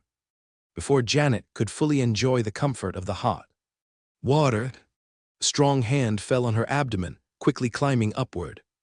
The strong hand grasped the snow white in front of her. Janet's eyebrows furrowed instantly. Her rosy mouth slightly parted, involuntarily exhaling a hot breath. Her gaze towards Lin was full of wavering. 3 mornings later, seeing Janet nestled in his arm, tears still at the corners of her eyes, his brows lifted slightly. Lin didn't wake Janet up. He rose from the bed and dressed himself in a clean robe. Lin walked out of the bedroom. He came to the reception hall, and after finishing breakfast, Lin left the castle with Red. Because it is currently summer, even though the time is only around 6 or 7 o'clock, the entire sky is already fully bright. In the distant eastern horizon, a touch of golden light is rising from the horizon, covering the entire earth with a golden layer. Under the watchful and respectful eyes of the townsmen, Lin passed through rows of red brick houses. He arrived at the very back of the town, the red brick house expansion area. Rows of newly expanded red brick houses instantly caught his eye. More than 3,000 red brick houses, neatly arranged in front of him. Uniform color, uniform size, and uniform front and rear spacing. Even just looking at them from afar, one can feel a strong sense of comfort. Wells for drinking water, public bathrooms for personal hygiene, and public restrooms. The roads between the red brick buildings are all paved smoothly with red bricks. In addition to the red brick houses, there are trees that have been dug up and transplanted for greening. Even more orderly than the previously unified constructions of red brick houses. The red brick house expansion area is already in the finishing stage. Teams of townsmen are already pushing two-wheeled carts, delivering furniture into each red brick house, waiting for all the necessary furniture to be delivered into the houses. The 6,000 townsmen brought back from Morgantown and Frank Manor after being registered can then move in, starting vocational training from the 6,000 townsmen and after passing assessments. Then arrange a unified housing for them. Ultimately, Lynn decided to start with the next batch of labor. He now needs to put this batch of labor into the handicraft workshops to improve production efficiency. Simultaneously, they need to continue to cultivate the wastelands.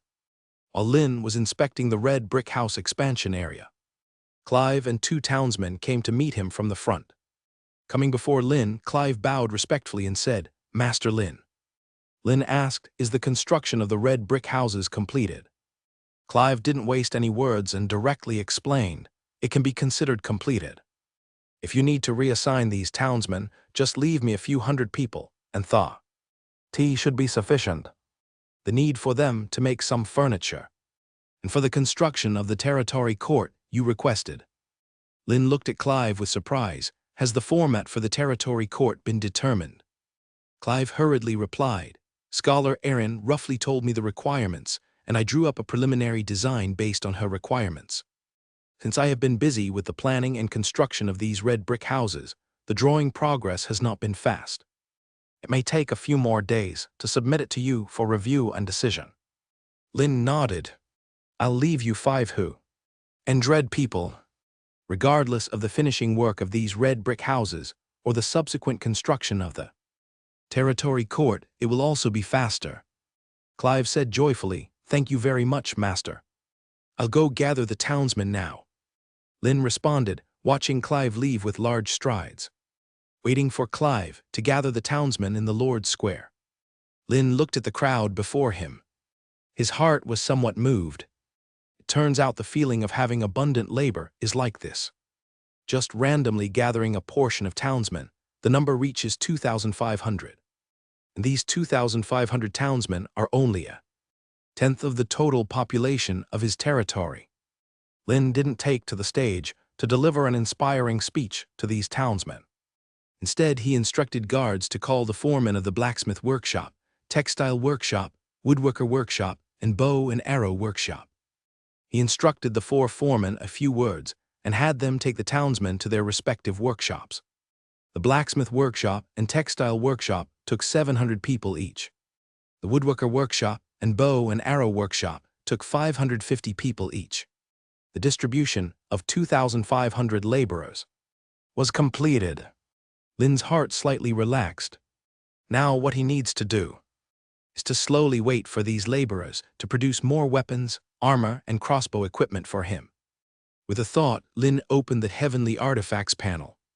Construction, Level 3, 976/1000, plus the construction skill is only short of a few dozen points from leveling up to 4. Lynn didn't hesitate. Stepping toward the farm outside the town, 150 wild boars have already been locked in the mutated wild boar farm, undergoing empowered breeding. Jode was leading the construction workers to build the pigeon nest. Lynn didn't waste any words and directly joined the construction team. Construction experience +1. Construction experience +1. Construction experience +1. Experience increased rapidly. A text panel appeared before Lynn. Your construction leveled up to 4, unlocking profession system and reassignment. Looking at the text panel before him, Lynn's eyebrows raised. He was aware of the profession system.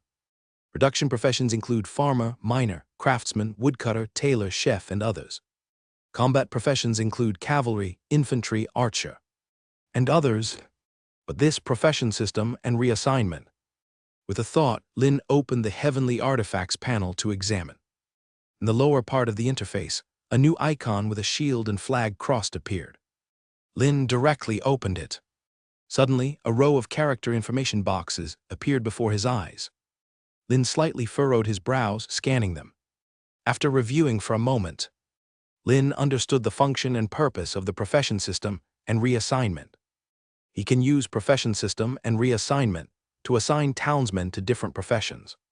For example, assigning a townsman to the farmer profession.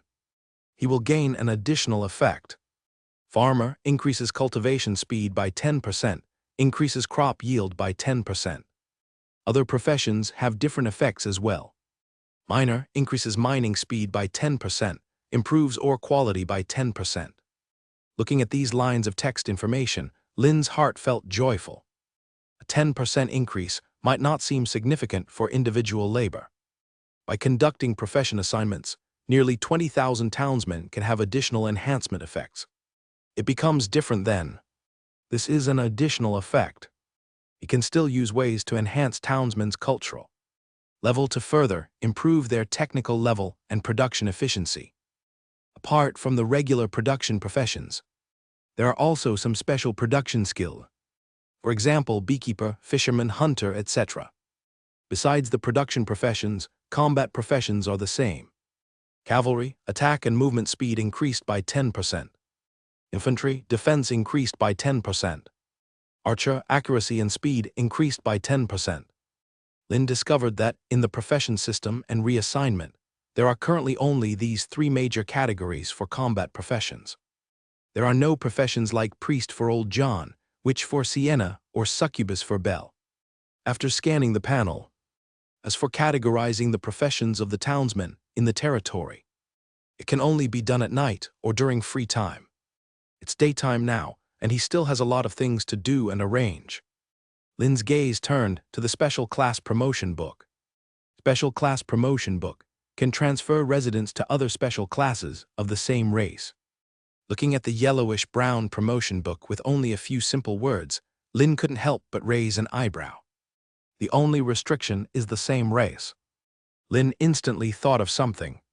With a thought, he opened the resident information column and clicked on Red's personal information panel. On his information panel, a reassignment option had appeared. With a thought, Lin clicked on reassignment. Various reassignment options appeared before his eyes. Warrior specializes in offense or defense, proficient in various weapons, balanced abilities, outstanding attack power and defense. Mage, weak in physical attack abilities, but can freely use a magic wand to cast magic of various attributes, unleashing powerful destructive force. Assassin pursues speed and one-hit kills. Adept at using various auxiliary techniques to carry out hit and run attacks with a swift and ghostly body technique. Priest possesses various healing skills, can use holy power to restore the life of oneself and companions. Paladin possesses high health and excellent sustained combat capability, with outstanding constitution. Ranger wears light armor and crossbows, excels in sudden attacks, can simultaneously shoot multiple arrows to attack multiple enemies, and uses traps to prevent enemies from approaching, possessing excellent mobility. Looking at the reassignment options before him, Lin couldn't help but furrow his brow. Even though beings like mage, priest, and paladin are indeed extraordinary, the professions the special promotion book can reassign are somewhat different from what Lin imagined. Lin tossed aside his concerns. The special promotion book is just a skill upgrade, unlocking special functions with attached rewards. Like the previous memory pearl, skill duplication book, and talent duplication book. Each skill upgrade can earn one. When he upgrades all 9 skills to level 4, he can obtain 9 special promotion books. Apart from the existing extraordinary beings in the territory, he can also cultivate 9 more extraordinary beings. The extraordinary beings in this world are not as powerful as imagined. Just like Joe Frank he encountered before. At a height of 2 meters, with a burly physique. With his strength alone, he could barely be in the charge of a group of heavy cavalry. Slashed down 3 heavy cavalry riders, both horse and rider. Joe Frank still died under the winged spears of many heavy infantry. Perhaps there are even more powerful extraordinary beings. But from what he has seen and heard, as long as there is enough armed force, extraordinary beings can also be slain. Putting down the plastering knife and red brick house in his hand, Lin walked out of the pigeon nest under construction, standing on the outskirts, surveying the construction workers busying themselves. The pigeon nest is not like the wild boar farm, which occupies a large area. It also requires making iron cages to prevent wild boars from jumping out of the pen. The pigeon nest has a diameter of only 5 meters and a height of about 10 meters. With such dimensions, the pigeon nest can accommodate at least 700 to 800 pigeons. If large-scale production can be achieved, in addition to meeting the demand for pigeons, the pigeons raised can be a steady source of meat. Pigeon meat is highly nutritious, rich in protein, various vitamins, and minerals. There's even a saying that one pigeon exceeds 6 chickens, as Lynn observed. Jode stepped forward and came to him. Jode bent slightly. Saying respectfully, "Sir," Lynn responded and asked, "According to the current construction progress, how long until the pigeon nest is completed?" Upon hearing this, Jode pondered for a few seconds and responded, "Sir, it might take about 10 days. The construction of the pigeon nest isn't particularly complex. We need to build separate nests for each pigeon." Lynn nodded. "Complete the construction as soon as possible, and then you'll need to lead them to continue building the wolf's den." Jode bent slightly. "Yes, sir, I understand." After instructing Jode with a few words, Lynn walked out of the pigeon nest construction area. Just as he arrived at the entrance of the ranch, Guy's respectful voice reached his ears. Lynn turned his head to see Guy striding towards him. Standing before him, Guy bent slightly again and said, "Sir." Lynn nodded and asked, "Is there something you need?" Guy smiled and began to explain. "Master, according to your previous instructions, I took the meat to the edge of the forest, intending to bring White Spirit Night back to the ranch. I roughly counted, and there are about 12 wild wolves following White Spirit Night. A pack with 12 wild wolves has already formed a scale. Their attack capability is almost as strong as a small cavalry. If left unchecked, their growth and expansion could even endanger some of his industries within the forest." Guy continued, "The dozens of pounds of meat I brought were completely devoured by them. White Spirit Night is fine. It still remembers my appearance and smell and comes to my side. But the other wild wolves are very wary of me, even baring their teeth and growling. Trying to bring them all back will be very difficult." Lynn replied, "Make many attempts while ensuring your own safety. If it really doesn't work, then proceed with hunting to capture them alive. The empowered breeding of wild wolves, like that of the forest pigs, requires a breeding cycle. If taming is not achieved with meat, then the only option left is the use of a whip." Upon receiving Lynn's affirmative instruction, Guy's worries disappeared. He responded, "Yes, master, I'll follow all your instructions." Lynn continued to ask, "How is old Simon's family doing on the ranch?" Without any hesitation, Guy immediately explained, "Master, I almost forgot to tell you. Old Simon's family is indeed very impressive, especially in horse breeding. Particularly old Simon, he can tell what's wrong with each horse just at a glance. If I didn't have to manage the workers on the ranch every day and had enough time. Otherwise, I would have wanted to join their apprenticeship team myself." Lynn raised an eyebrow. "All right, from today on, you can follow old Simon for horse breeding. I'll have someone else manage and handle the ranch." Guy's face froze immediately and he shouted, "Huh." Seeing Lynn remain silent, he said mournfully, "Master, are you serious?" Lynn looked directly at Guy and said calmly, "Isn't that what you wanted?" Guy pursed his lips awkwardly and said, "I was just joking."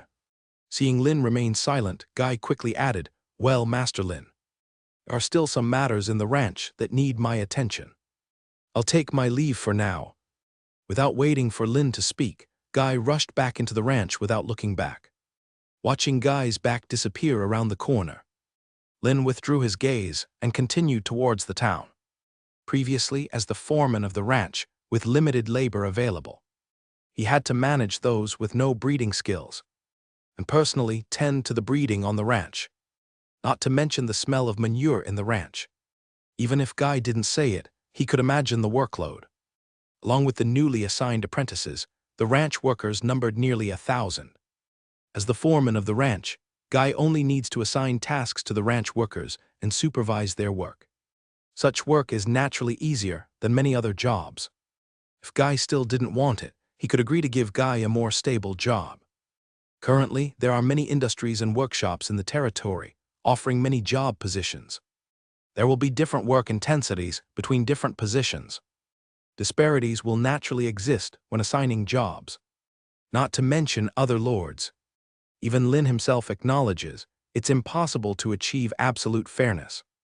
Fairness is relative.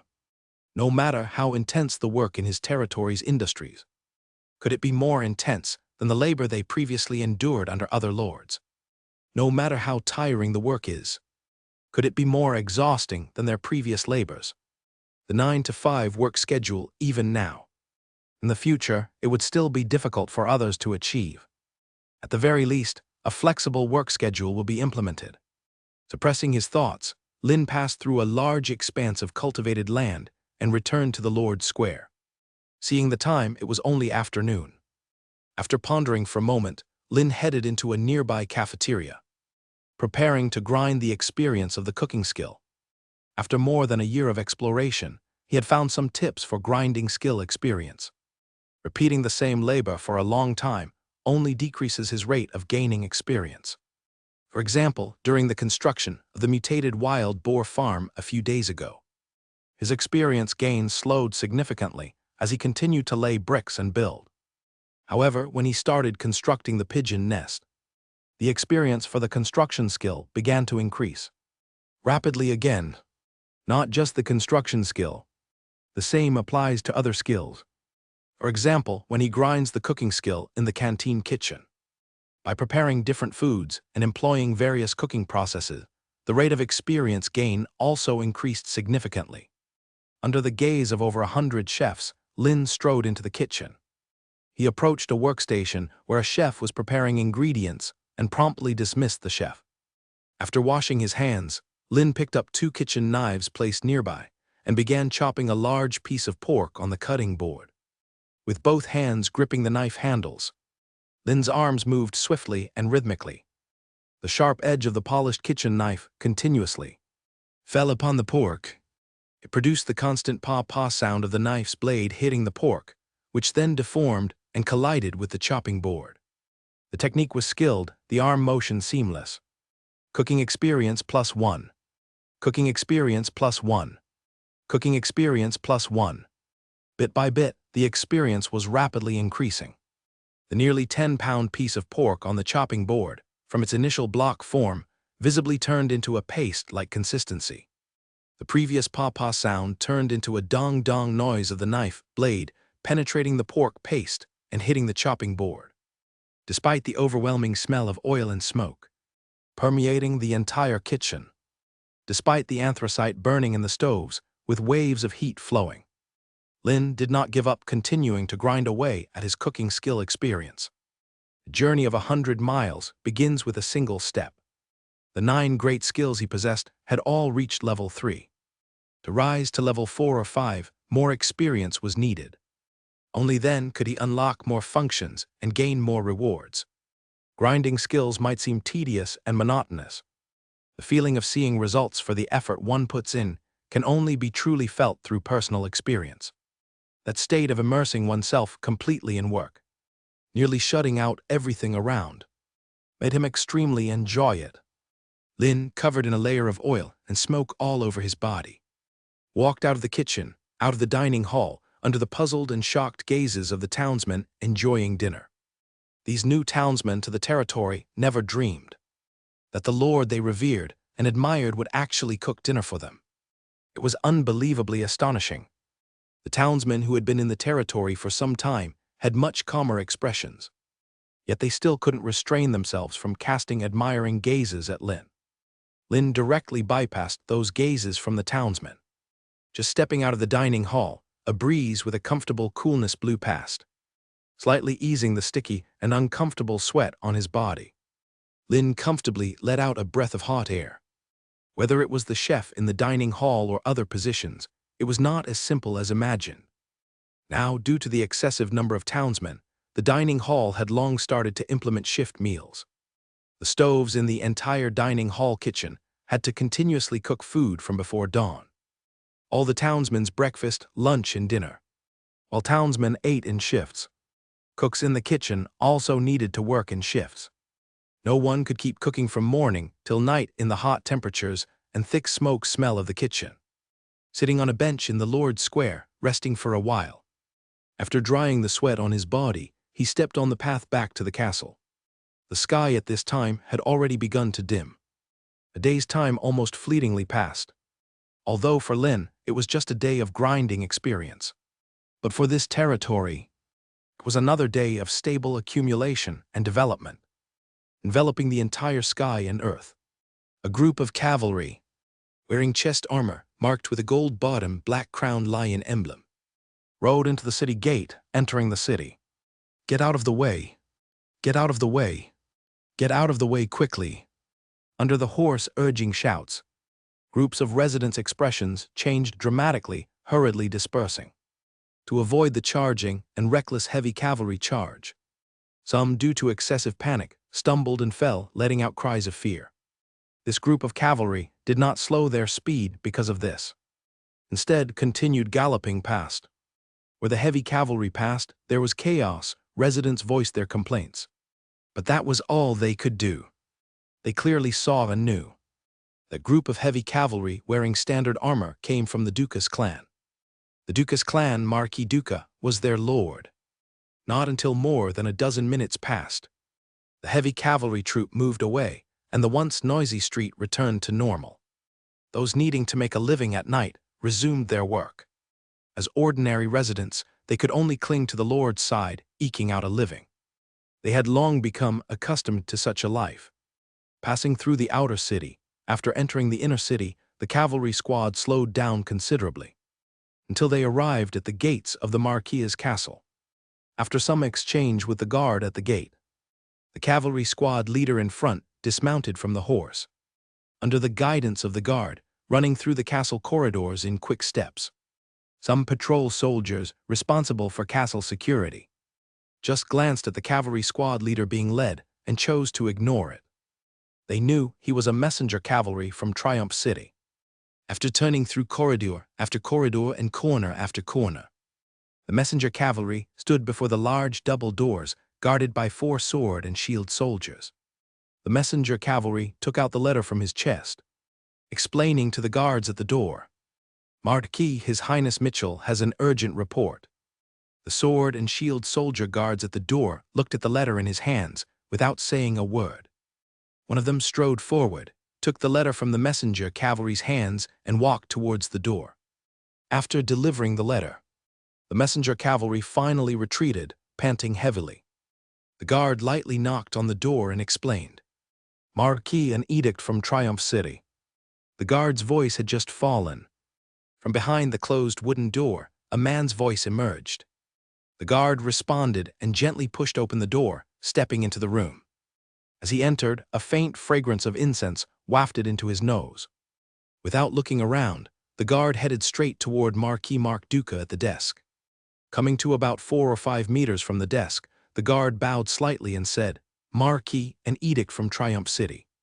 Mark continued reading a document without raising his head. The guard quickly complied. Mark continued, "Go and summon Knight Commander Godfrey to the study. Tell him I have important matters to discuss with him." The guard responded and quickly withdrew, until the door which was opened was closed again. Only then did Mark put down the document he was reading and tossed it aside.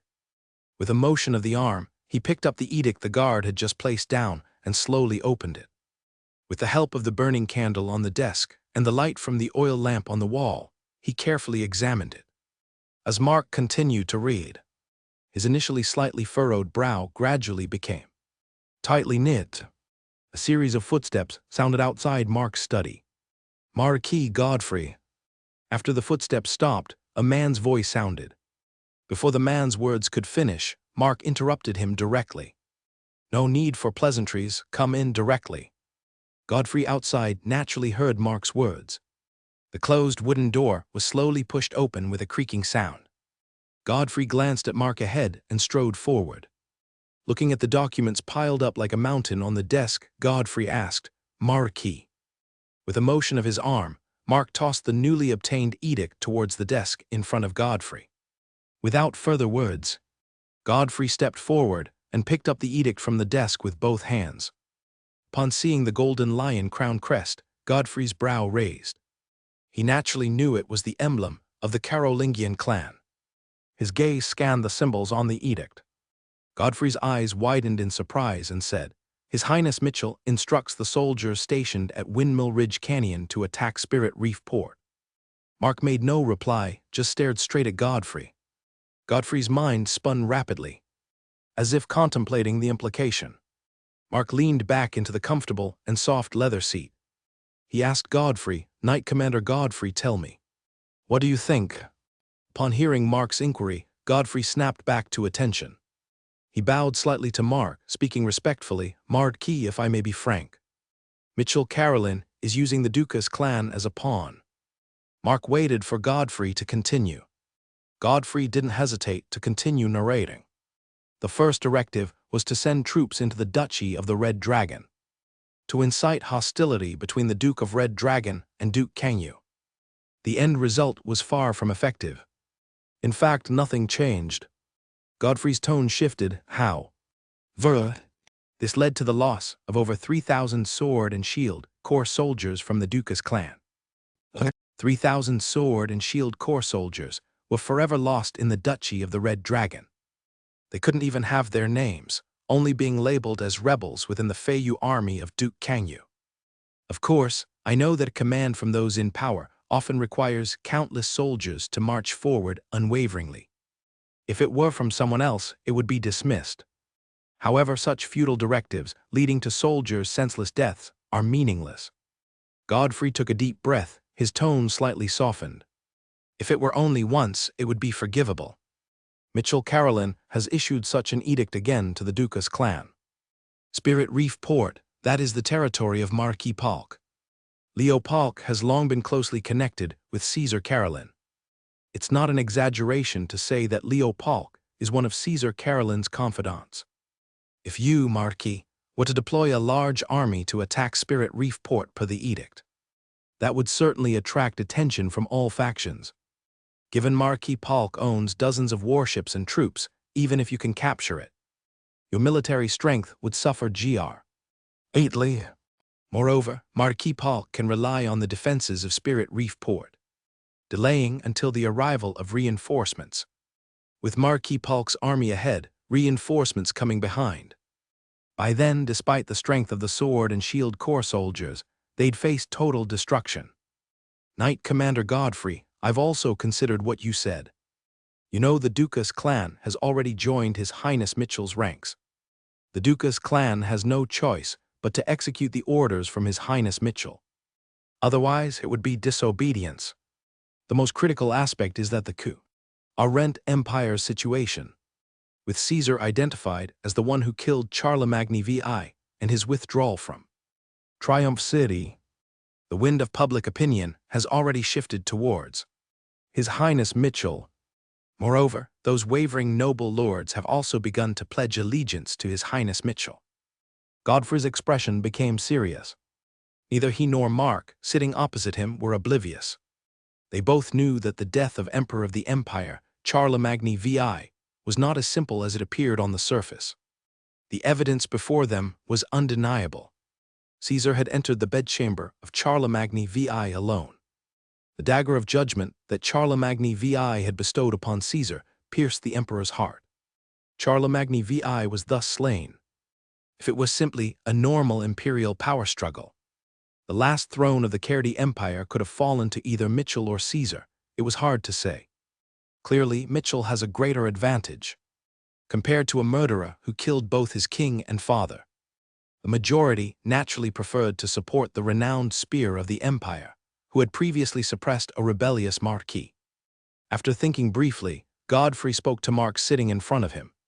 "My Lord Marquis, I believe before deploying our forces and launching an attack, we need to clearly understand the purpose of His Highness Mitchell instructing the Sword and Shield Corps to attack Spirit Reef Port."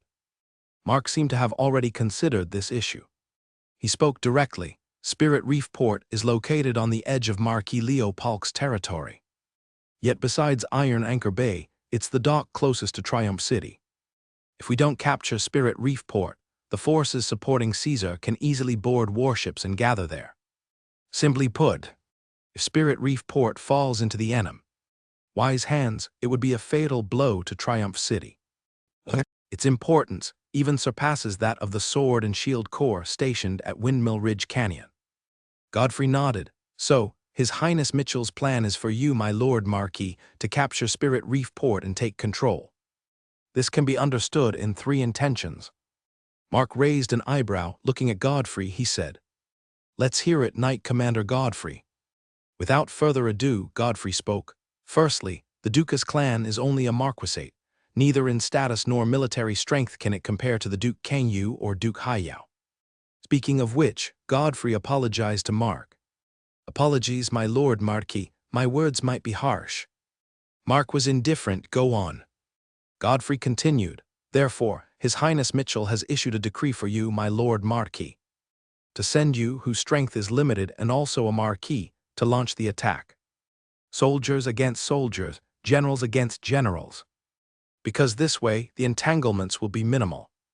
Mark nodded slightly. Godfrey went on, "Secondly, with the Dukas clan's Sword and Shield Corps attacking Spirit Reef Port, it inevitably leaves Windmill Ridge Canyon vacant. This is beneficial, not only to you, my Lord Marquis, but to the entire Sword and Shield Corps. For with the strength of the Sword and Shield Corps, if faced with a Red Dragon Rider offensive, it will be unsustainable. The ultimate result would merely be trampled by the charge of the Red Dragon Rider's cavalry. As before, over 3,000 Sword and Shield soldiers faced in the Duchy of the Red Dragon. Unless supported by other lords, defeat is inevitable. But going to attack Spirit Reef Port is different. At least there is a chance of victory." Mark hummed softly, nodding in understanding. Godfrey continued, "If victory is achieved, then it leads to the third point. If the Sword and Shield soldiers can seize Spirit Reef Port and occupy it, then you, my Lord Marquis, would gain the port closest to Triumph City. Whether for future maritime force development or using warships for transportation and military operations, it's an extremely advantageous condition. Following this imperial power struggle, you can even rely on Spirit Reef Port to collect taxes from passing merchant ships." Godfrey shifted his tone. "The imperial struggle is merely the Empire's power-switching hand. DS. Ultimately, it will conclude. In essence, it's a reshuffling of imperial powers. As long as the Dukas clan survives this war and secures crucial towns and ports from this campaign, the Dukas clan will continue to have the potential for growth." Listening to Godfrey's words, Mark Dukas' eyes lit up slightly. Though he hadn't spoken any word, Godfrey had essentially voiced all his thoughts. No matter how this war turns out, the throne of the Emperor of the Empire will not be seized by someone else. Because with Charlemagne VI's recent demise, those lords who pledged allegiance to him remain loyal. If someone else takes the Emperor's position, it will undoubtedly be met with collective opposition. This is why several Grand Duke strongly support the 2 princes. To become a Grand Duke, even if not the first generation, they are by no means lacking astuteness. A Grand Duke often has many offspring. To emerge among many blood relatives and obtain the Duke's position is not as simple as it seems. Between the princes, dukes, and a host of lords, apparent allegiance exists. In truth, it's merely mutual exploitation. Mark understands this principle. As princes, both Mitchell and Caesar surely understand it too. Just as Godfrey said, what the Dukas clan must do in this battle is to simultaneously fulfill the edicts issued by Mitchell, preserve the Dukas clan's military strength as much as possible, and gain as much profit as possible from this battle. The ultimate purpose of war is profit. Mark looked at Godfrey and asked, "According to what you said, deploying the Sword and Shield Corps to attack Spirit Reef Port is the best choice, even if this battle will damage the Dukas clan's military strength." Godfrey sighed lightly. "If to preserve the Sword and Shield Corps, we don't attack Spirit Reef Port, it would be disobeying orders. Once His Highness Mitchell obtains victory in the war, he will definitely settle scores with you. But even if you continue to have the Sword and Shield Corps stationed at Windmill Ridge Canyon, they still wouldn't be a match for the Red Dragon Riders. Marquis, do you think you still have a choice now?" Mark solemnly said, "There's no choice." Godfrey nodded and said, Therefore, weighing the pros and cons in the end, you can only choose to attack Spirit Reef Port. Marquis, I even feel that His Highness Mitchell has already foreseen all of this. It's an open strategy, one that everyone can predict. Mark fell silent once more. Until after a short while. Mark straightened up, looked directly at Godfrey and asked, Knight Commander Godfrey, if I appoint you as the commander of this military operation, what would you do? You've also seen the instructions as per the edict. The Duca's clan only has half a month. Godfrey's eyebrow instantly arched, me as the commander. In the following 3 days, Lynn spent all his time in the kitchen of the cafeteria, while continuously cooking and preparing food for the townsmen. His cooking skill experience quickly rose. After casually having lunch in the cafeteria, Lynn went to Lord's Square, sitting under a transplanted tree, enjoying the shade under its canopy. A breeze with the earthy scent blew over from the river surface of the Eladia River. After being full and satisfied, leaning on the bench, feeling the river breeze, listening to the cicadas chirping from the forest, such an afternoon carried its own kind of comfort and leisure. The townsmen felt the same way. Each found a comfortable spot for a brief rest. It's already late June. The average daily temperature has already reached 27 to 28 degrees. Working indoors is still fine. But if it's cultivation work in overgrown fields, without any shade, if the townsmen are made to work under scorching sun and high temperatures, it would easily lead to massive heat strokes. Rather than letting these townsmen fall ill from heat stroke, slowing down their work efficiency, it's better to let them rest for an hour after lunch. Not only can it ensure their daily work efficiency and prevent massive heat strokes, but it can also boost these newly arrived townsmen's loyalty value. It's a win-win situation. Lynn also understood. Even if he didn't arrange for these townsmen to rest at noon, their loyalty values would still quickly rise. The living conditions offered by the territory were just too generous for them, especially when the red brick houses were allocated. The loyalty values of these townsmen visibly skyrocketed. Most of these townsmen were peasants in manor estates. They had never owned their residence, let alone brand new red brick houses complete with furniture.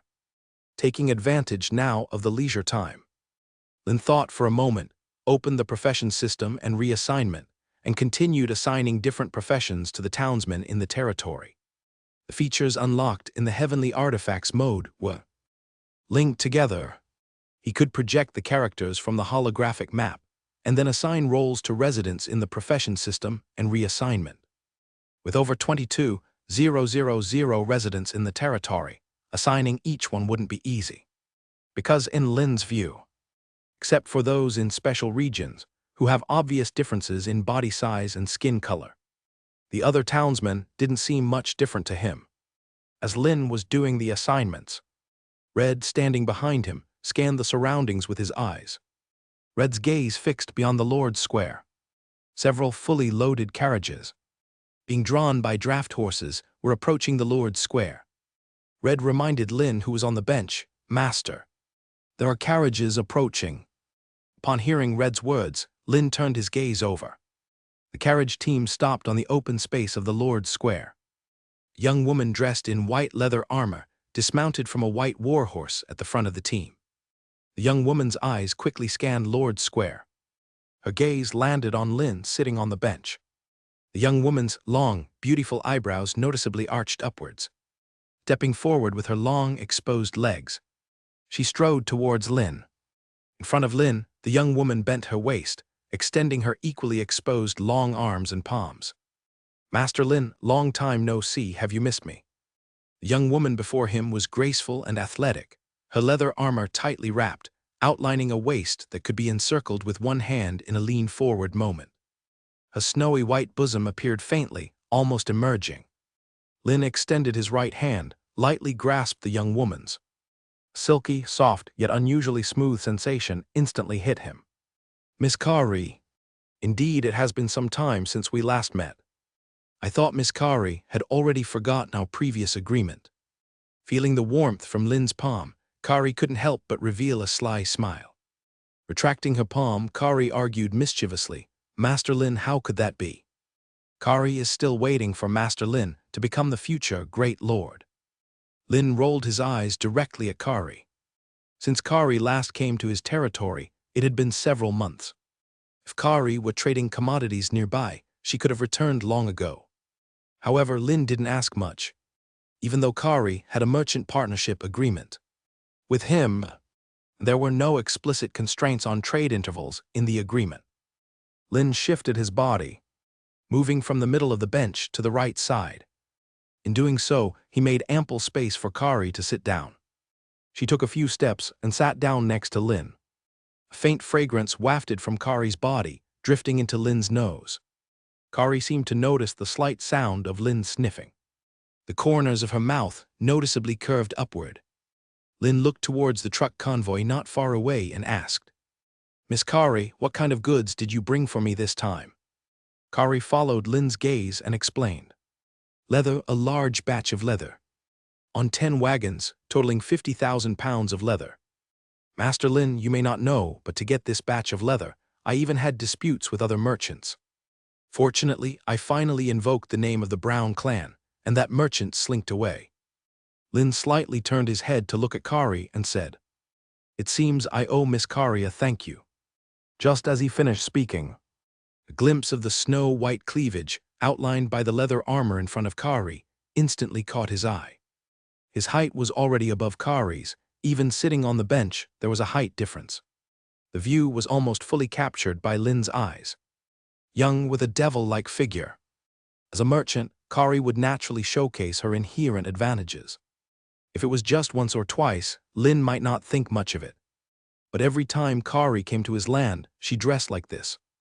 Even in the scorching sun now, Kari still took no precautions, unashamedly displaying her figure in his eyes. Lin couldn't help but suspect. Was Kari doing this on purpose? Bright light gleamed in Kari's eyes. She said to Lin, "Of course, Master Lin, imagine. It took me several months just to purchase this batch of leather. If it were other goods, I could have easily purchased them from traveling merchants in Kakasong City or nearby docks. Within the same time, I could have made at least 3 trips to your place. The profits earned would be at least 2 or 3 times higher than leather." Lin nodded. "Miss Kari, I certainly understand that. That's why I previously mentioned I could offer you prices higher than the market rate.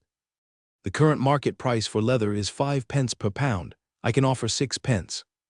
Even though he had constructed a ranch on his land, the number of poultry and livestock in the ranch was increasing, but it had not yet reached the scale for mass slaughter. Within the territory, there was almost no fixed source of leather production.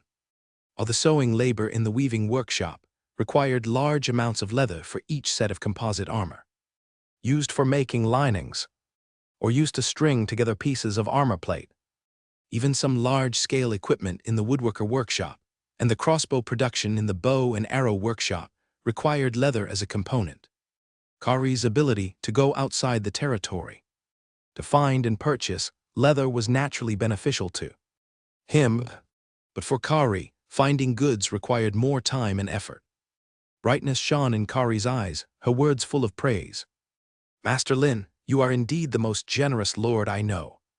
Lin was noncommittal. The market price of 5 pence was not Kari's wholesale purchasing price. The price at which she bought from other merchants or lured slaughterhouse ranches was at most around 4 pence or so. Even if Kari didn't transport this batch of leather to his land, but instead transported it to the market, she could still earn the profit from the price difference. She naturally couldn't obtain a profit like exchanging 6 pence per pound of fine salt with him, priced nearly half the market price. The profit from such an exchange was not simple. If it weren't for his open-pit salt mine, if it weren't for his salt factory producing 4,000 pounds daily, he wouldn't have so much capital to splurge. Considering the price of fine salt transactions alone, Lin naturally took a loss. He used nearly unlimited fine salt to trade for any items he needed. Such an exchange would never be a loss for him. Thoughts churned quickly in Lin's mind for the exchange. 50,000 pounds of leather, 6 pence per pound. That is 1,250 gold pounds. Exchange it for fine salt, or give you 1,250 gold pounds. Kari's rosy lips stretched into a smile. Master Lin, of course, it's the fine salt. Having traded so many times, Kari naturally knew that converting the transported goods into fine salt was most profitable. Lin nodded. No problem, then it is 60,000 pounds of fine salt. The light in Kari's eyes became even more apparent. Before Kari could speak, Lin's gaze shifted to George in the distance. George, who had overheard the conversation between Master Lin and Kari, nodded in understanding. Without needing instructions from Lin, he stepped forward towards the convoy of wagons, preparing to lead these wagons to the warehouse by the workshops for unloading. Among the continuous rolling sounds of wagon wheels, the wagons departed from Lord's Square one by one. Lin and Kari remained seated. The two said nothing, only gazing at the distant horizon beyond the town. The sunset, like molten gold, dyed the entire sky's clouds into orange-red silk. Under the watchful eyes of Lin and Kari, it slowly descended. The strands of twilight draped the earth in a warm veil. Until the entire orange-red sun completely sank below the horizon, the twilight dispersed, and the sky turned dim. Kari's face showed a trace of rapt attention. In her words, there seemed to be admiration and jealousy. It would be wonderful if I could see such a sunset every day. Lin calmly said, "That's easy. From now on, just stay in my domain." Upon hearing this, Kari's pretty eyebrows instantly raised. She quickly turned her head to look at Lin, surprised. "Master Lin, are you serious?" Lin nodded. "Of course, it's just adding one more person. Besides, my castle happens to need some maids." Kari's face, which was originally full of surprise, immediately turned disdainful. "Master Lin, I am Kari Brown, a descendant of the Brown clan. How could I possibly become someone else's maid?" Kari mumbled, "Even if I stay, I want to be the mistress." Listening to Kari's unclear mumbling, Lin asked, "What did you say?" Kari's heart tightened slightly, and she immediately changed her words. "I meant, it's already dark. Isn't Master Lin going to let me stay and rest in the domain?" Lin's eyes squinted slightly, scanning up and down at Kari, continuing to ask. "Miss Kari, what I heard doesn't seem to be this. It seemed like something about being the mistress." Naturally, Kari felt Lin's unabashed gaze sweeping over her from front to back. The tension in her heart became more apparent. She hurriedly said, "Master Lin, you heard wrong." Lin nodded. "As long as the merchants come to my domain, they can stay as long as they don't mind and rest. Not to mention, it's my partner, Miss Kari." Lin's body moved, rising from the bench. "Leave the loading and unloading of goods to George. To show hospitality, I have arranged for the chef to specially prepare dinner in the castle." Lin extended his arm, making a gesture of invitation. "Let's go, Miss Kari." Kari also rose from the bench, smiling with satisfaction. "Master Lin, then Kari will accept the invitation graciously." The two walked side by side across the Lord's Square, heading towards the distant castle. Walking on the road, lined with red brick houses. Watching as townsmen stopped and paid respects to Lin, bowing as they greeted him. Kari's curiosity grew stronger. She hadn't come to Master Lin's domain many times. Adding them up, it shouldn't be more than the number on her fingers. Moreover, each visit was always rushed. Transporting goods to the domain, waiting for unloading and loading, then hastily leaving with the carriage team. She slowed her pace, carefully observing Master Lin's domain, only to find it very different from others. Whether it was the townsmen returning from work in the square, or the townsmen walking along the roadsides in the town, their gazes at Lin were full of admiration and adoration for the Lord. If in other domains, the townsmen would avoid the Lord or the Lord's heirs. Upon sight, they wouldn't want to inadvertently offend the Lord through accidental gaze. Their newly grown daughters directly taken by the Lord back to the castle for occupation. Master Lin's domain townsmen can do this. It must be a sincere, heartfelt action by the townsmen. It certainly stemmed from Master Lin's reasonable governance, deeply rooted in this domain. Kari gave Lin, walking beside her, a peculiar look. Passing through the red brick houses, returning to the castle. Upon reaching the reception hall on the second floor of the castle, Qc immediately greeted them. Having received instruction from the guard, Qc glanced at Kari, who was wearing only leather armor. The leather armor tightly fit her body, revealing her long straight legs and arms. Coupled with her slender waist, and the fullness above the waist that seemed ready to burst forth, Kyossi's eyes couldn't help but show a slight hint of envy. This envy flickered away in an instant. Kyossi smiled at Lin and Kari, explaining, "Master, dinner is ready, and you can dine with Miss Kari." Lin acknowledged, taking steps, crossing the reception hall, arriving at the dining table. As Janet pulled back the main seat for him, and the maid pulled back the wooden chair for Kari. Kari hesitated for 2 seconds, then sat in the wooden chair to Lin's right. Looking at the center of the table at the massive river fish, her eyebrows slightly raised, and she couldn't help but swallow. From Kakasong City to Lin's domain, although not very far. But due to road restrictions, the carriage speed wasn't fast. At least a few days were needed. Despite having pauses and rests along the way, it could still be described as braving the elements. Now seeing an array of enticingly delicious food on the table, a slight gurgle arose in her stomach. The voice wasn't loud, yet it clearly reached the ears of everyone near the dining table. Lin and Kyossi, along with a few others, looked over simultaneously. Kari's face instantly flushed with a hint of red. She was about to say something. Standing beside her, Kyossi stepped forward and began pouring wine for Lin and Kari. As she poured the wine, Kyossi spoke. "Master Lin, today the fishermen caught this 12-pound carp. Since Miss Kari came by, she went ahead and cooked it. I'm just not sure if it suits Miss Kari's taste." Sitting on the wooden chair, Kari heard this and immediately cast Kyossi a grateful look. Kyossi responded with a slight smile. With Kyossi and Janet, along with several maids attending to them, Lin and Kari enjoyed their dinner. Despite Kari's best efforts to hold back, judging by her eating speed, she was indeed very hungry. A dozen or so minutes later, after finishing dinner, Lin and Kari moved to the open-air balcony on the second floor. The two leaned back on the wooden chairs, enjoying the night breeze and sipping the gin poured by Janet. Lin raised his glass, clinked it lightly with Kari's, and downed his gin in one gulp. With a blush on her cheeks, Kari also didn't hesitate and gulped down her gin, letting the fiery feel of the gin spread and diffuse. Within her, Kari gazed through the darkness, observing the teams of townspeople in Lord's Square. She couldn't help but ask curiously, "Master Lin, since we have some free time, could you tell me how you developed this territory?" Lin turned to glance at Kari. As if sensing Lin's gaze, Kari quickly explained.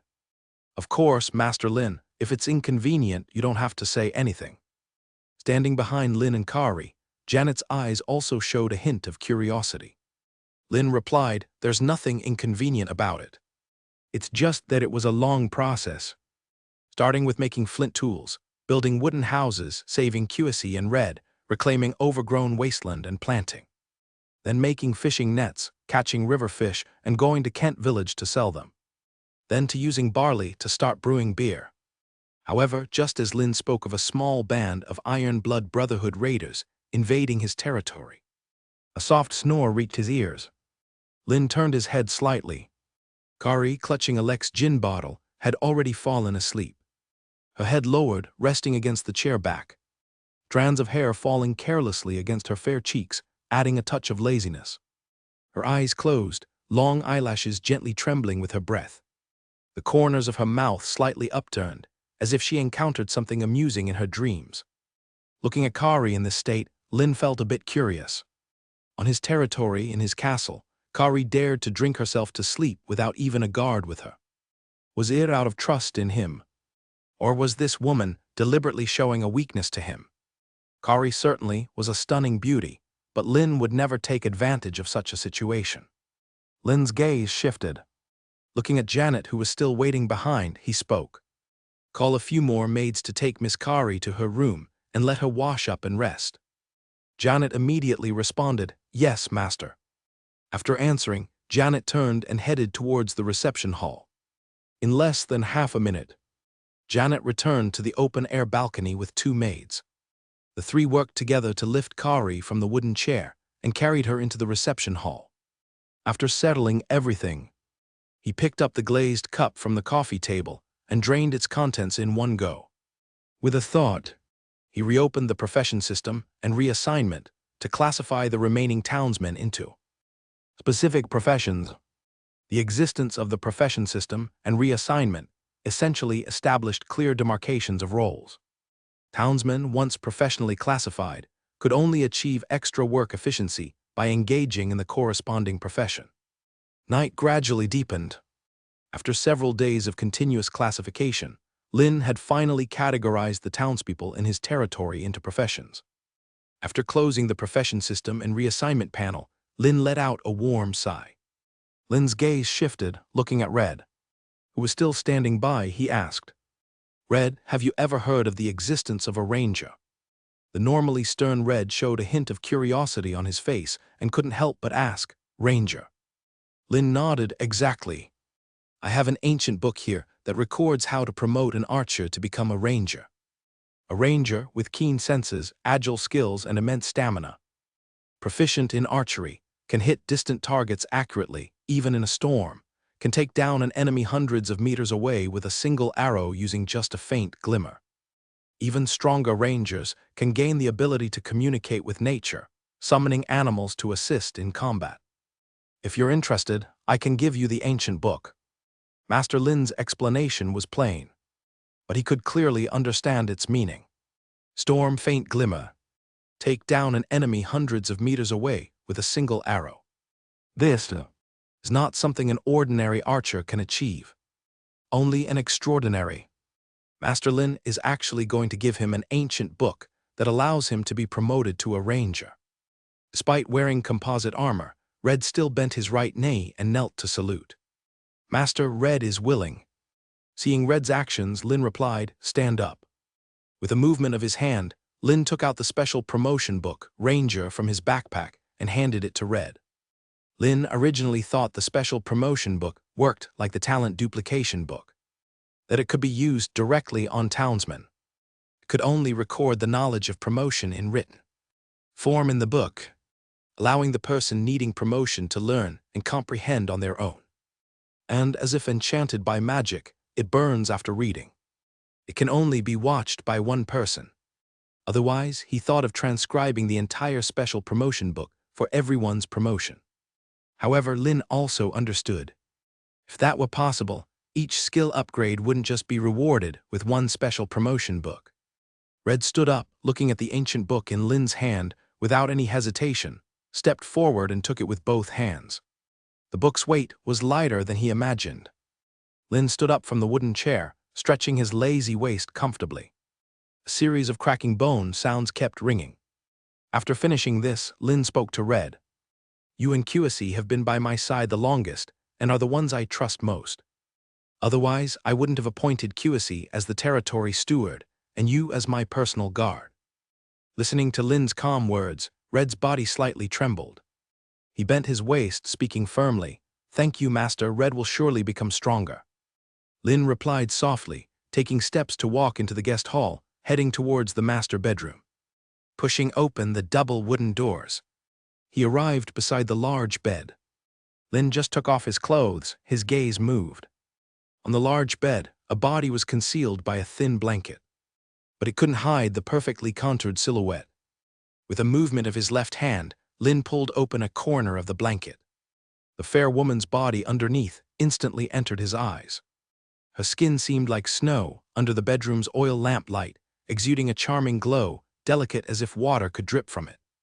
The enchanting curves turned away from him, starting from the rounded shoulders, winding down to form a perfect arc. The waist that could be encircled with a gentle grip, and the plump hips formed a visually striking contrast. Lin's eyebrows couldn't help but raise. After this period of interaction, Janet seemed to have become more sensible. Even without being informed, to provide warm bed service. She would still actively come to his bedroom. Lin moved his body, sitting on the large bed. Then he adjusted his position, gently lying beside Janet. After covering the pulled blanket, he felt no hesitation, spreading his arms, wrapping around the waist of the body beside him. Perhaps because Janet had been sleeping for a long time. At this moment, her body was scorching hot. Feeling this temperature, Lin placed his right hand on Janet's abdomen, gently moving. From the flat abdomen without a trace of excess flesh, he gradually moved upward, resting on that elevated curve.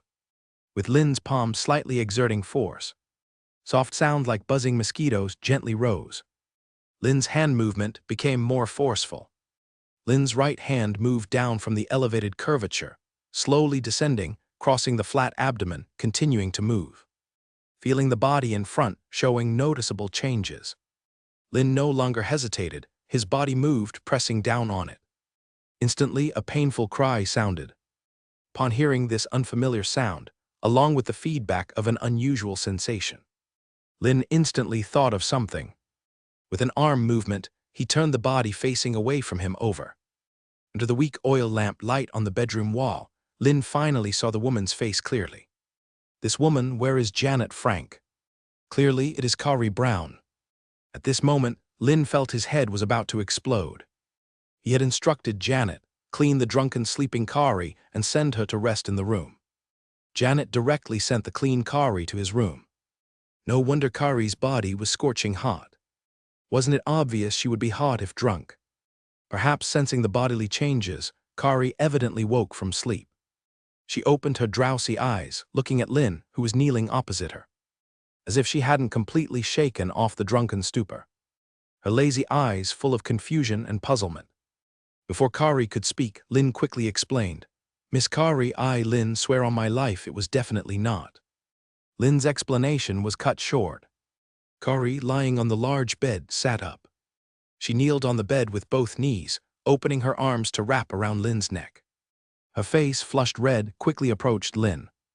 Lin felt Kari's warm, moist lips pressed onto his. Lin could clearly hear the rapid breathing coming from Kari's nostrils. In each breath that entered, carrying a thick nasal tone.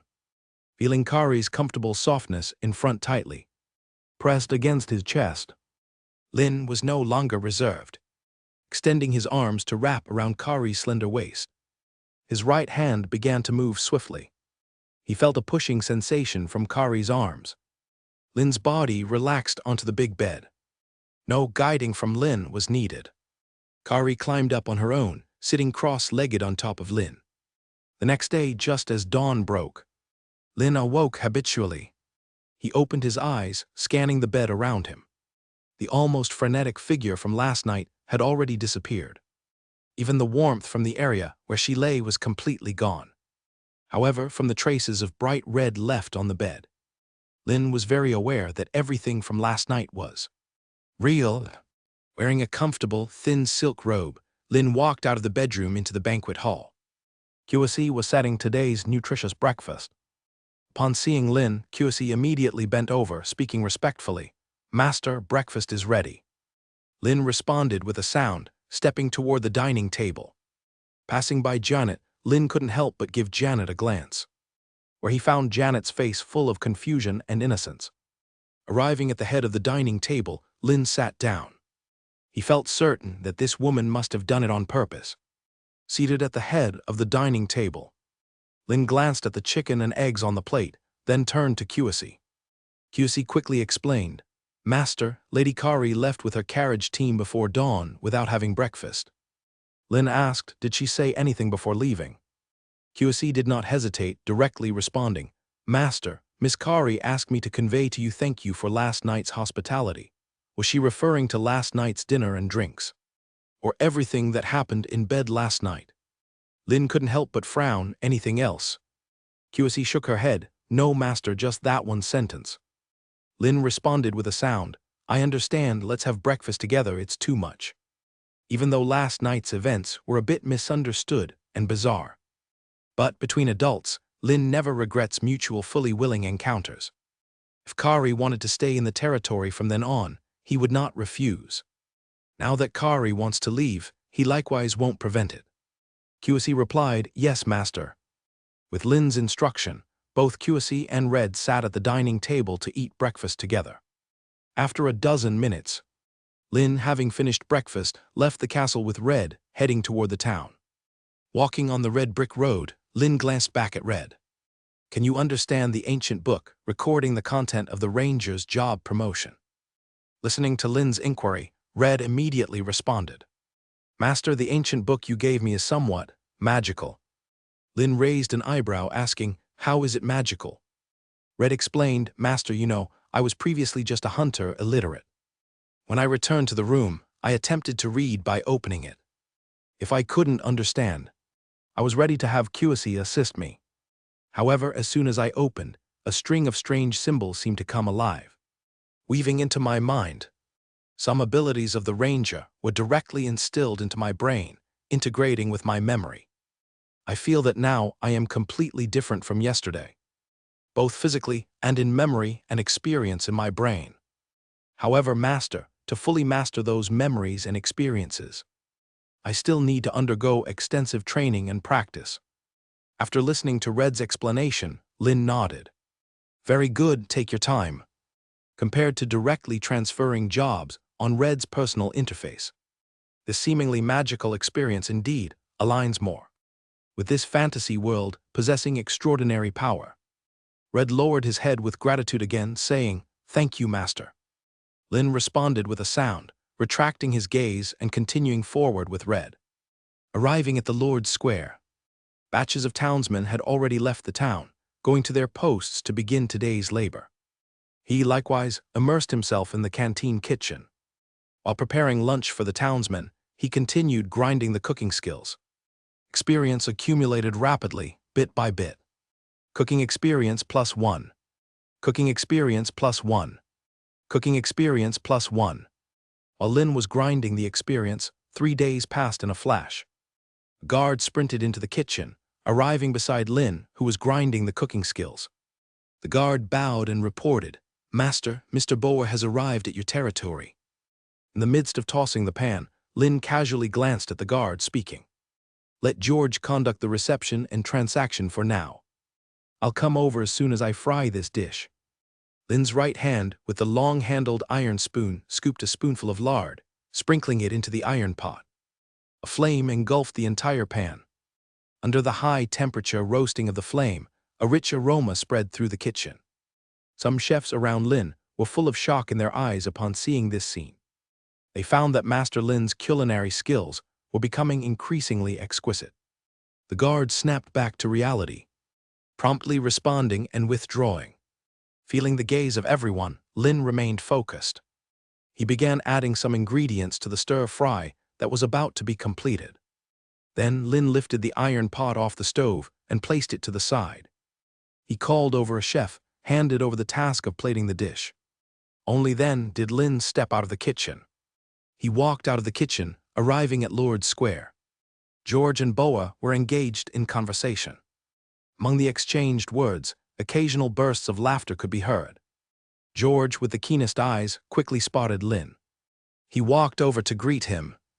Boa nearby also stepped forward. Coming before Lin, George bent slightly at the waist, respectfully saying, Master. Boa also bowed his head and said, Master Lin. Lin glanced at the two and responded, Has the trade been completed? George explained, It is completed. Mr. Boer has delivered barley and wheat again. I have also confirmed with Mr. Boer the amount of fine salt to be exchanged and additional purchase according to market prices. Lin nodded, That's good. Mr. Boer is currently the trader with whom I have the longest acquaintance. So I'll speak frankly. Strictly speaking, George beside him was the first trader he knew. But now, George had become a household attendant of his domain, thus not counted among them. Boer replied, Master Lin, you need not be polite. The success of Boer today is all thanks to your support. Lin began, Mr. Boer, as you often pass through Kakasong City, you must be aware of the news about Morgantown, right? Boer hesitantly questioned, Are you referring to Bishop Simo acknowledging Morgantown's land as part of your domain? Seeing Lin's gesture, Boer firmly said, Yes, Master Lin. This is already known, not only to me. Without a doubt, everyone in Kakasong City knows I. T2. Because not long ago, the church's bells of summoning rang. Bishop Simo read out a decree to the congregation in the church. Bishop Simo expressed gratitude to you, Master Lin, for paying the tithing to the church, appreciating your devotion and offering to the God of light. Furthermore, Simo clearly stated that Morgantown will resume production and development under your notice. Listening to Boer's explanation, Lin felt a bit surprised. However, he soon understood. Simo acting to such an extent must be because Samuel informed him of the fine salt production in the salt factory after returning to Kakasong City Church, with a daily production of 3,000 pounds of fine salt, even paying just 1/10 as a tithing. For Simo, it's a significant income, rather than offending this emerging lord, leading to a strained relationship later. It's better to act straightforwardly for him. Lin nodded. I need Mr. Boer to recruit free people for me in Kakasong City. Boer's eyebrows raised, repeating Lin's words, recruit free people. Lin explained, yes, just like you recruited free people for me in Morgantown. However, this time is different. The recruited free people will be in a cooperative relationship with me. Boer frowned in confusion. Lin continued, it's already late June, and soon it will be the harvest period in July. I want you to hire a large number of free people in Kakasong City to help me harvest the crops in the fields of Morgantown. But you need to inform them. This employment is only for the summer harvest, which is 2 months. Moreover, there's no daily wage, nor is food and accommodation provided. Boer's frown deepened. No pay in its short term. No previous benefits offered. Under such conditions, it's almost impossible for any free people to accept the job. Even before Boer could speak, Lin's words took a turn. However, as compensation for harvesting the crops, they can receive 1/10 of the harvested crop weight. Simply put, if they harvest 500 pounds of barley in a day, they can get 50 pounds. For 1,000 pounds harvested, they can get 100 pounds. If they don't want the crops, they can exchange them for corresponding pence. Of course, exchange can only be made at the lowest price. Boer's eyebrows instantly shot up, his eyes filled with surprise. 1/10 compensation. No matter how you calculate it. Such compensation exceeds the cost Master Lin would incur by paying 3 to 4 pence daily to hire free people for harvesting. Despite his doubts, seeing Master Lin's calm and serious expression, Master Lin must have his reasons for doing this. Boer responded, no problem, Master Lin. As soon as the goods on the cart are loaded and unloaded, I will head to Kakasong City to announce your employment notice. But Master Lin, regarding the free people recruited, Lin stated, bring all the recruited free people to Morgantown by July 1st. I will arrange personnel to organize them. With only a few days until the crops in the fields mature in July, the summer harvest. Waiting for Boer to lead the cart team from his domain to Kakasong City and then sell this batch of fine salt. Even if Boer immediately starts hiring free people during the sales process. In a short time, no matter how many free people he can recruit, at least 10 days will pass before he brings them to Morgantown. By that time, the crops in Morgantown will have matured. Perfect for organizing the arriving free people to harvest. After nodding, Boer thought for a moment and asked, Master Lin, is there a limit to the number of hires? Lin said without hesitation, no limit. As long as the free people are willing to come to Morgantown for the summer harvest. Regardless of gender, age, health, or disability, all are welcome. For the number of free people, he naturally wouldn't set a limit. For this batch of free people, he has plans to keep them. For later, building the garrison of Frank Manor Castle with conscripted soldiers. Listening to Lin's words, a bold idea formed in Boer's mind. Master Lin intends to draw in the free people of Kakasong City to Morgantown. Despite some doubts, standing before him was Master Lin, whose intentions were unclear. Boer nonetheless replied, everything will be done according to your instructions, Master Lin. Lin nodded, then I'll trouble you, Mr. Boer. Boer quickly shook his head, Master Lin, you're too kind. Recruiting free people isn't complicated. You just need to go to the talent market to recruit. As long as the free people find the compensation suitable, they will accept employment. Kakasong City has at least tens of thousands of free people. Moreover, some free people come from elsewhere. It is indeed not something a small Morgantown can compare to. Besides, it is about to enter July. Many free people will take advantage of the summer harvest to find a well-paying, suitable job. This moment is just the right time for recruitment. As long as there are free people willing to come to Morgantown for the summer harvest. He has a way to keep them here, leaving aside benefits and treatment for now. Just providing food and lodging is enough to tempt these free people who worry daily about filling their stomachs. Aside from having Boer hire free people in Kakasong City, he also needs to dispatch a batch of light cavalry to Morgantown. The number of free people they can hire is yet unknown, but preparatory guarding and protection must be ensured in advance. With limited military strength, if a large number of free people engage in crop harvesting, they might flee with the harvested crops. With the oversight and control of the light cavalry, it's a different matter. Suppressing his thoughts for now, while waiting for the fine salt to be loaded, Lin continued chatting with Boer. Boer's words carried a hint of lament. Master Lin, you might not know yet. Right now, you are already a renowned figure in Kakasong City. Lin looked at Boer with curiosity, waiting for him to continue speaking. Paying the tithing is secondary. The most crucial thing is that Bishop Simo of the church agreed unilaterally to recognize Morgantown as under your domain. It can be said that apart from Viscount John Zack of Kakasong City, you are the lord with the most land in the entire Kakasong City area.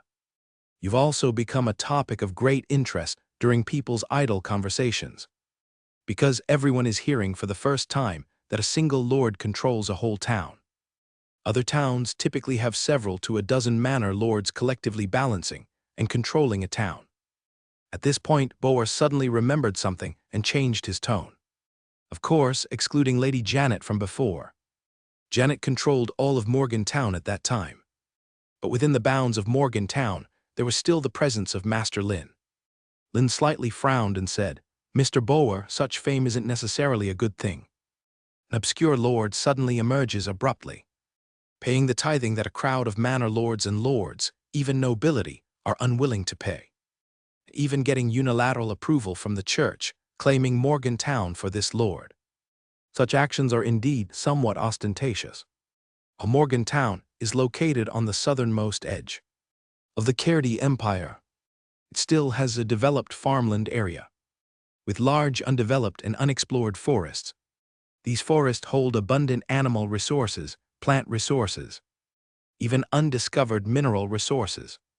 Such a town, even in remote areas, is still a target of countless lord nobility aiming to seize.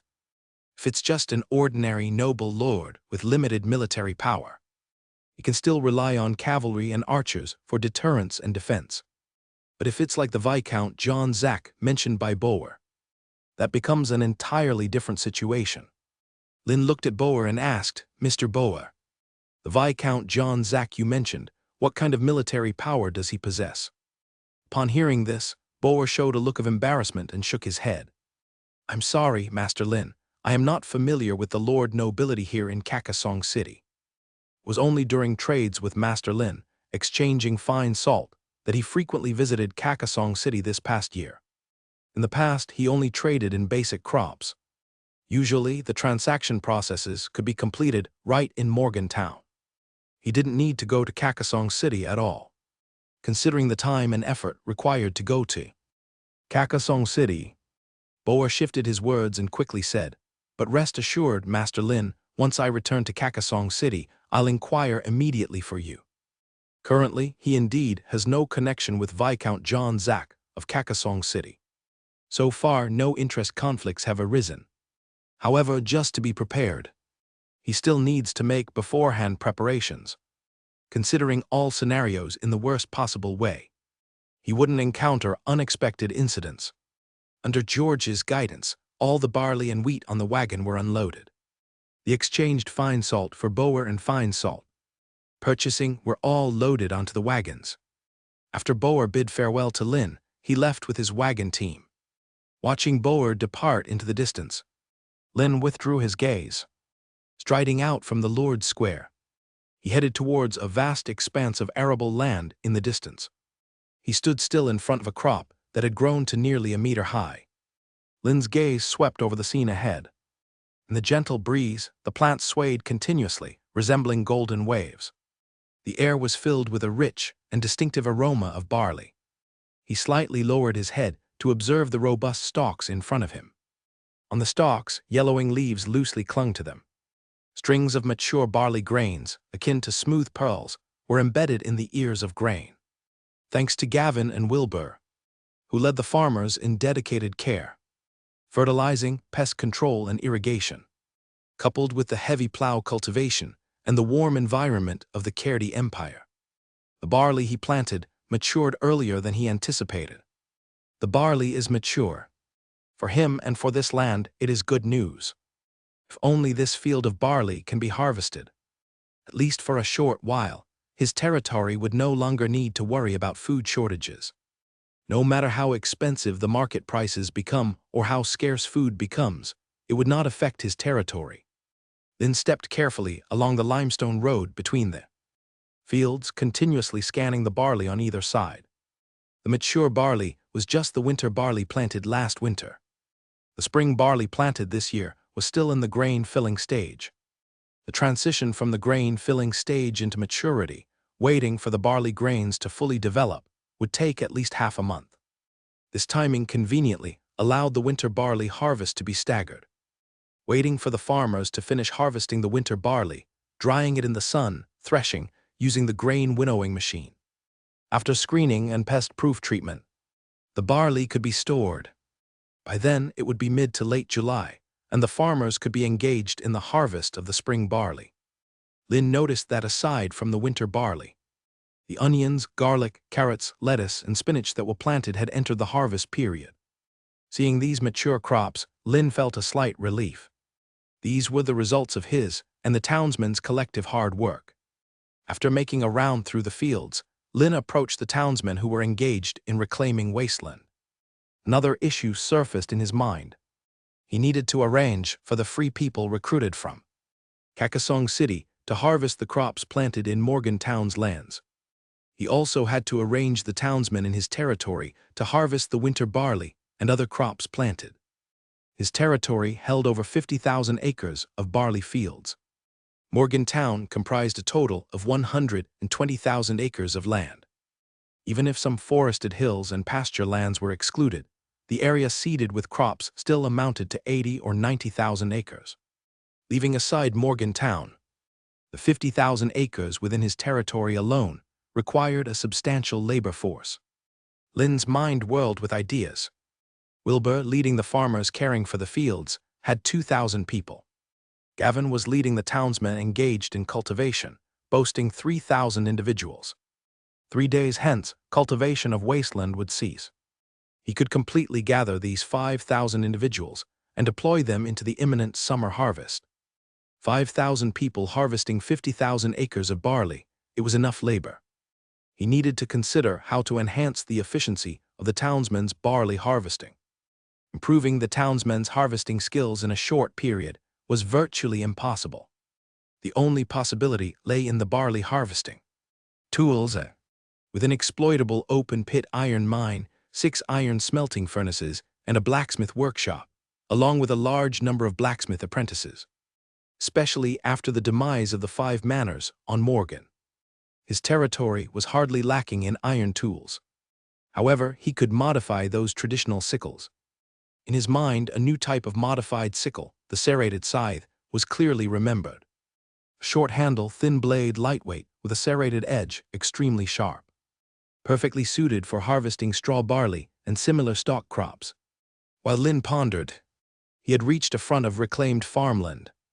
3,000 townsmen, divided into different batches, were diligently working in the grassy wasteland. Even though it was now afternoon, with the blazing sun overhead, they remained unremitting, wholeheartedly plunging into cultivation work. Standing on the limestone road, Lynn glanced around. Under Gavin's leadership, the range of reclaimed grassy wasteland was vast. As far as he looked, he could hardly see the boundary. During Lynn's patrol, Gavin ran over from the field ahead. Coming before Lynn, Gavin wiped the sweat from his cheek, respectfully addressing him. Lynn glanced at Gavin, perhaps due to the daily sun exposure.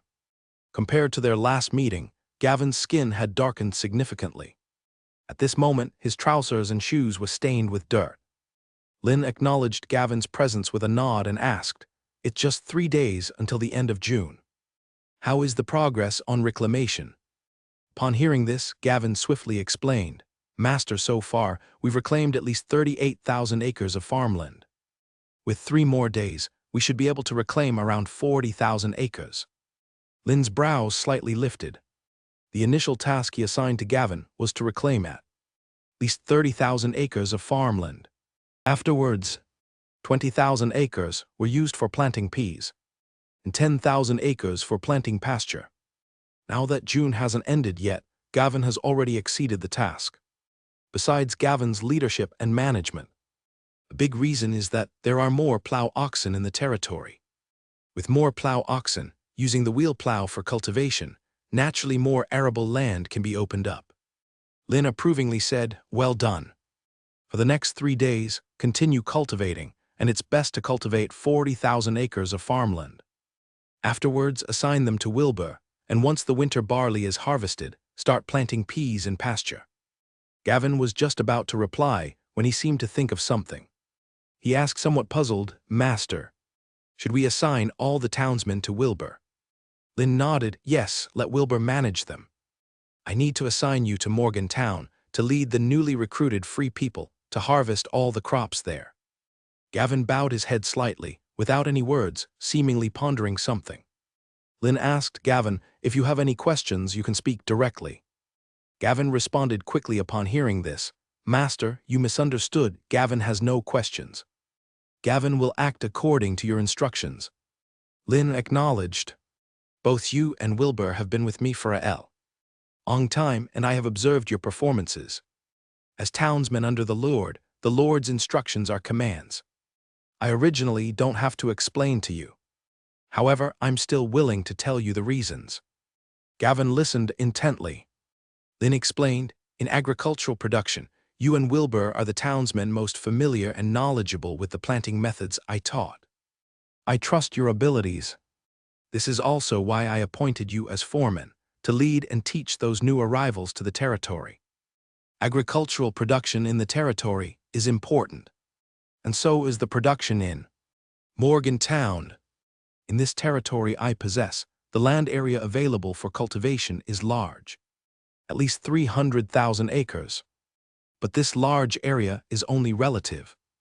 As time goes on and the population in the territory increases, even if I continuously improve the planting techniques in agricultural production, the amount of food that can be produced from these 300,000 acres of farmland will ultimately have a limit." Gavin was silent, only nodding in agreement. What Master Lynn said was not complicated. Lynn continued, "Thus, if the territory wants to support more population and have more labor force, it has to have more arable land. Compared to the wasteland outside the city walls, which requires a lot of labor for reclamation, the land in Morgantown, which is already in cultivation, is obviously more suitable. Of course, the distance between Morgantown and the territory is quite far, potentially facing unknown dangers. This is an undeniable fact. But for the territory to continue to strengthen and survive in chaos, it has to take this risk." Gavin shuddered suddenly.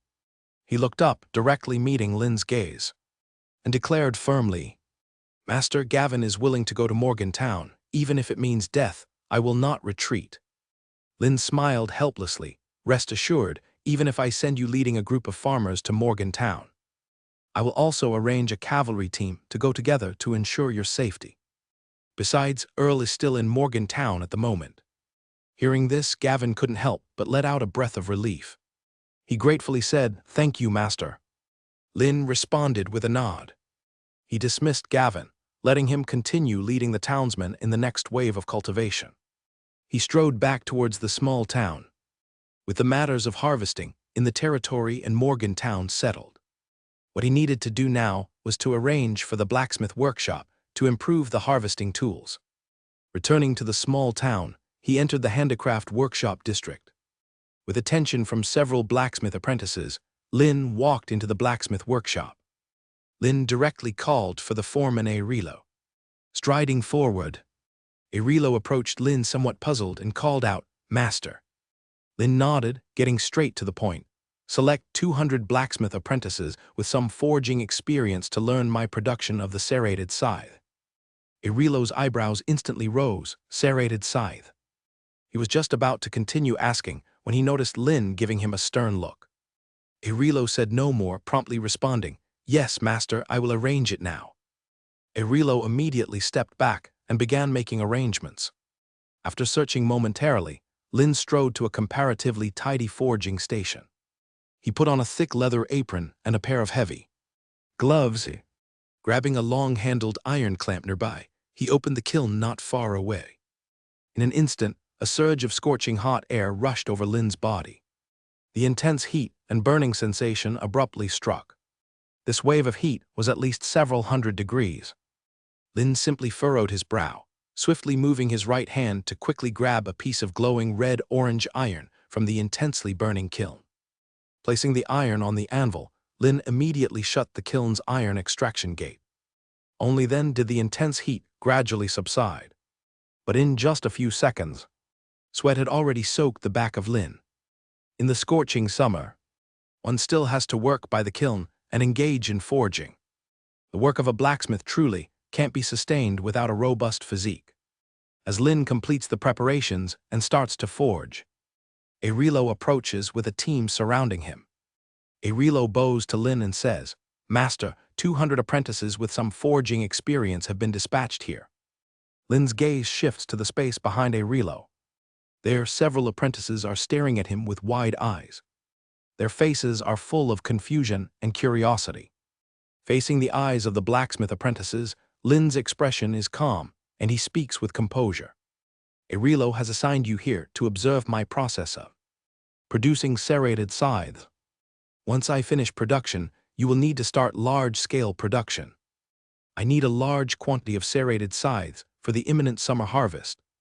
Both Arilo and the many blacksmith apprentices gain understanding. Lin does not waste words. His left hand uses tongs to clamp the iron block fixed on the anvil, and his right hand picks up the iron hammer and directly begins forging. As Lin's iron hammer falls, a series of crisp metallic collision sounds emerge. Accompanied are bursts of impurities splashing from the iron ore. Forging experience +1. Forging experience +1. Forging experience +1. Bit by bit, the experience rapidly increases. The memory and experience of forging serrated scythes also surface in Lin's mind and begin to quickly merge. The craftsmanship of creating serrated scythes is not considered intricate. It can even be said that it differs little from crafting traditional sickles. Select an appropriately sized iron block, heat it, and begin preliminary forging. Through constant hammering, make the iron block deform evenly. While removing impurities from the iron ore, increase the density of the iron block. Forge the impurity-free iron ore into the shape of a blade spine and handle. On the preliminarily formed sickle blade, use iron chisels and hammers to etch the outline of serrations at specific intervals and shapes. According to the memory in his mind, Lin chisels serrations on the blade with an interval of 0.5 centimeters and a height of 1 centimeter. Contrary to forging sickles, chiseling serrations is an extremely meticulous and time-consuming procedure. Only sufficient patience and skill can ensure the serration's shape is neat, size uniform, and angle with the blade appropriate. Only then can the serrated scythe efficiently harvest crops. Under the gaze of many blacksmith apprentices, Lin's technique transitions from unfamiliar to skilled and natural. Arilo found this nothing out of the ordinary, because in the year they've spent together, he's seen various skillful productions by Master Lin as if performing arts. Even seeing it yet again, he couldn't suppress the excitement in his heart. In Arilo's view, Master Lin is practically a forging genius. Not delving deeper into the forging industry is truly a shame. Some blacksmith apprentices not so familiar with Master Lin see him forging so expertly. Moreover, within his forging, an unprecedented scythe gradually takes shape. Their eyes toward Master Lin become ever more admiring and reverent. Other lords inherited titles or lands to become lords. In their view, such lords, apart from having a bit of luck, their abilities might even be lesser than theirs. Yet Master Lin is different. Master Lin can personally demonstrate and teach them to craft iron tools. The loyalty value increases bit by bit. After chiseling out each serration, Lin proceeds to the fine processing stage. He first picks up a coarse grinding stone for initial polish, removing burrs and unevenness left from forging. Then uses a fine grinding stone for detailed polish, ensuring the blade edge and serration reach ideal sharpness. After polishing the edge, it's time for handle refining. After polishing and refining, it's on to quenching and tempering heat treatment. Quenching enhances the sickle's hardness and strength. Tempering effectively reduces the brittleness of the serrated scythe, heightening its toughness. The two complement each other. Lastly, it's time for rust prevention treatment for the serrated scythe. Lin picks up a brush from the forging table, applies a layer of grease, and spreads it over the surface of the serrated scythe, using this to prevent rusting. Only now is the entire forging process thoroughly completed. Lin finds a sturdy wooden piece of arm width as the handle for installation and fixation. Thus, a complete serrated scythe is produced. Lin slightly feels the weight of the serrated scythe, less than 1 pound, feeling virtually weightless. But it's most suitable for reaping barley. It can minimize farmers' physical exhaustion as much as possible. With a thought, a text panel appears before him. Ordinary serrated scythe, crafted from iron ore, has decent toughness, hardness, and sharpness, usable for crop harvesting and more. Looking at the text in front of him, Lin nods slightly. As long as it has been forged, the item will be of ordinary grade. But it's perfectly adequate for the farmers to harvest crops. Handing the serrated scythe to Irilo, Lin asked the crowd, "Have you learned it?" Listening to Lin's inquiry, the blacksmith apprentices exchanged glances. A few scattered responses were heard from the crowd. Frowning, Lin continued, "So none of you have learned it?" Hearing Master Lin's inquiry again, the blacksmith apprentices finally spoke up. "We've learned, Master." "Master, your scythe compared to an ordinary scythe is just that it has serrated edges." Listening to the blacksmith apprentices speaking one after another, Lin remained indifferent. He directly said, "Since you are so confident, you can start forging production now. According to normal forging production efficiency, one person should be able to make 2 a day. With your 200 people, you can forge 400 in a day. In total, over 10 days, I need to see 4,000 serrated scythes." As they heard Lin's words, the eyes of the blacksmith apprentices widened instantly. Seeing that none dared to speak, Lin asked loudly. Only then did the blacksmith apprentices understand that Master Lin was giving them orders. They straightened their expressions and quickly responded, "No problems." Lin nodded, then turned his gaze to Irilo, speaking in a deep voice. "Foreman Irilo, you will oversee the production of the serrated scythes. The efficiency and progress of the barley harvest relate to the subsequent planting of peas and pasture, as well as the reclamation of the weed-ridden wasteland. Matters concerning the development of the territory cannot be taken lightly by anyone." Irilo quickly lowered his head in response, "Yes, Master." Lin acknowledged and stepped out of the blacksmith workshop. The originally crowded blacksmith apprentices quickly moved aside, making a path for Master Lin. Irilo quickly followed behind. Walking through the blacksmith workshop, Lin observed the blacksmith apprentices working on forging armor plates beside each workstation. He asked Irilo, "How is the progress on the armor plate forging needed for the composite armor?" Following behind him, Irilo quickly replied, "Master." As more and more blacksmith apprentices master the basic forging techniques, the quantity of forged armor plates is increasing. Currently, with 6 blacksmith workshops, nearly 20,000 armor plates can be produced daily. Roughly, that translates to producing about 20 sets of composite armor a day.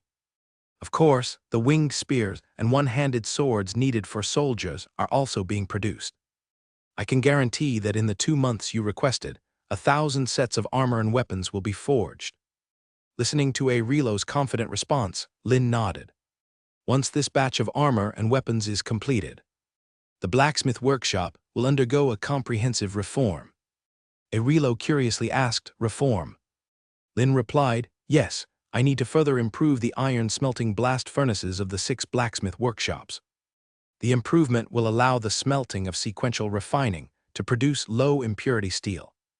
The molten iron produced by the blast furnaces, once solidified, turns into iron ore with too many carbon impurities. To use it, it must be hammered to obtain usable, quality iron blocks. Instead of spending a lot of labor and resources to hammer away the impurities, it would be better to solve the problem fundamentally. Aurelio nodded without any questions. He naturally didn't know what the series refining furnace mentioned by Master Lin was. But he knows that every task or decision given by Master Lin is an innovation. For example, the wheel plow, the wagon frames with brakes. Also, the water wheels on the banks of the Eladia River. Lin continued, when the iron smelting blast furnaces are improved, the apprentices in the blacksmith workshop can take a break. Aurelio's eyebrows instantly raised. He exclaimed with surprise, "Master, are you serious?" Lin nodded, "Of course I am. Once the 1,000 sets of composite armor plates are completed, the break can begin. You can also pass this news to the blacksmith apprentices." Hearing Lin's confirmation, an unmistakable expression of joy appeared on Aurelio's face. "Thank you, Master Lin. You truly are a lord who cares about the townsmen." Lin, of course, understood why Aurelio would have such an expression. The harsh working environment and long overtime, coupled with the continuous rush to craft armors, weapons, tools, and farm implements. Even with double duty earned each day, they were already exhausted. While improving the iron smelting blast furnaces, allowing the blacksmith apprentices to rest briefly. After the break, they can invest better in the next phase of forging production. It also provides an opportunity to boost the loyalty value of the blacksmith apprentices. After exchanging a few more words with Aurelio, Lin stepped out of the blacksmith workshop. He hadn't taken but a few steps when Aurelio's loud voice resonated from within the blacksmith workshop. "Gentlemen, I have some information to convey to everyone. I have received clear instructions from Master Lin. As long as we can finish forging 1,000 sets of composite armor plates, all of us can start taking a break. So for the sake of rest, everyone give it your all." His words had just fallen. A thunderous cheer erupted from the mouths of the blacksmith apprentices. "Long live the Lord! The Lord is mighty!" Listening to the cheers behind him, Lin's brow arched slightly. Without turning around, he headed towards the nearby textile workshop. After a round of inspection in the workshop, Lin understood the progress in crafting the armor. Only then did he leave the handicraft workshop district. The textile workshop's work involves waiting for the blacksmith workshop to finish forging the armor plates, and then transporting them to the textile workshop for the next step of crafting. It's naturally impossible, like the blacksmith workshop. Once the armor plates and accompanying weapons are finished, it's time to rest. The textile workshop needs to continue crafting composite armor. After that, they must also continue making linen robes and even linen shoes. It's currently July, with a burning sensation in the air. Compared to wearing robes and pants, the townsmen prefer to work in just shorts with bare chests. It's only 2 months until September brings autumn, and the weather gradually cools. The textile workshop currently has ample labor. Even if hundreds of workers are diverted for different tasks, it still takes time. The harvested flax needs retting, drying, breaking, scutching, and spinning. This requires a long preparation time. Even flax cloth, transported by merchants, requires various processing steps to be made into complete clothing. He glanced at the calm Lord's Square and the distant lime road outside the town. After confirming there were no caravans of traveling merchants, Lin threw himself back into the kitchen of the canteen, continuing to grind his cooking skills experience. The sound of a bone-cutting knife striking bone echoed continuously through the kitchen. Cooking experience +1. Cooking experience +1. Cooking experience +1. Lin, who had been grinding experience all day, returned to the castle with Red. Seeing the dinner already prepared, awaiting them, QC greeted them.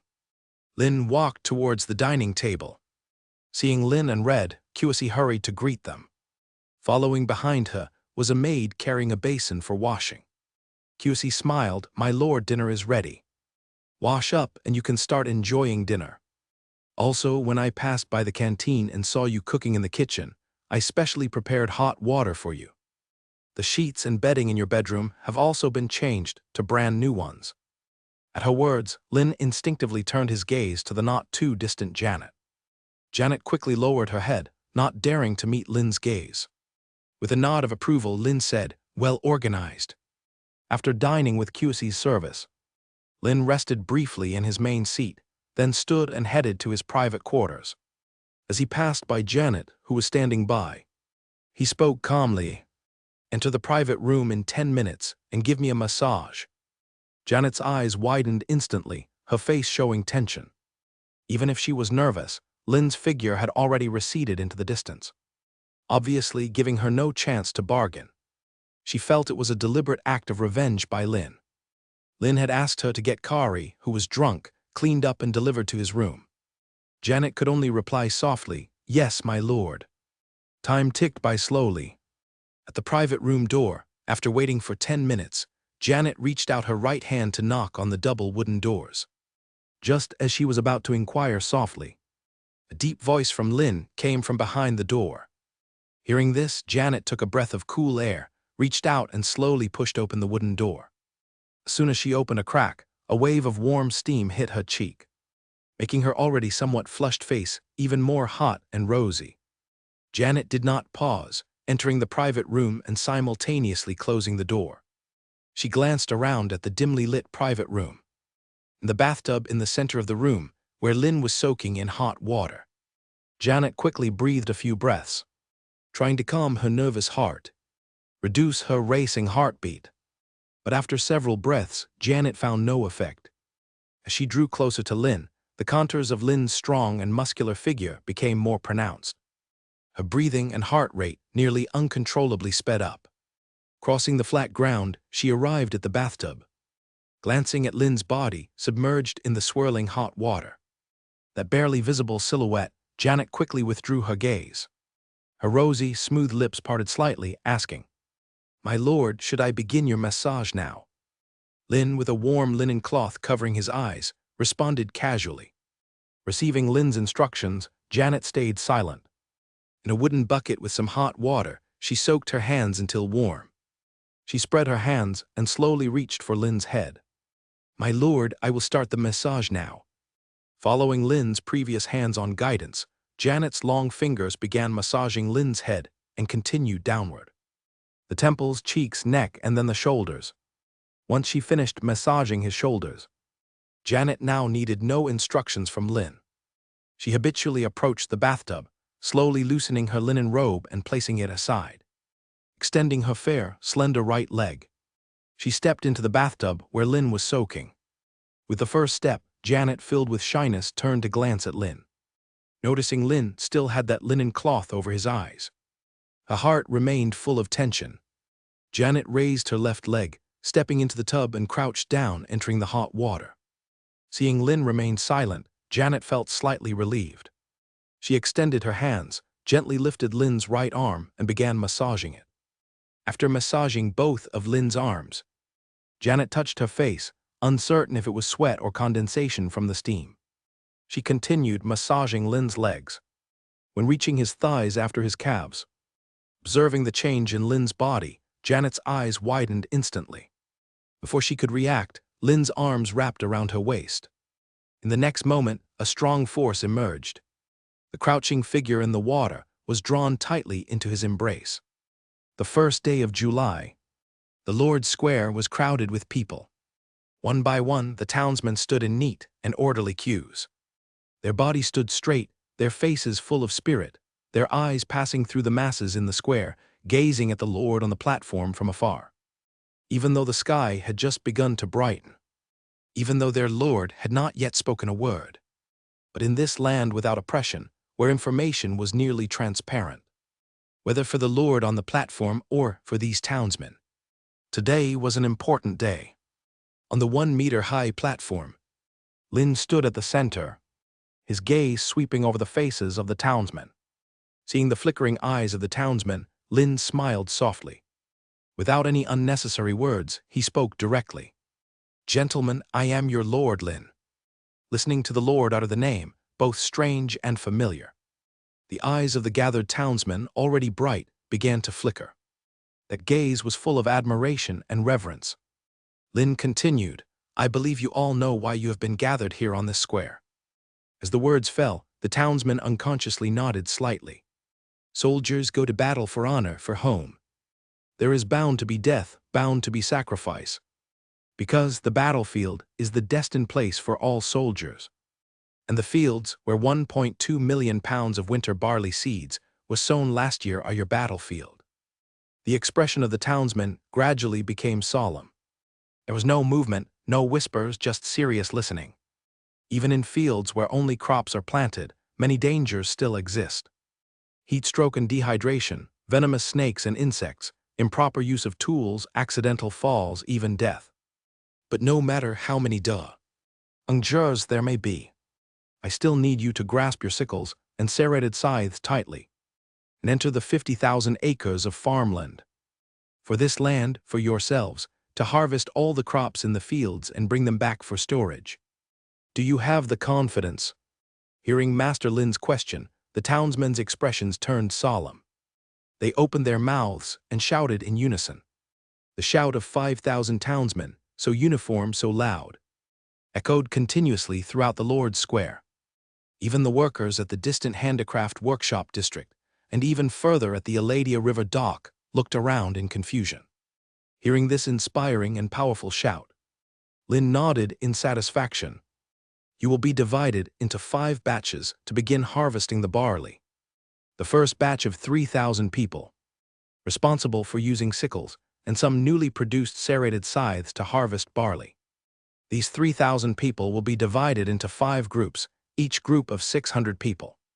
Then divide the 50,000 acres of barley field into 5 areas, each group responsible for harvesting 10,000 acres of barley field. This is to prevent confusion and unnecessary labor duplication. The second batch of 1,000 people is also divided into 5 groups, each group of 200 people. They will be dispatched in teams to follow behind each harvesting group. They will bundle the harvested barley into bundles. Each group can further be divided into 2-person teams. One person is responsible for organizing straw, while the other uses grass rope to securely bind the straw, facilitating subsequent transport and storage. The third batch of 500 people is responsible for using draft horse carts and 2-wheeled handcarts to transport the bundled barley back to the town. Pile them up in the Lord's Square. The fourth batch of 500 people is responsible for utilizing the current fine, whether to dry them in the Lord's Square. The fifth batch of 500 people is responsible for clearing debris, dust, and pests from the warehouse, preparing in advance for the subsequent storage of barley. The winter barley sown last winter covers over 50,000 acres. Whether it will be a bountiful harvest aside, even under normal circumstances, with a yield of 150 pounds of barley per acre, the harvest will yield at least 7.5 million pounds. So, the warehouse naturally needs to be organized in advance. The sixth batch of 500 people is responsible for sorting the dried barley, removing impurities, empty shells, and mildewed grains. And then pack the qualified grains into linen bags, transport them to the warehouse for neat stacking, referencing storage time for categorical storage. As for some subsequent labor steps, they are yet to begin. Lin directly involved them in the initial harvesting, until all the townsmen were divided and their tasks assigned. 5,000 townsmen, under the leadership of their respective team leaders, headed out of the Lord's Square. Watching the departing backs of the dispersed townsmen, Lin's tense heart still hadn't relaxed. The summer harvest had finally begun. The labor force responsible for harvesting barley had also been completely allocated. But the barely processed barley in the fields, stored in the castle warehouse, he still felt somewhat anxious. Lin felt that perhaps only once the full harvest was completed could he finally set his mind at ease. Exhaling a breath of hot air, Lin also stepped towards the fields outside the town, looking at the figures and circling the edges of the barley. Fields almost like a line surrounding the barley. Lin's eyebrows involuntarily raised. The worry in his heart was slightly alleviated. His territory no longer needed to be like before. He no longer had to transfer half of the labor force from other industries for planting. This not only affected the production efficiency of other industries, but also slowed down the planting due to the townsmen's lack of skill. Now things were different. He currently had enough labor force. He could completely designate the townsmen harvesting as fixed farmers. Whether it was future planting or harvesting grain, these 8,000 farmers could handle it. Lin's gaze shifted to the tools in the hands of the farmers. The majority of the farmers still held traditional sharp scythes for harvesting. The efficiency of harvesting was naturally not comparable to the serrated scythes produced by the blacksmith workshop. This was because the efficiency of producing serrated scythes in the blacksmith workshop was limited. They could only produce 400 a day. 3 days had passed. The blacksmith workshop had only made 1,200. It was far from enough to arm the farmers responsible for harvesting barley. However, he was not overly anxious. The apprentices at the blacksmith workshop were making serrated scythes only to speed up the farmers' barley harvesting. As long as the barley was safely harvested and stored by July, he would be satisfied. Wilbur, with rolled-up sleeves and pant legs, arrived before Lin, slightly out of breath. He respectfully said, "Master, did the guard say you were looking for me?" Seeing Wilbur, with sweat on his cheeks and dirt and grass clinging to his clothes, Lin responded and asked, "Were you harvesting with the farmers?" Wilbur didn't hesitate at all. "Yes, master. Their harvesting speed can't even match mine." Hearing the joy in Wilbur's words, Lin nodded slightly and said, "Wilbur, as you know, Gavin is soon to be transferred to Morgantown." Wilbur didn't hesitate. "I know, master." Lin continued, "Currently, you are the foreman of 5,000 farmers. Perhaps in your position, working with the farmers makes it easier to bond with them. But as a lord, I hope you can establish your identity as the farmer's foreman. You're managing 5,000 farmers. No matter how hard you work, can you surpass 5,000 farmers?" Wilbur thought for a moment and shook his head. Lin said, "Then why did I appoint you as their foreman?" Without needing Wilbur's response, he explained directly.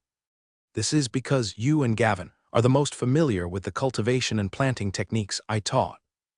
Morgantown has a large tract of farmland, requiring Gavin to lead the free people in the harvest. And the fields within the territory can only be entrusted to you. All you need to do is exert your influence as a foreman and manage proficiently. That is enough. Your tasks include managing captains in various labor batches, issuing orders, and urging progress. Then let each captain convey your directions to every batch of townsmen, accelerating their harvesting efficiency. This is the management skill a manager should possess." Wilbur's eyes widened. He remained speechless, his mind continuously processing and reflecting on Master Lin's words. Seeing this, Lin said, "Think carefully about it. By the way, it's too hot right now. Remember to assign personnel to fetch peppermint water from the kitchen to replenish them and cool them down." Lin strode toward a vast barley field ahead. Rolling up his sleeves and pant legs, he stepped in directly. To the farmer's astonishment, he took a serrated scythe from one of them and joined the barley harvest. Lin bent over slightly, leaning forward, gripping a bundle of barley stems with his left hand while extending the serrated scythe in his right hand toward the barley stems close to the ground. With a pull of his right hand, the sharp serrations of the scythe swiftly severed the barley stems. Compared to traditional sickles, the serrated scythe indeed saved more effort. Lin turned his body, placing the bundle of barley he held behind him. Collection experience +1. A text panel appeared in front of him. After hiding the panel, Lin moved forward a small step, repeating the bending, cutting, and piling actions, continuing to harvest the next bundle of barley. Both the previous planting of barley and the current harvesting were repetitive tasks for farmers, but upon further thought, all work is like this. As a lord, if he wasn't gaining experience, he was organizing townsmen for labor, or engaging in repeated trade activities with merchants visiting the territory. After work ends, returning to the castle, enjoying the dinner Qc prepared. In the private chamber, indulging in a comfortable soak and massage, he could then fall asleep holding the soft-bodied Janet. Thus a day's time passed, though each day seemed monotonously repetitive. Yet his territory's development was progressing rapidly. the cultivation and harvesting in the fields, the accumulation in workshops. Handmade goods, armor, weapons, crossbow machinery, and more continue to grow. The population and area of the town have grown, increasingly large with the passage of time, with the existence of the heavenly artifacts. As long as he is given a safe environment and enough time, the development of his territory is destined. Even Lin himself did not expect, in just a year and a few months, he could develop this overgrown wasteland to such a scale. He temporarily pushed down the thoughts in his mind. Lin focused wholeheartedly on the barley harvest, no matter what unknown dangers might come later. Harvesting the barley now is the most important thing. On the limestone road, Wilbur, as if he had figured something out, had a look of understanding gradually replaced the confusion on his face. His eyes were full of clear and bright light. Wilbur's gaze turned to Master Lin, who was working with the farmers, full of admiration. Master Lin's earlier words were teaching him how to become a manager, even though Master Lin said that a manager does not need to labor like a farmer. Master Lin still personally attended to everything. Wilbur naturally would not make reckless guesses. How could actions of a god like Master Lin be something he could imagine? Wilbur called over a few farmers and asked them to push the wheelbarrows back to the town, to the canteen, to bring over the mint water prepared by the cooks. And he walked among the farmers at work, supervising and overseeing their progress. It was not until the afternoon. Lin, heated and scorched by the sun, handed the serrated scythe to the farmer next to him. He walked out of the farmland and stepped onto the limestone road. Cleaning the mud off his shoes at the roadside, Lin glanced at the barley harvest site. For the townsmen, division of labor is the best way to improve work efficiency. Whether it's the farmer's harvest or the subsequent transportation, everything is proceeding in an orderly manner. After surveying the scene, Lin estimated roughly in his mind. 3,000 farmers spent a day harvesting nearly 6,000 acres of barley fields. Approximately one farmer can harvest 2 acres in a day. The speed of harvesting is neither fast nor slow. If calculated according to the more than 50,000 acres of barley fields, in about 10 days, 3,000 farmers could complete the barley harvest. Lin also understood 10 days is just the time needed for the initial barley harvest.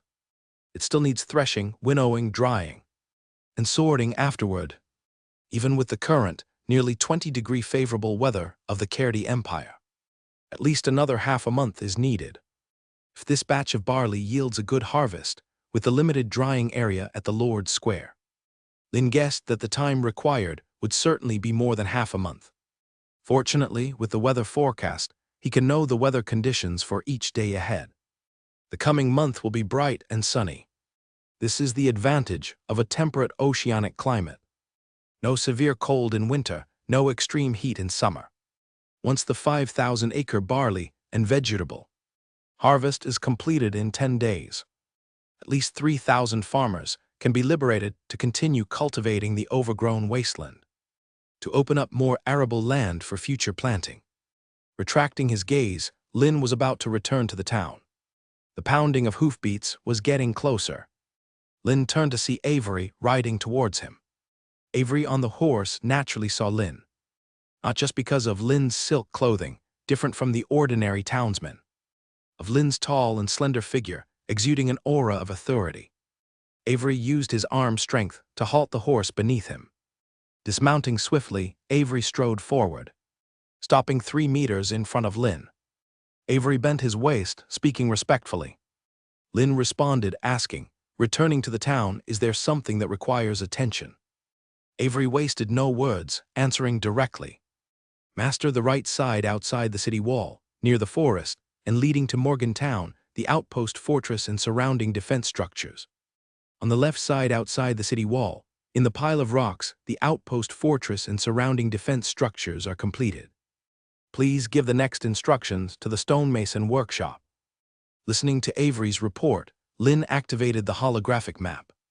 On the holographic map, view of at least 40,000 acres of overgrown wasteland outside the city walls was unlocked, just as Avery described. Although the two outpost fortresses and defense structures cannot completely block the areas near the city walls like a city wall, they can choke off the enemy's advance like a constricted throat. The enemy army must face the outpost fortress's obstruction to directly attack the city walls. With a thought, Lin closed the holographic map. Lin said to Avery, "How many personnel are currently in the stonemason workshop?" Avery thought for a few seconds, then responded, "Master, still 800. Lin nodded, "Yes, you need to draw 200 from the 800 to produce stone rollers for barley threshing. The remaining 600 people prepare for the construction of the outer city. Harvesting barley requires serrated scythes to improve the efficiency of the harvest. The barley that is about to be harvested also needs improved tools for threshing. Last year, the harvested wheat was not much. Only the most basic threshing tool was made, a flail. Made from a long handle and a movable flail board. Simple in structure, easy to make, and not requiring much skill to operate. But now it's different. According to his rough estimate, at least 7 million jin of barley can be harvested, if the townsmen are allowed to use flails for threshing. No need to mention whether it can be stored after a month. To complete the threshing, the townsmen's arms will be ruined. Tool innovation is the key to development. That's why he just now ordered the stonemason workshop to start making stone rollers. Indeed, the daily chores are so numerous that he forgot. Every day he has to manage experiences, arrange labor for the townsmen, and pay attention to the situation outside the territory. Even though his physical fitness is still strong now, he is still just one person. The things he can think of in a day are ultimately limited. Some trivial matters can only be thought of when they arise, and solutions can be found. Just like the serrated scythes being made in the blacksmith workshop. Although the harvest has already started, the serrated scythes are still being made. The use of serrated scythes in the subsequent barley harvest is still unaffected.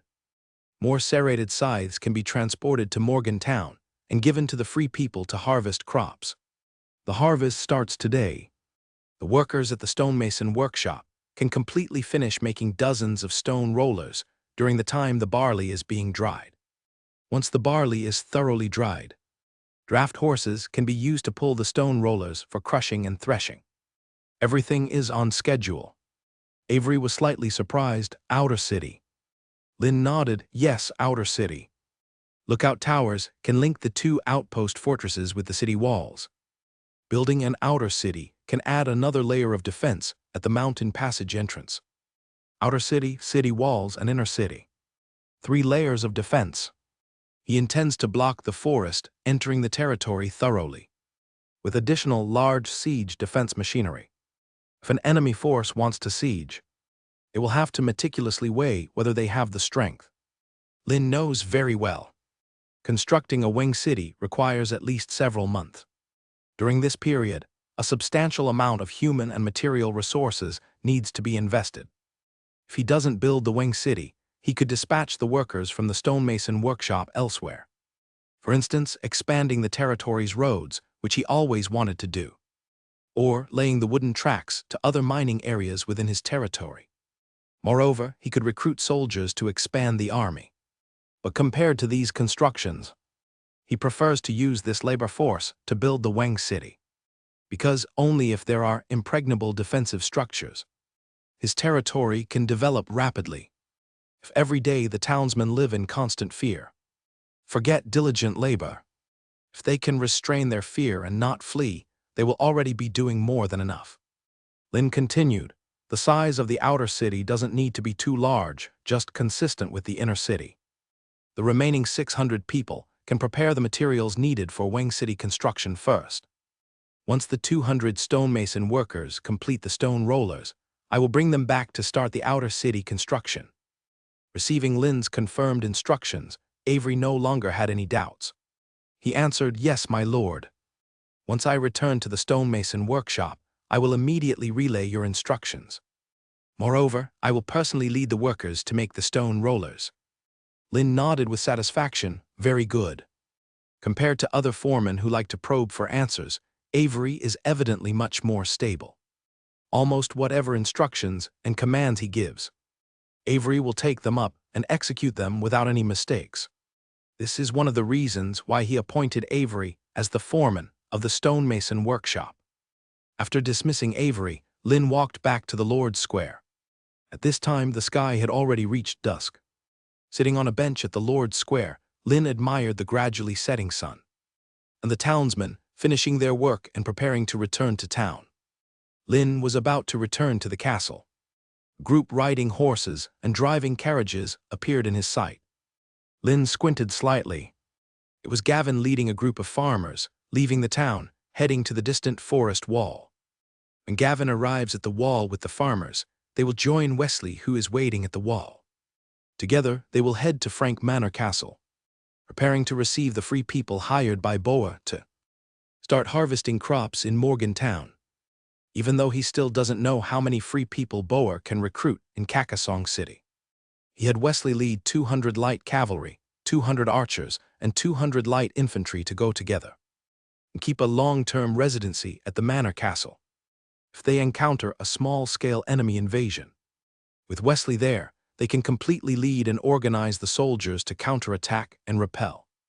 Recruit soldiers at the Manor Castle once again. While cultivating and reclaiming land, train more archers for him. It also ensures the safety of Gavin and the farmers. Achieve multiple goals. He deployed Wesley to the Manor Castle, using the Manor Castle as a foundation to start the construction of the first garrison outside the territory. Watching Gavin and his group gradually depart, eventually disappearing into the shadows of the forest.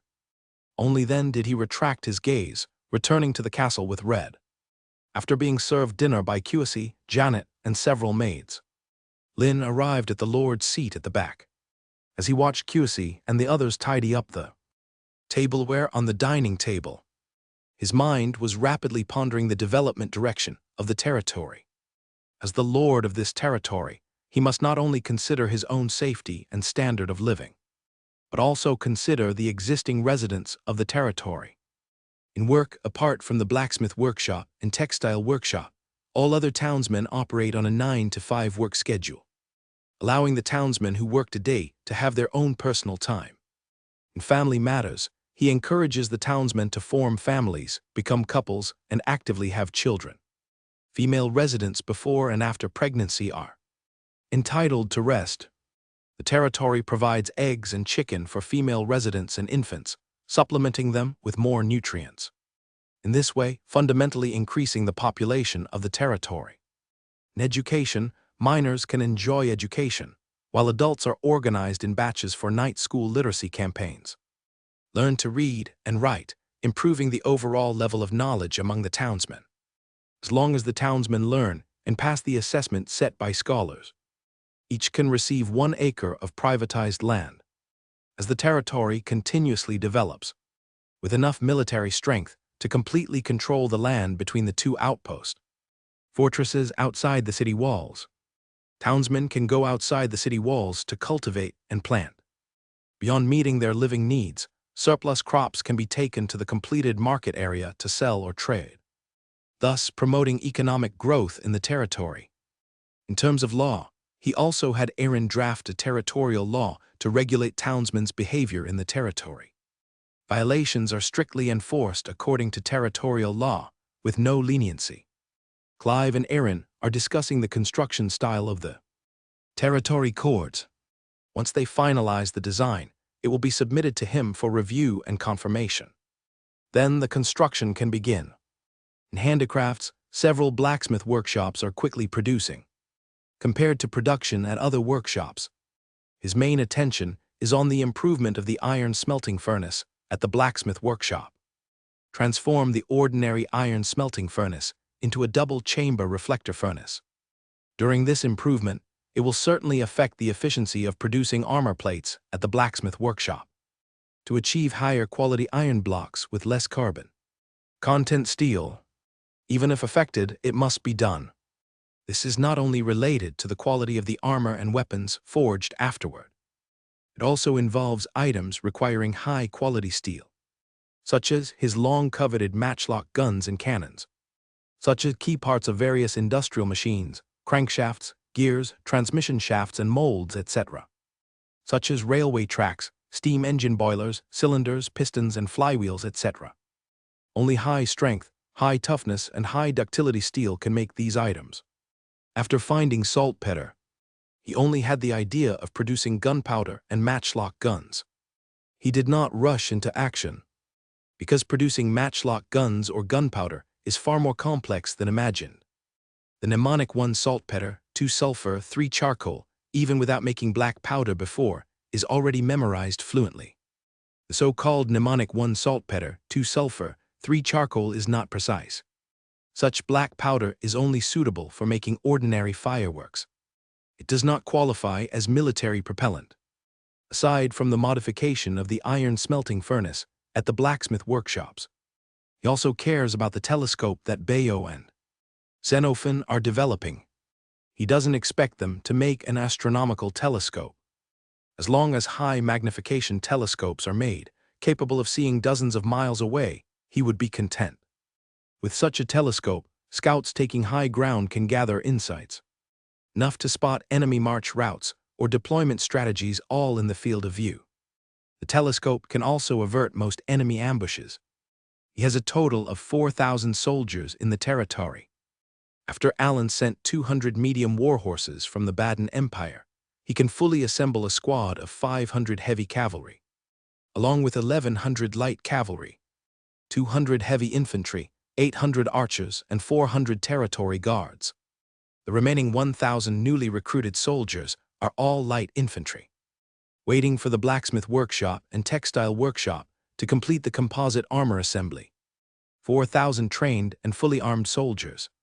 To those medium and small-sized lords, the quantity and strength of armed soldiers he possesses naturally surpass them. No other lord's territories contain exploitable, open-pit iron mines and coal mines. Even if they have a large number of soldiers, they absolutely cannot equip all their soldiers with armor as he does. Even the archers, who perform long-range arrow barrages, are wearing partial armor. Such a large-scale armored force is impossible for a lord without strong economic power and resources.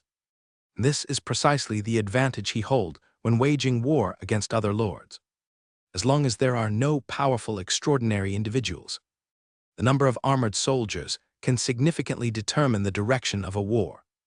Fine equipment can greatly enhance the combat effectiveness of the army. However, compared to those great lords, they can casually summon a battalion, and the number of soldiers would easily crush him. Just like last year, when Lawrence led those more than 3,000 fully armed sword and shield corps soldiers. Although his territory developed extremely rapidly, there is still an insurmountable gap between him and those great lords. The foundation, accumulated by a family over generations, is naturally incomparable to his territory, which has developed for just over a year. However, he is not in a hurry. The Kerdi Empire's struggle for imperial authority has nearly captured everyone's attention. Any nobility or great lord with a certain level of power is thinking of taking advantage of the imperial power struggle to grab a hefty piece from others. His territory, located in a remote area, doesn't even attract the attention of those great lords. Compared to the daily mining of salt mines, then processed into fine salt, which needs to be transported by land and water, often taking 1 to 2 months to be sold at a good price. How could it be quicker than directly occupying a port, an economic center city, and collecting taxes? The most critical point is, any merchants wishing to enter the port or city must pay the corresponding taxes.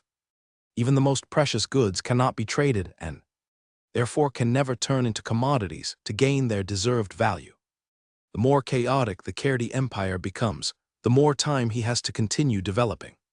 Taking advantage of the war, gain more benefits from the surrounding lords' territories. It's still just a thought in his mind for now. He wouldn't undertake any risky ventures for some petty gains. Everything must be based on the premise of safety. Just like Morgantown, if a lord dispatched troops intending to seize it, as long as the enemy's forces greatly outnumber his own, he would not hesitate to redeploy the forces and farmers sent to the manor castle immediately.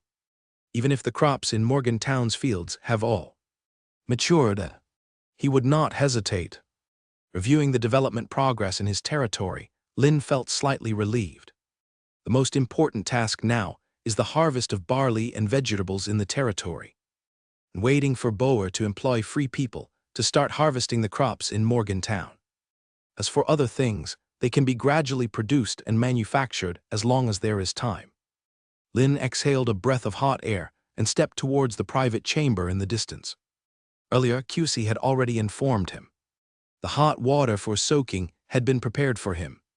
Today, he had been busy in the territory all day, organizing the townmen and entering the fields to harvest barley. The clothes on his body were already soaked with sweat. His body emitted a strong smell of sweat, covered with a faint layer of white.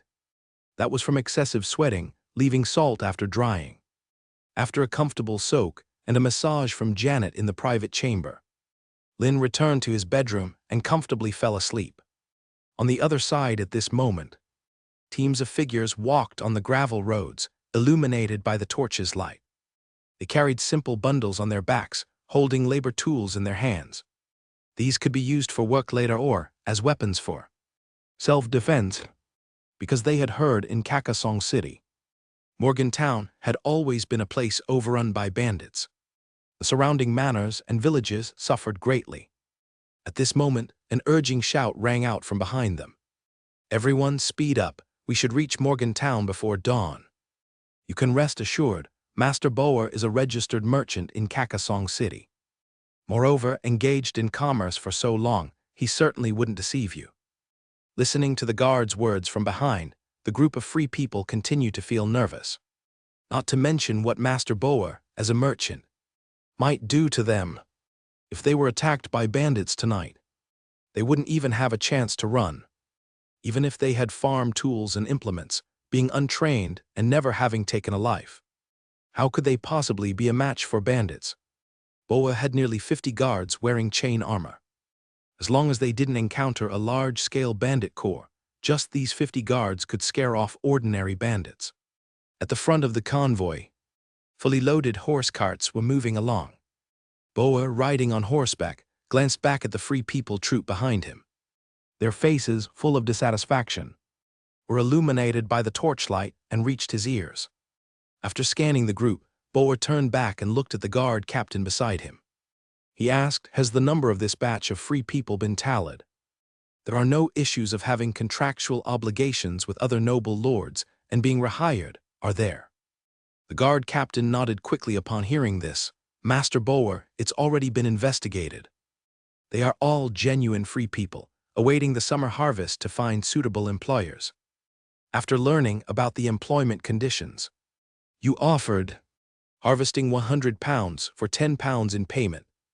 These 500 free people immediately agreed to the labor contract." Boer nodded in satisfaction. "Well done. However, just these few free people are far from enough. Master Lin requires a substantial workforce to harvest all the crops in Morgantown." In Boer's mind, he pondered briefly and then continued, "At least over 2,000 people are needed." Boer felt that the recruitment of 2,000 free people was only the baseline. The land area of Morgantown is at least over 100,000 acres. Such a broad expanse of land, if it had been previously divided among a few manor lords for planting, would be fine. Each manor has 1,000 to 2,000 laborers, naturally capable of easily planting all the land in Morgantown. But now it's different. Master Lin has taken all of Morgantown's labor force back to his own territory. Now to conduct the harvesting and planting in Morgantown and to develop agriculture, relying on just 2,000 free people is certainly insufficient. The guard captain by his side responded, "Master Boa, you can rest assured. With the reputation you're gradually accumulating in Kakasong City, plus the incredible employment conditions offered by Master Lin, recruiting more free people from Kakasong City shouldn't be difficult." Boer's mind also pondered slightly. Indeed, just as his guard captain Art said, not to mention the food and lodging provided to townsmen in Master Lin's territory. Just the fact that free people in Morgantown can earn 1/10 of the harvest from 100 pounds of grain. Such employment rewards. It's not just unexpected for him. Even these free people, who have been farmers, for generations have never heard of such a thing. But Boer thought further. Isn't this Master Lin's usual approach? Whether it's the internal development of his territory or external economic strategies, they're ideas he's never heard or seen and cannot even imagine. The most crucial thing is, Master Lin succeeded, successfully developing his territory from just a few wooden huts to its current scale. Moreover, through continuous efforts, expanded the planting scale, engaged in external trade, forged weapons and armor, recruited soldiers, and built an army. Step by step, he consumed and occupied Morgantown outside his territory, eventually becoming the sole lord controlling Morgantown. Thinking about Master Lin's development trajectory, Boer's previously calm heart began to stir. Even if Master Lin's expansion development halted at Morgantown, once his achievements spread, they will certainly become a topic of praise and admiration. Boer knew clear in his heart. With the land, labor force, armed soldiers that Master Lin possesses now, plus his extraordinary wisdom, Master Lin's expansion development certainly won't stop here. He even vaguely felt, as long as Master Lin continues to develop, he might even create a legend that will make the Kerdi Empire and even the Garonia continent tremble. No, to be precise, an imperial myth. If Master Lin really achieves this step, then Boer Hansen will be among the few who witness the process. Having cooperated and traded so many times with Master Lin, what changes will he also undergo? Boer's heart was filled with anticipation, his eyes bursting with bright light. Seeing Master Boer silent, Guard Captain Art's tone turned somewhat hesitant. He said with some concern, "However, Master Boer." The awakened Boer glanced at Art and asked. Art no longer hesitated and directly said, "If Viscount John Zack in Kakasong City knows that you're employing free people in the city and taking them away from Kakasong City, as you know, the Viscount's calculative nature might likely incite his hostility." Boer's expression became solemn. He naturally knew John Zuck's character. Greedy and lustful, for a noble lord it's quite normal. But the difference with John Zuck is his strong control obsession over wealth. As long as it belongs to him, even if it's just 1 penny, he absolutely won't compromise. So much so that he intercepted a longboat carrying cargo on the Seine River just because a traveling merchant evaded a few pence in tax, took it back to Fisherman's Wharf, and imprisoned him in jail. After a brief silence, Boer said to Guard Captain Art, "The recruitment has already started, we can only take it step by step now. However, just in case, with the next batch of free people recruited, arrange for them to leave the city gate in batches." Art quickly responded, "Yes, Master Boer." Boer replied, his mind rapidly pondering. If it's just recruiting free people on a small scale in Morgantown, it's fine. Given the size of Morgantown, recruiting a few hundred free people is not substantial. If, according to his earlier thoughts, recruiting 2,000 to 3,000 people. For any lord, even unemployed free people are their assets. He still needs to inform Master Lin about this matter in advance. Suppressing his thoughts, Boer looked at Art beside him and spoke. "Art, tell them to speed up, quickly return to Morgantown. Master Lin is probably waiting for them to harvest." Art's expression tightened. "Yes, Master." Squads of farmers were laboring with all their might in harvesting. Where the crowd passed, the waves of golden grains turned into stubble barley roots. With the divided and cooperative efforts of the townsmen, trucks carrying bundled barley stalks were transported back to the small town and piled up in the Lord's Square, assigned to the townsmen responsible for airing, to proceed with the next step of drying. He had started dividing the townsmen for work assignments, beginning the harvest. 3 days have passed since then, under the enhancement of the serrated scythes produced at the blacksmith workshop.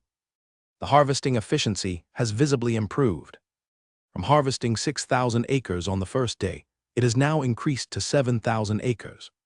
Once the blacksmith workshop completes the production of all 4,000 serrated scythes and deploys them for use, Lin feels that with such harvesting efficiency, perhaps it won't even take 10 days. At most 7 or 8 days, and the harvest will be completed. As the Lord, Lin naturally hopes to complete the harvest of these barley and vegetables as soon as possible. Only then can he arrange the next work tasks for these 5,000 townsmen. The harvested barley, besides processing the grains for food, can also be used for brewing beer at the brewery, and further production of distilled spirits and alcohol. Other parts also have different uses. Barley straw, rich in cellulose and other nutrients, is excellent feed for poultry. After processing through crushing, silage, and other treatments, it can be used as coarse fodder for cattle and sheep. It can aid the digestion and growth of livestock and reduce breeding costs. Besides being used as feed, the flexibility and strength of barley straw make it suitable for weaving various handicrafts, like straw hats, straw basket, straw shoes, and even straw mats for sleeping. These handicrafts have both strong practical value and can increase the living comfort of the townsmen, especially straw hats and shoes, which are closely related to the townspeople. He pondered for a moment. Perhaps he can have Yamini transfer 200 women from the textile workshop to engage in weaving work. Barley straw can also be used as raw material for papermaking and compost raw materials needed for future planting. Barley husks, due to their lightness and softness, can be used as filling material, like pillows used by townsmen to sleep, cushions for wooden chairs, and so on. If his territory had already developed to a certain height, possessing endless supplies of various raw materials, he certainly wouldn't care about this straw and husk. But his current territory is still in a newly stabilized development phase. Every valuable item needs to be put to its corresponding use. Suppressing the thoughts in his mind, Lin once again rolled up his sleeves and pant legs, stepping into the farmland. Amidst the curious gazes of some townsmen, he picked up a serrated scythe and joined the harvesting team. Collection experience +1. Collection experience +1. Collection experience +1. Bit by bit, the experience began to increase once more. Given Lin's personal ability, compared to the speed of 3,000 harvesting farmers, it naturally doesn't count for much. But it is precisely because everyone's power is pooled together, collecting bit by bit, that the harvesting efficiency can be accelerated. While obtaining experience in collection skills, it can also speed up the barley harvest. As Lin devoted himself entirely to the harvest, time was quickly slipping by. Sweat-drenched Lin completed the harvest of several bundles of barley in front of him. He stood upright, wiped the large beads of sweat from his cheeks, and kept exhaling hot breath. Working long hours with his face to the ground and back to the sky, under the blazing sun of over 20 degrees. Even with his strong physical fitness, he couldn't help but be out of breath. Those townsmen with ordinary physical fitness. This was with the special peppermint water made by the cook, used to alleviate their feeling of sweltering heat. He looked up at the gradually dimming sky, handing the serrated scythe in his hand to a farmer beside him. Lin shouted to everyone loudly, "Today's work ends here, let's head back to the town." The farmers, who had still been diligently working, were filled with joyful cheers upon hearing Master Lin's words. Lin nodded slightly and addressed everyone. "Go back, have dinner, wash up, and continue tomorrow. These townsmen have just undergone a day of physical labor. It's no exaggeration to say that each of them is exuding a strong stench of sweaty sourness, coupled with their already strong body odor. If they don't bathe regularly, the mix of odors, the smell would be simply unimaginable." He even had Aaron add a clause in the territorial law. In summer, take a shower every day, and in winter every 3 days. This is not only related to the living environment of the townsmen, but also related to their own health. Lin does not want the townsmen's neglect of bathing to lead to the outbreak and spread of infectious diseases. After giving instructions, just as the farmers began to orderly recover and organize their tools, Lin took the lead and set off, returning to the town. Back at the Lord's Square, he sat on an exceptionally clean, polished long bench. Lin's gaze swept over the returning townsfolk from the town. The sound of footsteps resonated on Lin's right side, approaching from afar. Just as Lin was about to turn and look, the voice of Yamini, the forewoman of the textile workshop, entered his ears. Looking at Yamini, who bent slightly in greeting before standing straight, with a look of confusion and nervousness on her face, Lin began to explain, "Don't be anxious about anything. I called you over just to instruct you on one matter." Upon hearing this, Yamini, who was somewhat nervous at first, relaxed slightly. "Master, please feel free to instruct." Lin nodded and said, "Withdraw 200 workers from the workshop to make woven goods from barley roots, primarily focusing on weaving straw hats, straw shoes, and straw mats. With these 3 items, the farmers can be shielded from the intense sun exposure every day. This will reduce their physical exhaustion and speed up the efficiency of barley harvesting." Yamini nodded decisively. "No problem, Master. As soon as I return to the workshop, I'll proceed with the personnel withdrawal immediately." Not long ago, Lin had already pulled 700 people from the 3,000 working on the expansion of the red brick house to her workshop. Teaching them to embroider composite armor in a short period was somewhat challenging, but getting them, mostly peasants, to produce woven goods was still achievable. Lin acknowledged with a response. After inquiring about the progress of the composite armor production, he let Yamini leave. The current time hasn't reached the closing time for the blacksmith and textile workshops yet. Yamini still needed to return to the workshop and oversee the main affairs. After resting on the bench for a brief moment, Lin took Red and returned to the castle. Upon opening his eyes, Janet's back silhouette instantly entered his gaze. Due to the increasingly hot weather, even at night and in the morning, the temperature was around 20 degrees at least. Especially with Janet around. The two of them were only covered by a thin layer of silk bedding. Janet's curving body outline was fully exposed in his view. The thin blanket seemed to barely cling to her body, accentuating the round and smooth curvature in front of her. With each of Janet's breaths, that blanket kept moving. Her slender waist tapering down due to her curled-up legs. A rounded hip, even more prominent with a touch of smoothness. Full and curvaceous, yet devoid of any excessive plumpness or heaviness. Further down, her pair of long, fair legs with their smooth lines. Even when bent and overlapped, still irresistibly tempting. After a moment of satisfying admiration, Lin rose from the bed, dressed in a clean robe, and walked out of the bedroom. He went to the dining room, where he finished the breakfast prepared by Qc. Lin, accompanied by Red, left the castle and headed towards the Lord's Square. Amidst the respectful calls from the townsmen, Lin passed through a series of red brick houses and arrived at the Lord's Square. Behind him, Red's voice rose in reminder. "Master, there's a carriage team coming." Upon hearing Red's words, Lin turned his gaze towards the outside of the town. Just as Red mentioned, among the already harvested barley fields, a succession of carriages was moving along the lime road, heading towards the Lord's Square. Lin acknowledged with a response, stepping forward steadily. Standing at the Lord's Square waiting. While Lin was waiting, George also walked over from a distance. Coming up beside Lin, George greeted respectfully, "Master." Lin nodded slightly. The carriages drove past the fields and entered the Lord's Square.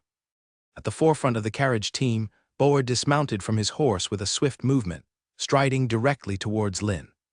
Before entering the Lord's Square, Boer had already spotted Master Lin waiting for him. Standing in front of Lin, Boer performed a merchant's etiquette, his words filled with respect. "Master Lin, Boer has brought you another batch of goods." Lin nodded, praising, "Indeed, Mr. Boer is my most loyal partner." Compared to other traveling merchants who came to his domain once every 1 or several months. Only Boer consistently delivered various goods to his domain. Listening to Lin's praise, Boer offered a humble smile. He said, "Lin, you really don't need to be so formal." Boer can say without exaggeration, it's thanks to Master Lin's support that Boer is here today. Lin nodded slightly, sensing the sincerity in Boer's expression and words. After the brief pleasantries ended, Boer looked back at the carriage team and began his straightforward introduction. "Master Lin, this time I've brought food for you. 30,000 pounds of barley and 20,000 pounds of wheat. However, there's one point I need to clarify to Master Lin. These grains are last year's stored surplus." Lin raised an eyebrow. Just as he was about to speak, Boer continued to explain.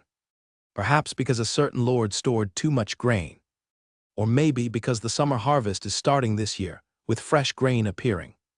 The market is gradually seeing more grain, yet prices remain high. Just like barley, the market price remains at £2 for 1 penny. Wheat is even more expensive at £1 for 2 pence. Lynn nodded without saying anything. With the grain market prices remaining unrealistically high, he was not surprised. The assassination of the former emperor of the Kaladi Empire, Charlemagne VI, had escalated the already tense internal situation in the empire, causing further undercurrents to surge. The power struggle between the two princes could almost be described as imminent. Even if, for a short time, war has not yet begun, most lords will still be cautiously selling grain. That is why some regions have begun the summer harvest. Some land with higher fertility or early maturing barley and wheat varieties can be harvested. Gradually, more grain will enter the market. The market would never have such a large amount of grain. Even if a lord is experimentally selling grain, the price of sale will not decrease. Lynn nodded and said, "Mr. Boas, you needn't worry. As long as you transport goods and grain to my territory, I will still buy them all. 30,000 pounds of barley, 20,000 pounds of wheat, I can exchange for 11,000 pounds of fine salt for you." Boer bowed gratefully. "Thank you very much, Master Lynn. If possible, I also need to purchase 40,000 pounds more." Lynn replied, "Of course, Mr. Boer. With the current daily production of 4,000 pounds of fine salt at the salt factory, it won't take more than a dozen days to produce 50,000 pounds of fine salt. Unless merchants are transporting a large quantity of valuables and luxury goods, sometimes transporting 200 medium warhorses or magic ore. For other goods, it's enough for him to exchange and use." With Master Lin's affirmative response, Boer's worries gradually dissipated. He continued saying, "Master Lin, apart from grain, I've hired a batch of 500 free people for you in Kakasong City. Furthermore, I've handed over these free people to Commander Early and Agricultural Officer Gavin in Morgantown. Since I happen to transport goods to your territory, they asked me to inform you that starting tomorrow, free people will be arranged for harvesting labor." Listening to Boer's account, Lin nodded slightly. He opened the holographic map for a look. Up till now, he still couldn't see the scene of Morgantown on the holographic map. As long as there is no foreign invasion, with Early and Gavin managing together, he doesn't have much to worry about. Lin nodded and said, "Thank you, Mr. Boer." Boer, upon hearing this, bowed humbly in response. Boer continued saying, "Master Lin, there's one more thing which I'm not sure whether I should mention." Lin said, "Mr. Boer, feel free to speak." Boer hesitated for a few seconds. Ultimately, he candidly began to explain. "Master Lin, as I just mentioned, everything I have now is what you've given me. As long as Master Lin needs, I can do my utmost to assist you. Whether it's purchasing grain and goods for you or hiring free people, I have never had any objections. But this time, I want to remind Master Lin. Will hiring free people on a large scale in Kakasong City lead to trouble?" Lin frowned slightly. "Tell me more." Boer spoke without any superfluous words and continued. "Viscount John Zack of Kakasong City is a man with small-mindedness. If large-scale hiring takes free people away from Kakasong City, I suspect it won't be long before it draws Viscount John's attention. He might lead troops to press Morgantown, or even come directly to the edge of your territory." Listening to Boer's explanation, Lin's brow furrowed deeper. He remained silent for a moment before speaking to Boer. "Have you explored the armed forces Viscount John Zack possesses?" Boer's face showed some helplessness. He shook his head. "Master, after returning to Kakasong City, the first thing I did after trading fine salt was arranging personnel to hire free people. I also arranged personnel to investigate Viscount John Zack's armed forces. But Master Lin, the time is so short that I haven't gathered any information yet." Lin nodded. "I understand this matter. Even so, hiring free people must not be stopped. The number of free people hired in Kakasong City directly relates to the crop harvest efficiency in Morgantown, and it relates to subsequently establishing a garrison at the manor castle. Thus cannot be halted." Lin's mind considered. He asked Boer directly, "Mr. Boer, as a registered merchant in Kakasong City, is there a limit on the number of guards you can hire?" Boer was slightly stunned. For a moment, he didn't understand the meaning behind Master Lin's words. He still responded immediately. Master, the Merchant Guild of Kakasong City stipulates that ordinary merchant caravans can't have more than 20 guards. But my caravan, having paid more taxes this year, can recruit up to 100 guards. And the caravan's guards can only wear chain armor, not standard plate armor. This is to restrict merchants from having excessively powerful armed forces, thus affecting the stability of surrounding areas. At this point, Boer's eyes shone brightly. Although Master Lin hasn't explained, he has already guessed Master Lin's plan. Boer tentatively said, Master Lin, do you mean to bring those free people out of Kakasong City by hiring them as guards? Lin nodded, yes, that's what I intend. Bring them out as guards through small numbers, many times. Boer murmured to himself. The Merchant Guild limits the number of guards merchants can hire for their caravans. However, the Merchant Guild has never required merchants to report the specific information of the guards in their caravans. As long as the team isn't too large, even the city guards in Kakasong City won't interfere. Even if they do, I can use some shilling pence to clear the way. I currently have a total of 50 guards in my merchant caravan. At this point, Boer's voice became clear. That is to say, I can reasonably and legally take 50 free people to Morgantown for agricultural development, Master Lin. Boer nodded in agreement as well. If it's like this, Master Lin, I don't think there's a problem. Lin smiled slightly. Then we'll have to trouble you more in the future, Mr. Boer. Although Boer could only bring out 50 free people at a time, which was almost pitifully few in number. But, compared to the lack of labor that caused tens of thousands of acres of farmland in Morgantown to fall into disuse, even if only 50 free people at a time, the situation is still much better. Boer shook his head a bit sheepishly. I thought I'd be of great help to you, Master Lin, but it turned out to be just a little bit of effort. Lin laughed. Mr. Boer's kindness and intentions I will remember. Besides, Mr. Boer has indeed been helpful. Boer couldn't help but shake his head again, as Lin and Boer chatted idly under George's arrangement. The barley and wheat on the carriage were moved off by the townsmen. Then bags of tightly sealed fine salt were loaded onto Boer's carriage. Until it was near noon. Boer got on his horse, and after saying goodbye to Lin, he led the carriage team out of the Lord's Square, heading out of the town. According to Boer's intention, what he has to do now is not just simple trading to earn price differences. He needs to purchase goods for Master Lin, hire free people. More so, to scout the armed forces Viscount John Zack possesses in Kakasong City. Standing at the edge of the Lord's Square, watching Boer's carriage team gradually disappear into the distant forest entrance. Only then did Lin walk toward the barley fields being harvested in the distance. As he walked, he pondered in his mind. Having Boer hire 50 free people through the caravan guard method to go to Morgantown for labor can only be considered a temporary expedient. He still needs to find a way to completely solve the labor shortage issue in Morgantown. Lin's mind analyzed the root cause of the restrictions on hiring free people. The free people in Kakasong City belong to the labor force within Viscount John Zack's city, whereas he, in fact, is the Lord of Morgantown. The territory of Morgantown is within Kakasong City.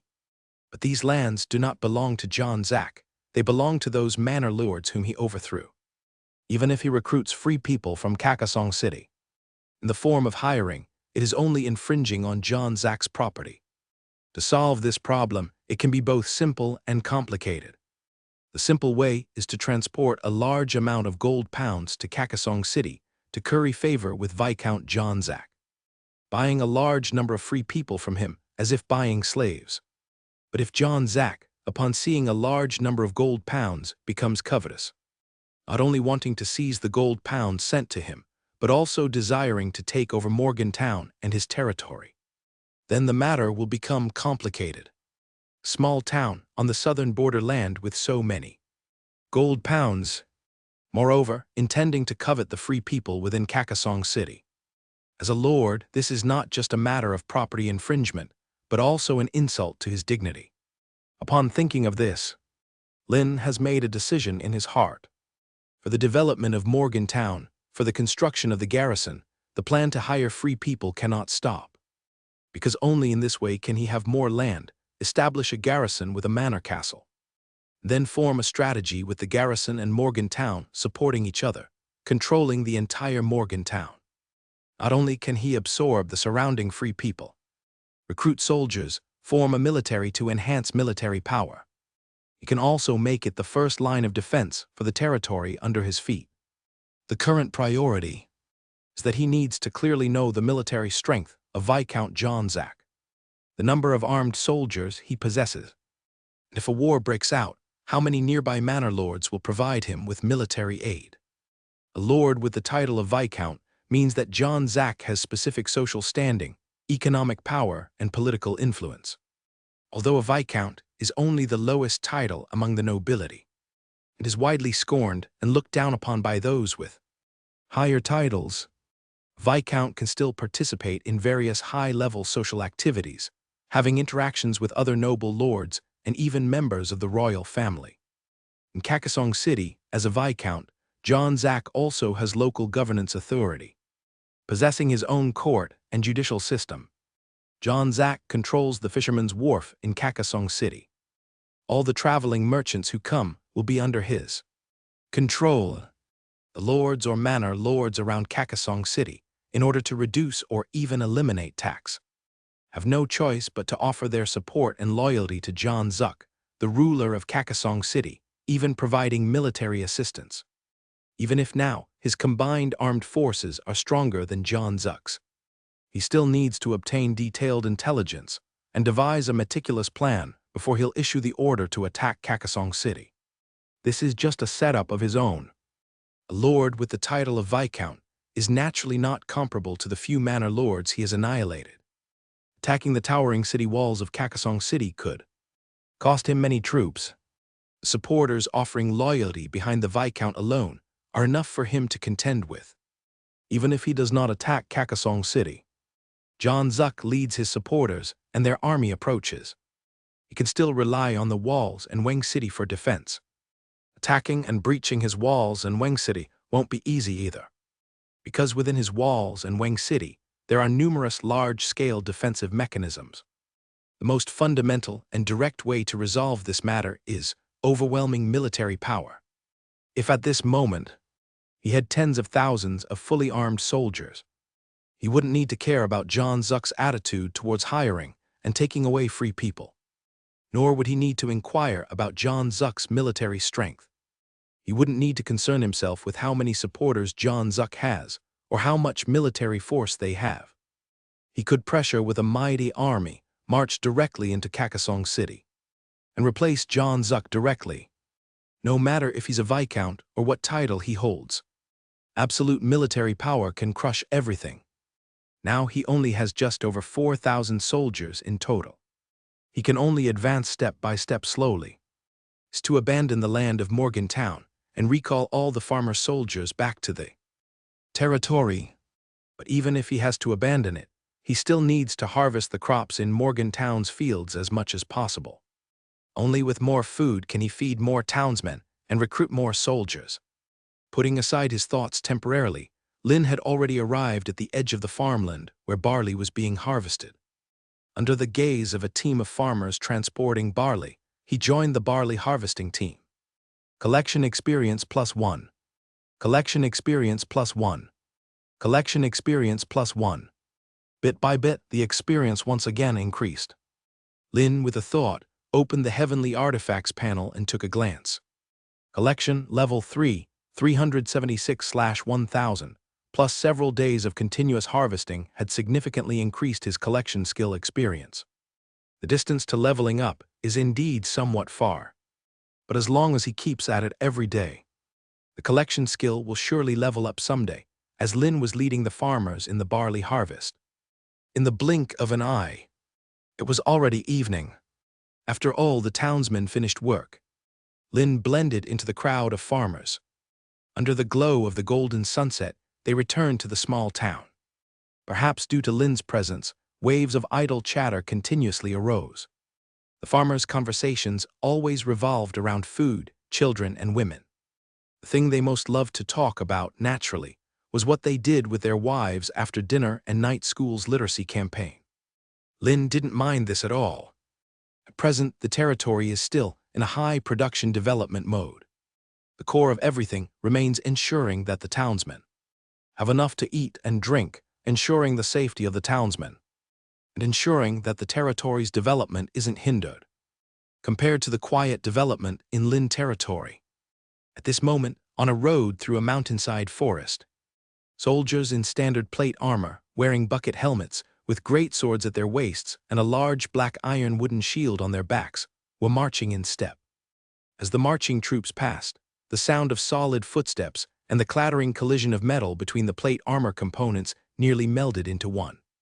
Even though the sun had set below the horizon, the golden light still dyed the clouds in the sky a shade of red-orange. The clouds looked like clusters of flames igniting the sky. Amid this fiery sky, the lengthened marching troop in plate armor and the shields on their backs, and on the fluttering flags, there was the emblem of a crossed greatsword and shield. That is the family emblem of the Dukas clan.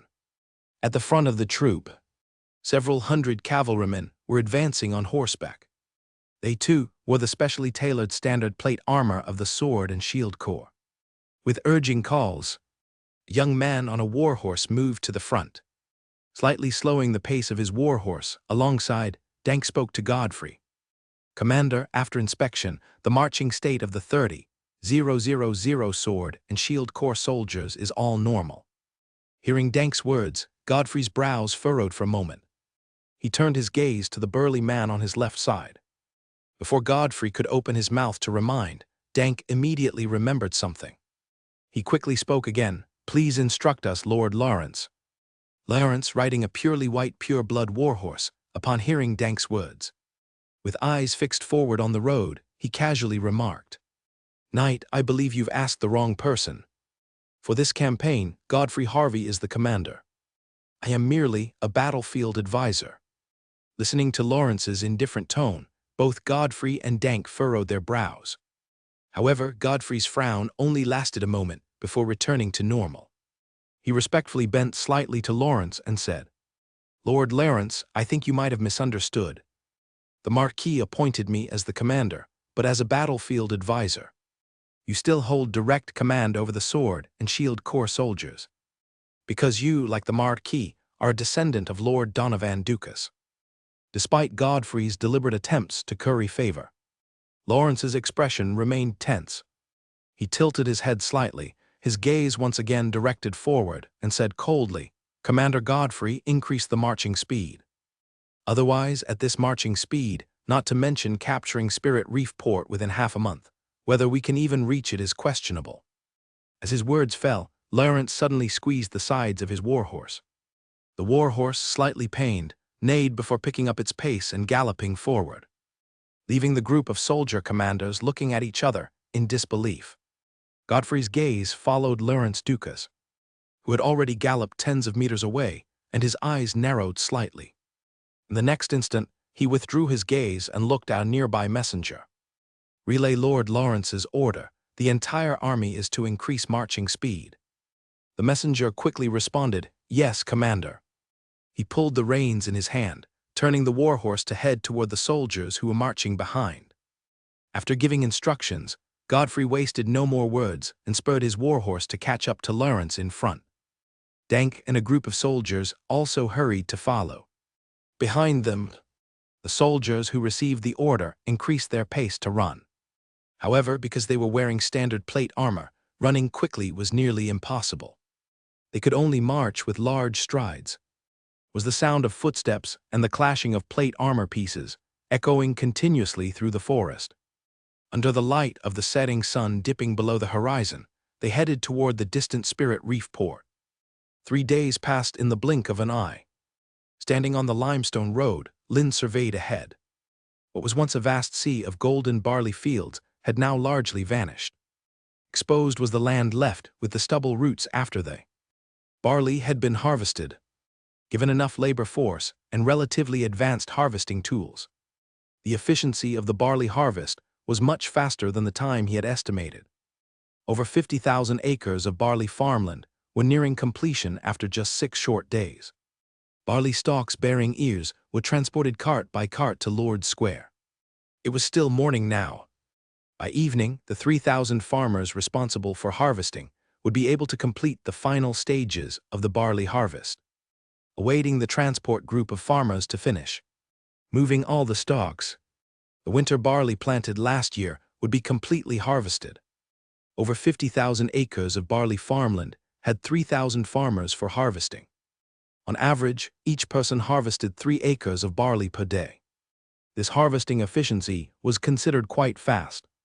However, it was only considered relatively fast. Despite having 50,000 acres of barley fields this time, he had invested as many as 5,000 laborers. Furthermore, he had specifically divided each stage of the harvesting process into specific tasks. Take the harvesting group, for example. They only needed to harvest and pile up bundles of barley before them. The tying and transporting were unrelated to them. This simple method of harvesting was naturally much faster than normal harvesting. While the transport group, drying group, and screening group of farmers were engaged in subsequent processing steps, he could deploy the harvest group farmers into the harvest of linen and vegetables. Once the harvest group farmers complete harvesting all crops, the barley that has been dried and screened will be nearly ready for storage.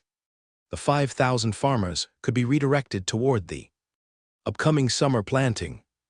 Lin had also considered whether to implement a 2-field or 3-field rotation, with fallow for the cultivated lands in the territory. He dismissed the idea. The arable land area available for farming in his territory was only about 150,000 acres in total. The 55,000-acre winter barley field about to be harvested, the 50,000 acres of spring barley, and over 10,000 acres of vegetable land, and the 40,000 acres of newly cultivated land led by Gavin with 3,000 farmers. With crops already planted, adopting a rotational fallow system isn't easy. You can only wait for the farmers to finish cultivating nearly 300,000 acres of arable land in the territory, finally implementing a rotational fallow system for unified planning and planting. However, before the summer planting, he needs to deal with the leftover barley roots in the fields. For small-scale barley planting, he could assign the farmers to manually dig out the barley roots using hoes and pitchforks, stack them by the field edges or in corners, allowing them to naturally decompose and dry, which could then be used as fertilizer in the fields. But manual clearing is too slow in efficiency. Or he could drive all the livestock from the ranch into the fields, let them trample and press the barley roots into the mud, while the livestock manure also serves as a covering and fertilizing effect. However, this leads to compacted soil, requiring further loosening labor afterward. Comparatively, the best method is naturally burning. Burning quickly clears the roots, and the resulting ash increases the mineral content in the soil, providing some fertilization. In the midst of Lin's contemplation, 2 figures stepped forward from a distance. Unanimously, shouts full of reverence reached his ears. Lin turned his head at the sound. He saw Wilbur and Avery a few paces to his right. Lin glanced at the two and asked, "Is there something you need?" Upon hearing Lin's inquiry, Wilbur and Avery exchanged a glance. Wilbur was the first to explain, "Master, the barley harvest is nearing its end. By this afternoon at most, it will be completed. Please assign the farmers their next tasks." Lin acknowledged. The farmers in the harvesting group will continue to harvest the vegetables and linen in the fields. After drying and sifting, store them in the warehouse, and then have 5,000 of tillage, and continue opening up new land. Once the barley roots in this field have dried and been burned, 5,000 farmers will begin planting peas. Leguminous crops like peas have a nitrogen-fixing ability that can effectively enhance soil fertility. The most crucial point is, in a warm climate, peas grow very fast. Planted now, they can be harvested at the latest by October to November. The harvested peas can either serve as a staple supplement for protein intake, or they can be used as feed for poultry and livestock. Upon receiving Lin's instructions, Wilbur did not hesitate and quickly responded. Lin turned his gaze towards Avery nearby. Without waiting for Lin to inquire, Avery bowed slightly and started to explain. Master, the production of the stone rollers has already begun. At the worker's pace, 3 rollers weighing 1,000 pounds each can be made in a day. By evening, the first batch of 10 rollers can be transported back to the estate. Lin pondered slightly before speaking to Avery. 20 stone rollers will be enough. Once they're completed, you will lead everyone to start constructing the outer city. The area of Lord's Square roughly converts to about 20 acres. With conventional drying methods, 1 square can dry 15 pounds of barley. An acre is 666 square feet. Lord's Square can dry roughly around 200,000 pounds of barley in one day. Using draft horses to pull the 1,000-pound stone rollers, pressing until the barley grains are separated from the chaff. It requires repeated pressing to achieve separation. With this method, working 8 hours in total, the rollers can process an area of at most 2 acres. 20 stone rollers are more than enough for this barley harvest to be pressed and threshed. The main point is, the area of Lord's Square is only so large. No matter how many rollers there are, they can't be used all at once. Lin continued, once 20 stone rollers are made, you can take the workers from the stonemason workshop and start on the construction of the outer city. If you need anything, you can find me or Steward Cusey. I will arrange things for you immediately.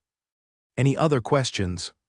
Upon hearing this, Avery bowed and responded, Yes, Master, Avery has no further questions. After instructing Avery, Lin dismissed the 2 men. Watching them leave, Lin retracted his gaze. Wilbur's cultivation and planting work were going fine, with the experience from several rounds of cultivation and planting. Both Wilbur and the farmers had more or less acquired their own expertise. Additionally, there is now an ample workforce and sufficient farming tools. With 50 days left until the end of the summer crops in late August, there is plenty of time for the farmers to complete this year's summer harvest and planting.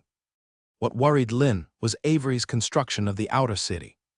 Whether it was the War of Imperial Authority or Viscount John Zuck of Carcassonne City, they posed significant threats and dangers to his territory. His only hope now was that the flames of war would spread to Morgantown and his territory more slowly. Suppressing those thoughts, Lin stepped onto the farmland, joining the team that was transporting bundles of straw and ears of wheat. Collection experience +1. Collection experience +1. Collection experience +1. After Lin loaded a cart with bundles of straw and ears of wheat until it was fully packed, he pushed the cart towards the Lord's Square. Under the surprised gaze of a farmer responsible for unloading, Lin began to unload on his own. Only after a while did he finish unloading a cart of barley. He took a few large gulps of refreshing, sweet well water handed to him by Red. Letting that well water wet his robe slightly, he didn't mind at all. On the contrary, found it cooler and more comfortable. Handing the water bottle back to Red, Lin walked over to sit on a bench in the shade not far away. His gaze wandered around the entire Lord's Square.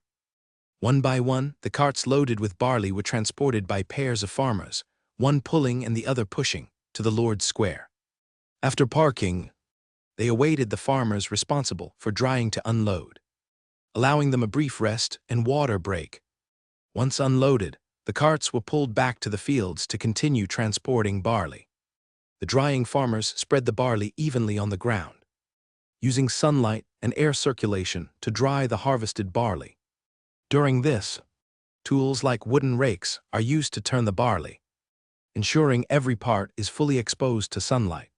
Speeding up the drying process, it can also effectively prevent the barley at the bottom from becoming moldy due to moisture, even though the barley harvest is nearing its end. However, to immediately enter the threshing process still requires time. Barley needs to be sun-dried for about 5 days in sunny weather to reach the appropriate level of dryness. Using the stone rollers made in Avery's stonemason workshop will make crushing and separating the grain more efficient. Watching the farmers working in an orderly manner, Lin felt slightly relieved. With the barley harvest complete, half of his worries have been eased.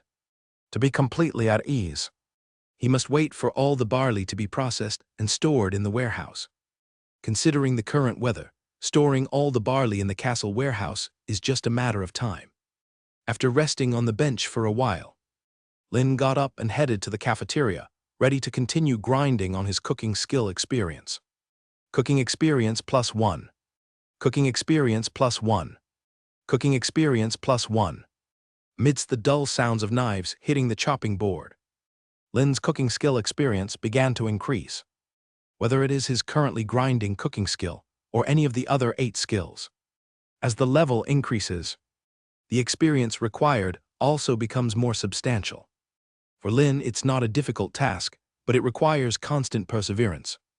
As long as enough time is invested, leveling up is bound to happen. Even if the leveling is slow, as long as action is taken, rewards can be seen. This is why Lin can tirelessly grind on experience. Compared to those tasks that show no results, yet still require endless repetition, the sense of accomplishment he feels now is quite intense. As Lin immersed himself in exploring the kitchen and grinding experience, time quickly passed. Before he knew it, it was already evening. Having spent most of the day grinding experience, Lin walked out of the cafeteria with slightly heavy steps, feeling the sticky sensation on his body and the smell of grease on his clothes. Lin shook his head with a bit of helplessness. Perhaps no one could imagine. As a lord, he not only engages in tilling and planting, harvesting and gathering, but also plunges into the kitchen to cook food for the townsmen. No one in the territory engages in as many kinds of labor as he does. Exhaling a hot breath, Lin glanced at the Lord's Square. As the sky dimmed, the townsmen returning from their work also headed back to the territory. As they passed the Lord's Square and looked at the barley that had been spread and dried on the ground and then piled up, their eyes were full of brightness. With barley, there will be more food. With a large supply of food, they no longer have to endure hunger like before. They even acted cautiously as they passed the area where the barley was piled up, fearful that a single action might damage the barley and cause waste. Only those who have truly experienced hunger know the value of food. After standing still for a moment, Lin turned his gaze to Red behind him. "Let's head back to the castle." Red slightly raised his eyebrows and responded, "Yes, sir." After taking a few steps, Lin vaguely sensed that Red seemed somewhat different. Turning back to Red, he said, "Lead the way." Upon hearing this, Red looked a bit puzzled. But without saying anything, Red obediently replied and quickened his pace to walk in front of Lin. Lin looked up and down at Red, finding no significant changes in his physique and appearance. It was the aura Red exuded, which felt noticeably more steady and confident than before. Despite wearing composite armor, it didn't hinder his agility and nimbleness at all. Every move was extremely smooth and natural. Lin's thoughts shifted, opening Red's personal attribute panel for a look. Abilities: Hunting level 3, Planting level 2, Construction level 2. 7 Skills of the Night: Hunting level 3, Horse Riding level 1, Swordsmanship level 1. Attributes: Attack C, Defense D, Speed D+, Constitution D+, Energy D. Talent: Wind Element Affinity, has a special resonance with the natural wind element, able to sense the flow of elements more keenly and harness the power of the wind element. Focus provides accuracy when using bow and arrow, calming the heart. Skills: Precise Shooting, can hit targets with extremely high accuracy, whether stationary or moving. Herbalism, knowledge of the properties and uses of various herbs, able to collect and concoct herbal potions. Tracking Technique, able to track a target's whereabouts through subtle clues such as footprints on the ground, broken twigs, and animal hair. Surprised by the stream of information before him, Lin felt a bit amazed. Last time he asked Red, Red mentioned that the symbols from ancient texts had entered his body. How much time has passed since then? Red's attribute panel showed that all 5 main attributes had increased by 2 levels. He even gained 1 new talent and 3 new skills. The Ranger's special promotion book directly transformed Red's physical attributes. It infused him with the knowledge and memories of a ranger. All it needed was for him to fuse his memories, and he would gain complete understanding. Lin scanned the area with his eyes and nodded slightly. The abilities of the ranger were not as powerful as he had imagined. but they were far beyond what ordinary people could compare to, especially the wind element affinity, which allowed him to harness the power of wind elemental forces. Red, owing to his duty as Lin's personal guard, only needed to protect his safety. He hardly needed to engage in any combat. However, Red's capabilities were never weak from beginning to end. Even though his systematic training time was not long, he had over a decade of hunting experience, wild hunting and battling with beasts. His abilities far exceeded those of ordinary soldiers. Now, Red has acquired a ranger promotion that matches him perfectly. He possesses additional talents and skills. His abilities have become even more formidable. This is why, upon obtaining the first special promotion book, he decided to give it to Red. He needed Red to better protect his life. Walking a few meters ahead, Red seemed to sense Master Lin's gaze from behind him. A strange thought suddenly appeared in Red's mind.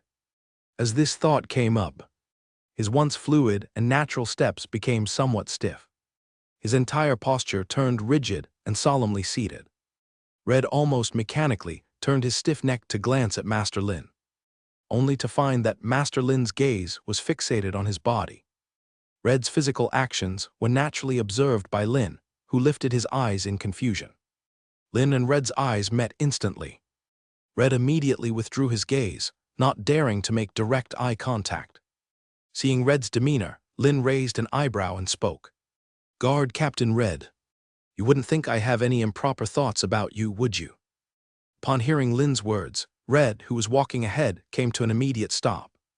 He turned around, bowed, and respectfully said, "Master, Red never said such a thing." Lin didn't stop walking, continued stepping forward, passing by the stopped Red. After giving Red a sideways glance, he continued speaking. "Rest assured, my sexual orientation is quite normal. In this world bound by dogma, where wisdom was not fully enlightened, driven by status and military power. Whatever orientation those noble lords had, he found them normal. This was, after all, a corrupt and chaotic world." Listening to the master's words, and recalling Janet and Kari Brown in his master's quarters, Red surmised that the master was probably telling the truth. Red replied with some hesitation, "Yes, master." Seeing the worried expression on Red's face, Lin couldn't help but shake his head. He continued, "I simply noticed you seemed a bit different than before and was observing a bit more closely." Upon hearing this, Red immediately understood. He explained, "Master, it might have been those ancient books you gave me, with those mystical symbols entering my body. Each night my dreams have been a parade of various scenes. I originally thought insufficient sleep would leave me exhausted every day. However, regardless of the intensity of the dream scenes, I woke up every day full of energy. I even feel now that my abilities have grown stronger." Lin nodded with understanding. "That's good." While he conversed with Red, they had arrived at the castle gates. Under respectful greetings from the guards, they entered the castle. Walking through the winding corridors, climbing the stairs upstairs, Lin reached the reception hall. His gaze swept around the room. Yet he didn't see Steward Cusey walking up to greet him as usual. Only Janet, accompanied by a few maids, was lighting the oil lamps in the reception hall. Upon seeing Lin, Janet hesitated slightly. Finally, she stepped forward and approached Lin. Not daring to look Lin in the eyes, Janet lowered her head and explained, "Master, Steward Cusey has gone to receive the linen clothes produced by the weaving workshop and will return later. The cook is preparing your meal, and hot water is being heated. You'll need to wait a bit longer." Looking at Janet before him, Lin said, "I understand. Keep busy." In response to Janet, he didn't pause in his steps, striding towards the open balcony outside the reception hall. Reclining on the wooden chair, Lin gazed into the distance, looking upon the town beyond the castle. Groups of townsmen formed a long line, returning to the town. Thin wisps of smoke emerged from the dining hall chimneys. Carried by the gentle breeze, they dispersed like silken ribbons into the distance. At the far edge of the western horizon, a red-orange sunset slowly sank below the horizon. Witnessing such scenery, Lin felt an inexplicable comfort. This view, he had long forgotten how many times he'd appreciated it. Yet this intense, picturesque pastoral view always brought him great joy, allowing him briefly to forget the territory's development plans and the threats and dangers beyond its borders, until the sky gradually darkened, enveloped in a dim shroud. Lin came back to himself from his temporary emptying of thought. His mind unconsciously returned to contemplating the future direction of the territory. At the other side at this moment, at the edge of a field planted with wheat. Standing still, Gavin looked at the silhouette of a busy team in the distance. His brow furrowed slightly. A running figure entered his line of sight, running from afar, stopping in front of him. The farmer, wearing a linen robe and pants, said breathlessly, "Lord Gavin, they said there's still time. They can harvest some more barley and sell it." Listening to the farmer's words, Gavin couldn't help but shake his head. Even though the sky was already dark at this time, even though he had arranged for the farmers to inform the new 500 free people that they could finish work, those 500 free people not only showed no intention of stopping, but instead wanted to work overtime harvesting. Before arriving in Morgantown, he had already learned from Master Lin. No matter how many pounds of crops the hired free people could harvest each day, they would receive a tenth as compensation. He had already predicted such a scene would appear. A tenth as compensation was indeed too generous. Just like the more than 500 acres of wheat fields in front of him, the yield per acre should reach 100 pounds. According to the labor force of a normal farmer, under tolerable tools, 2 acres of wheat crops could be harvested in a day. These free people could harvest nearly 200 pounds of wheat after 1 day of labor.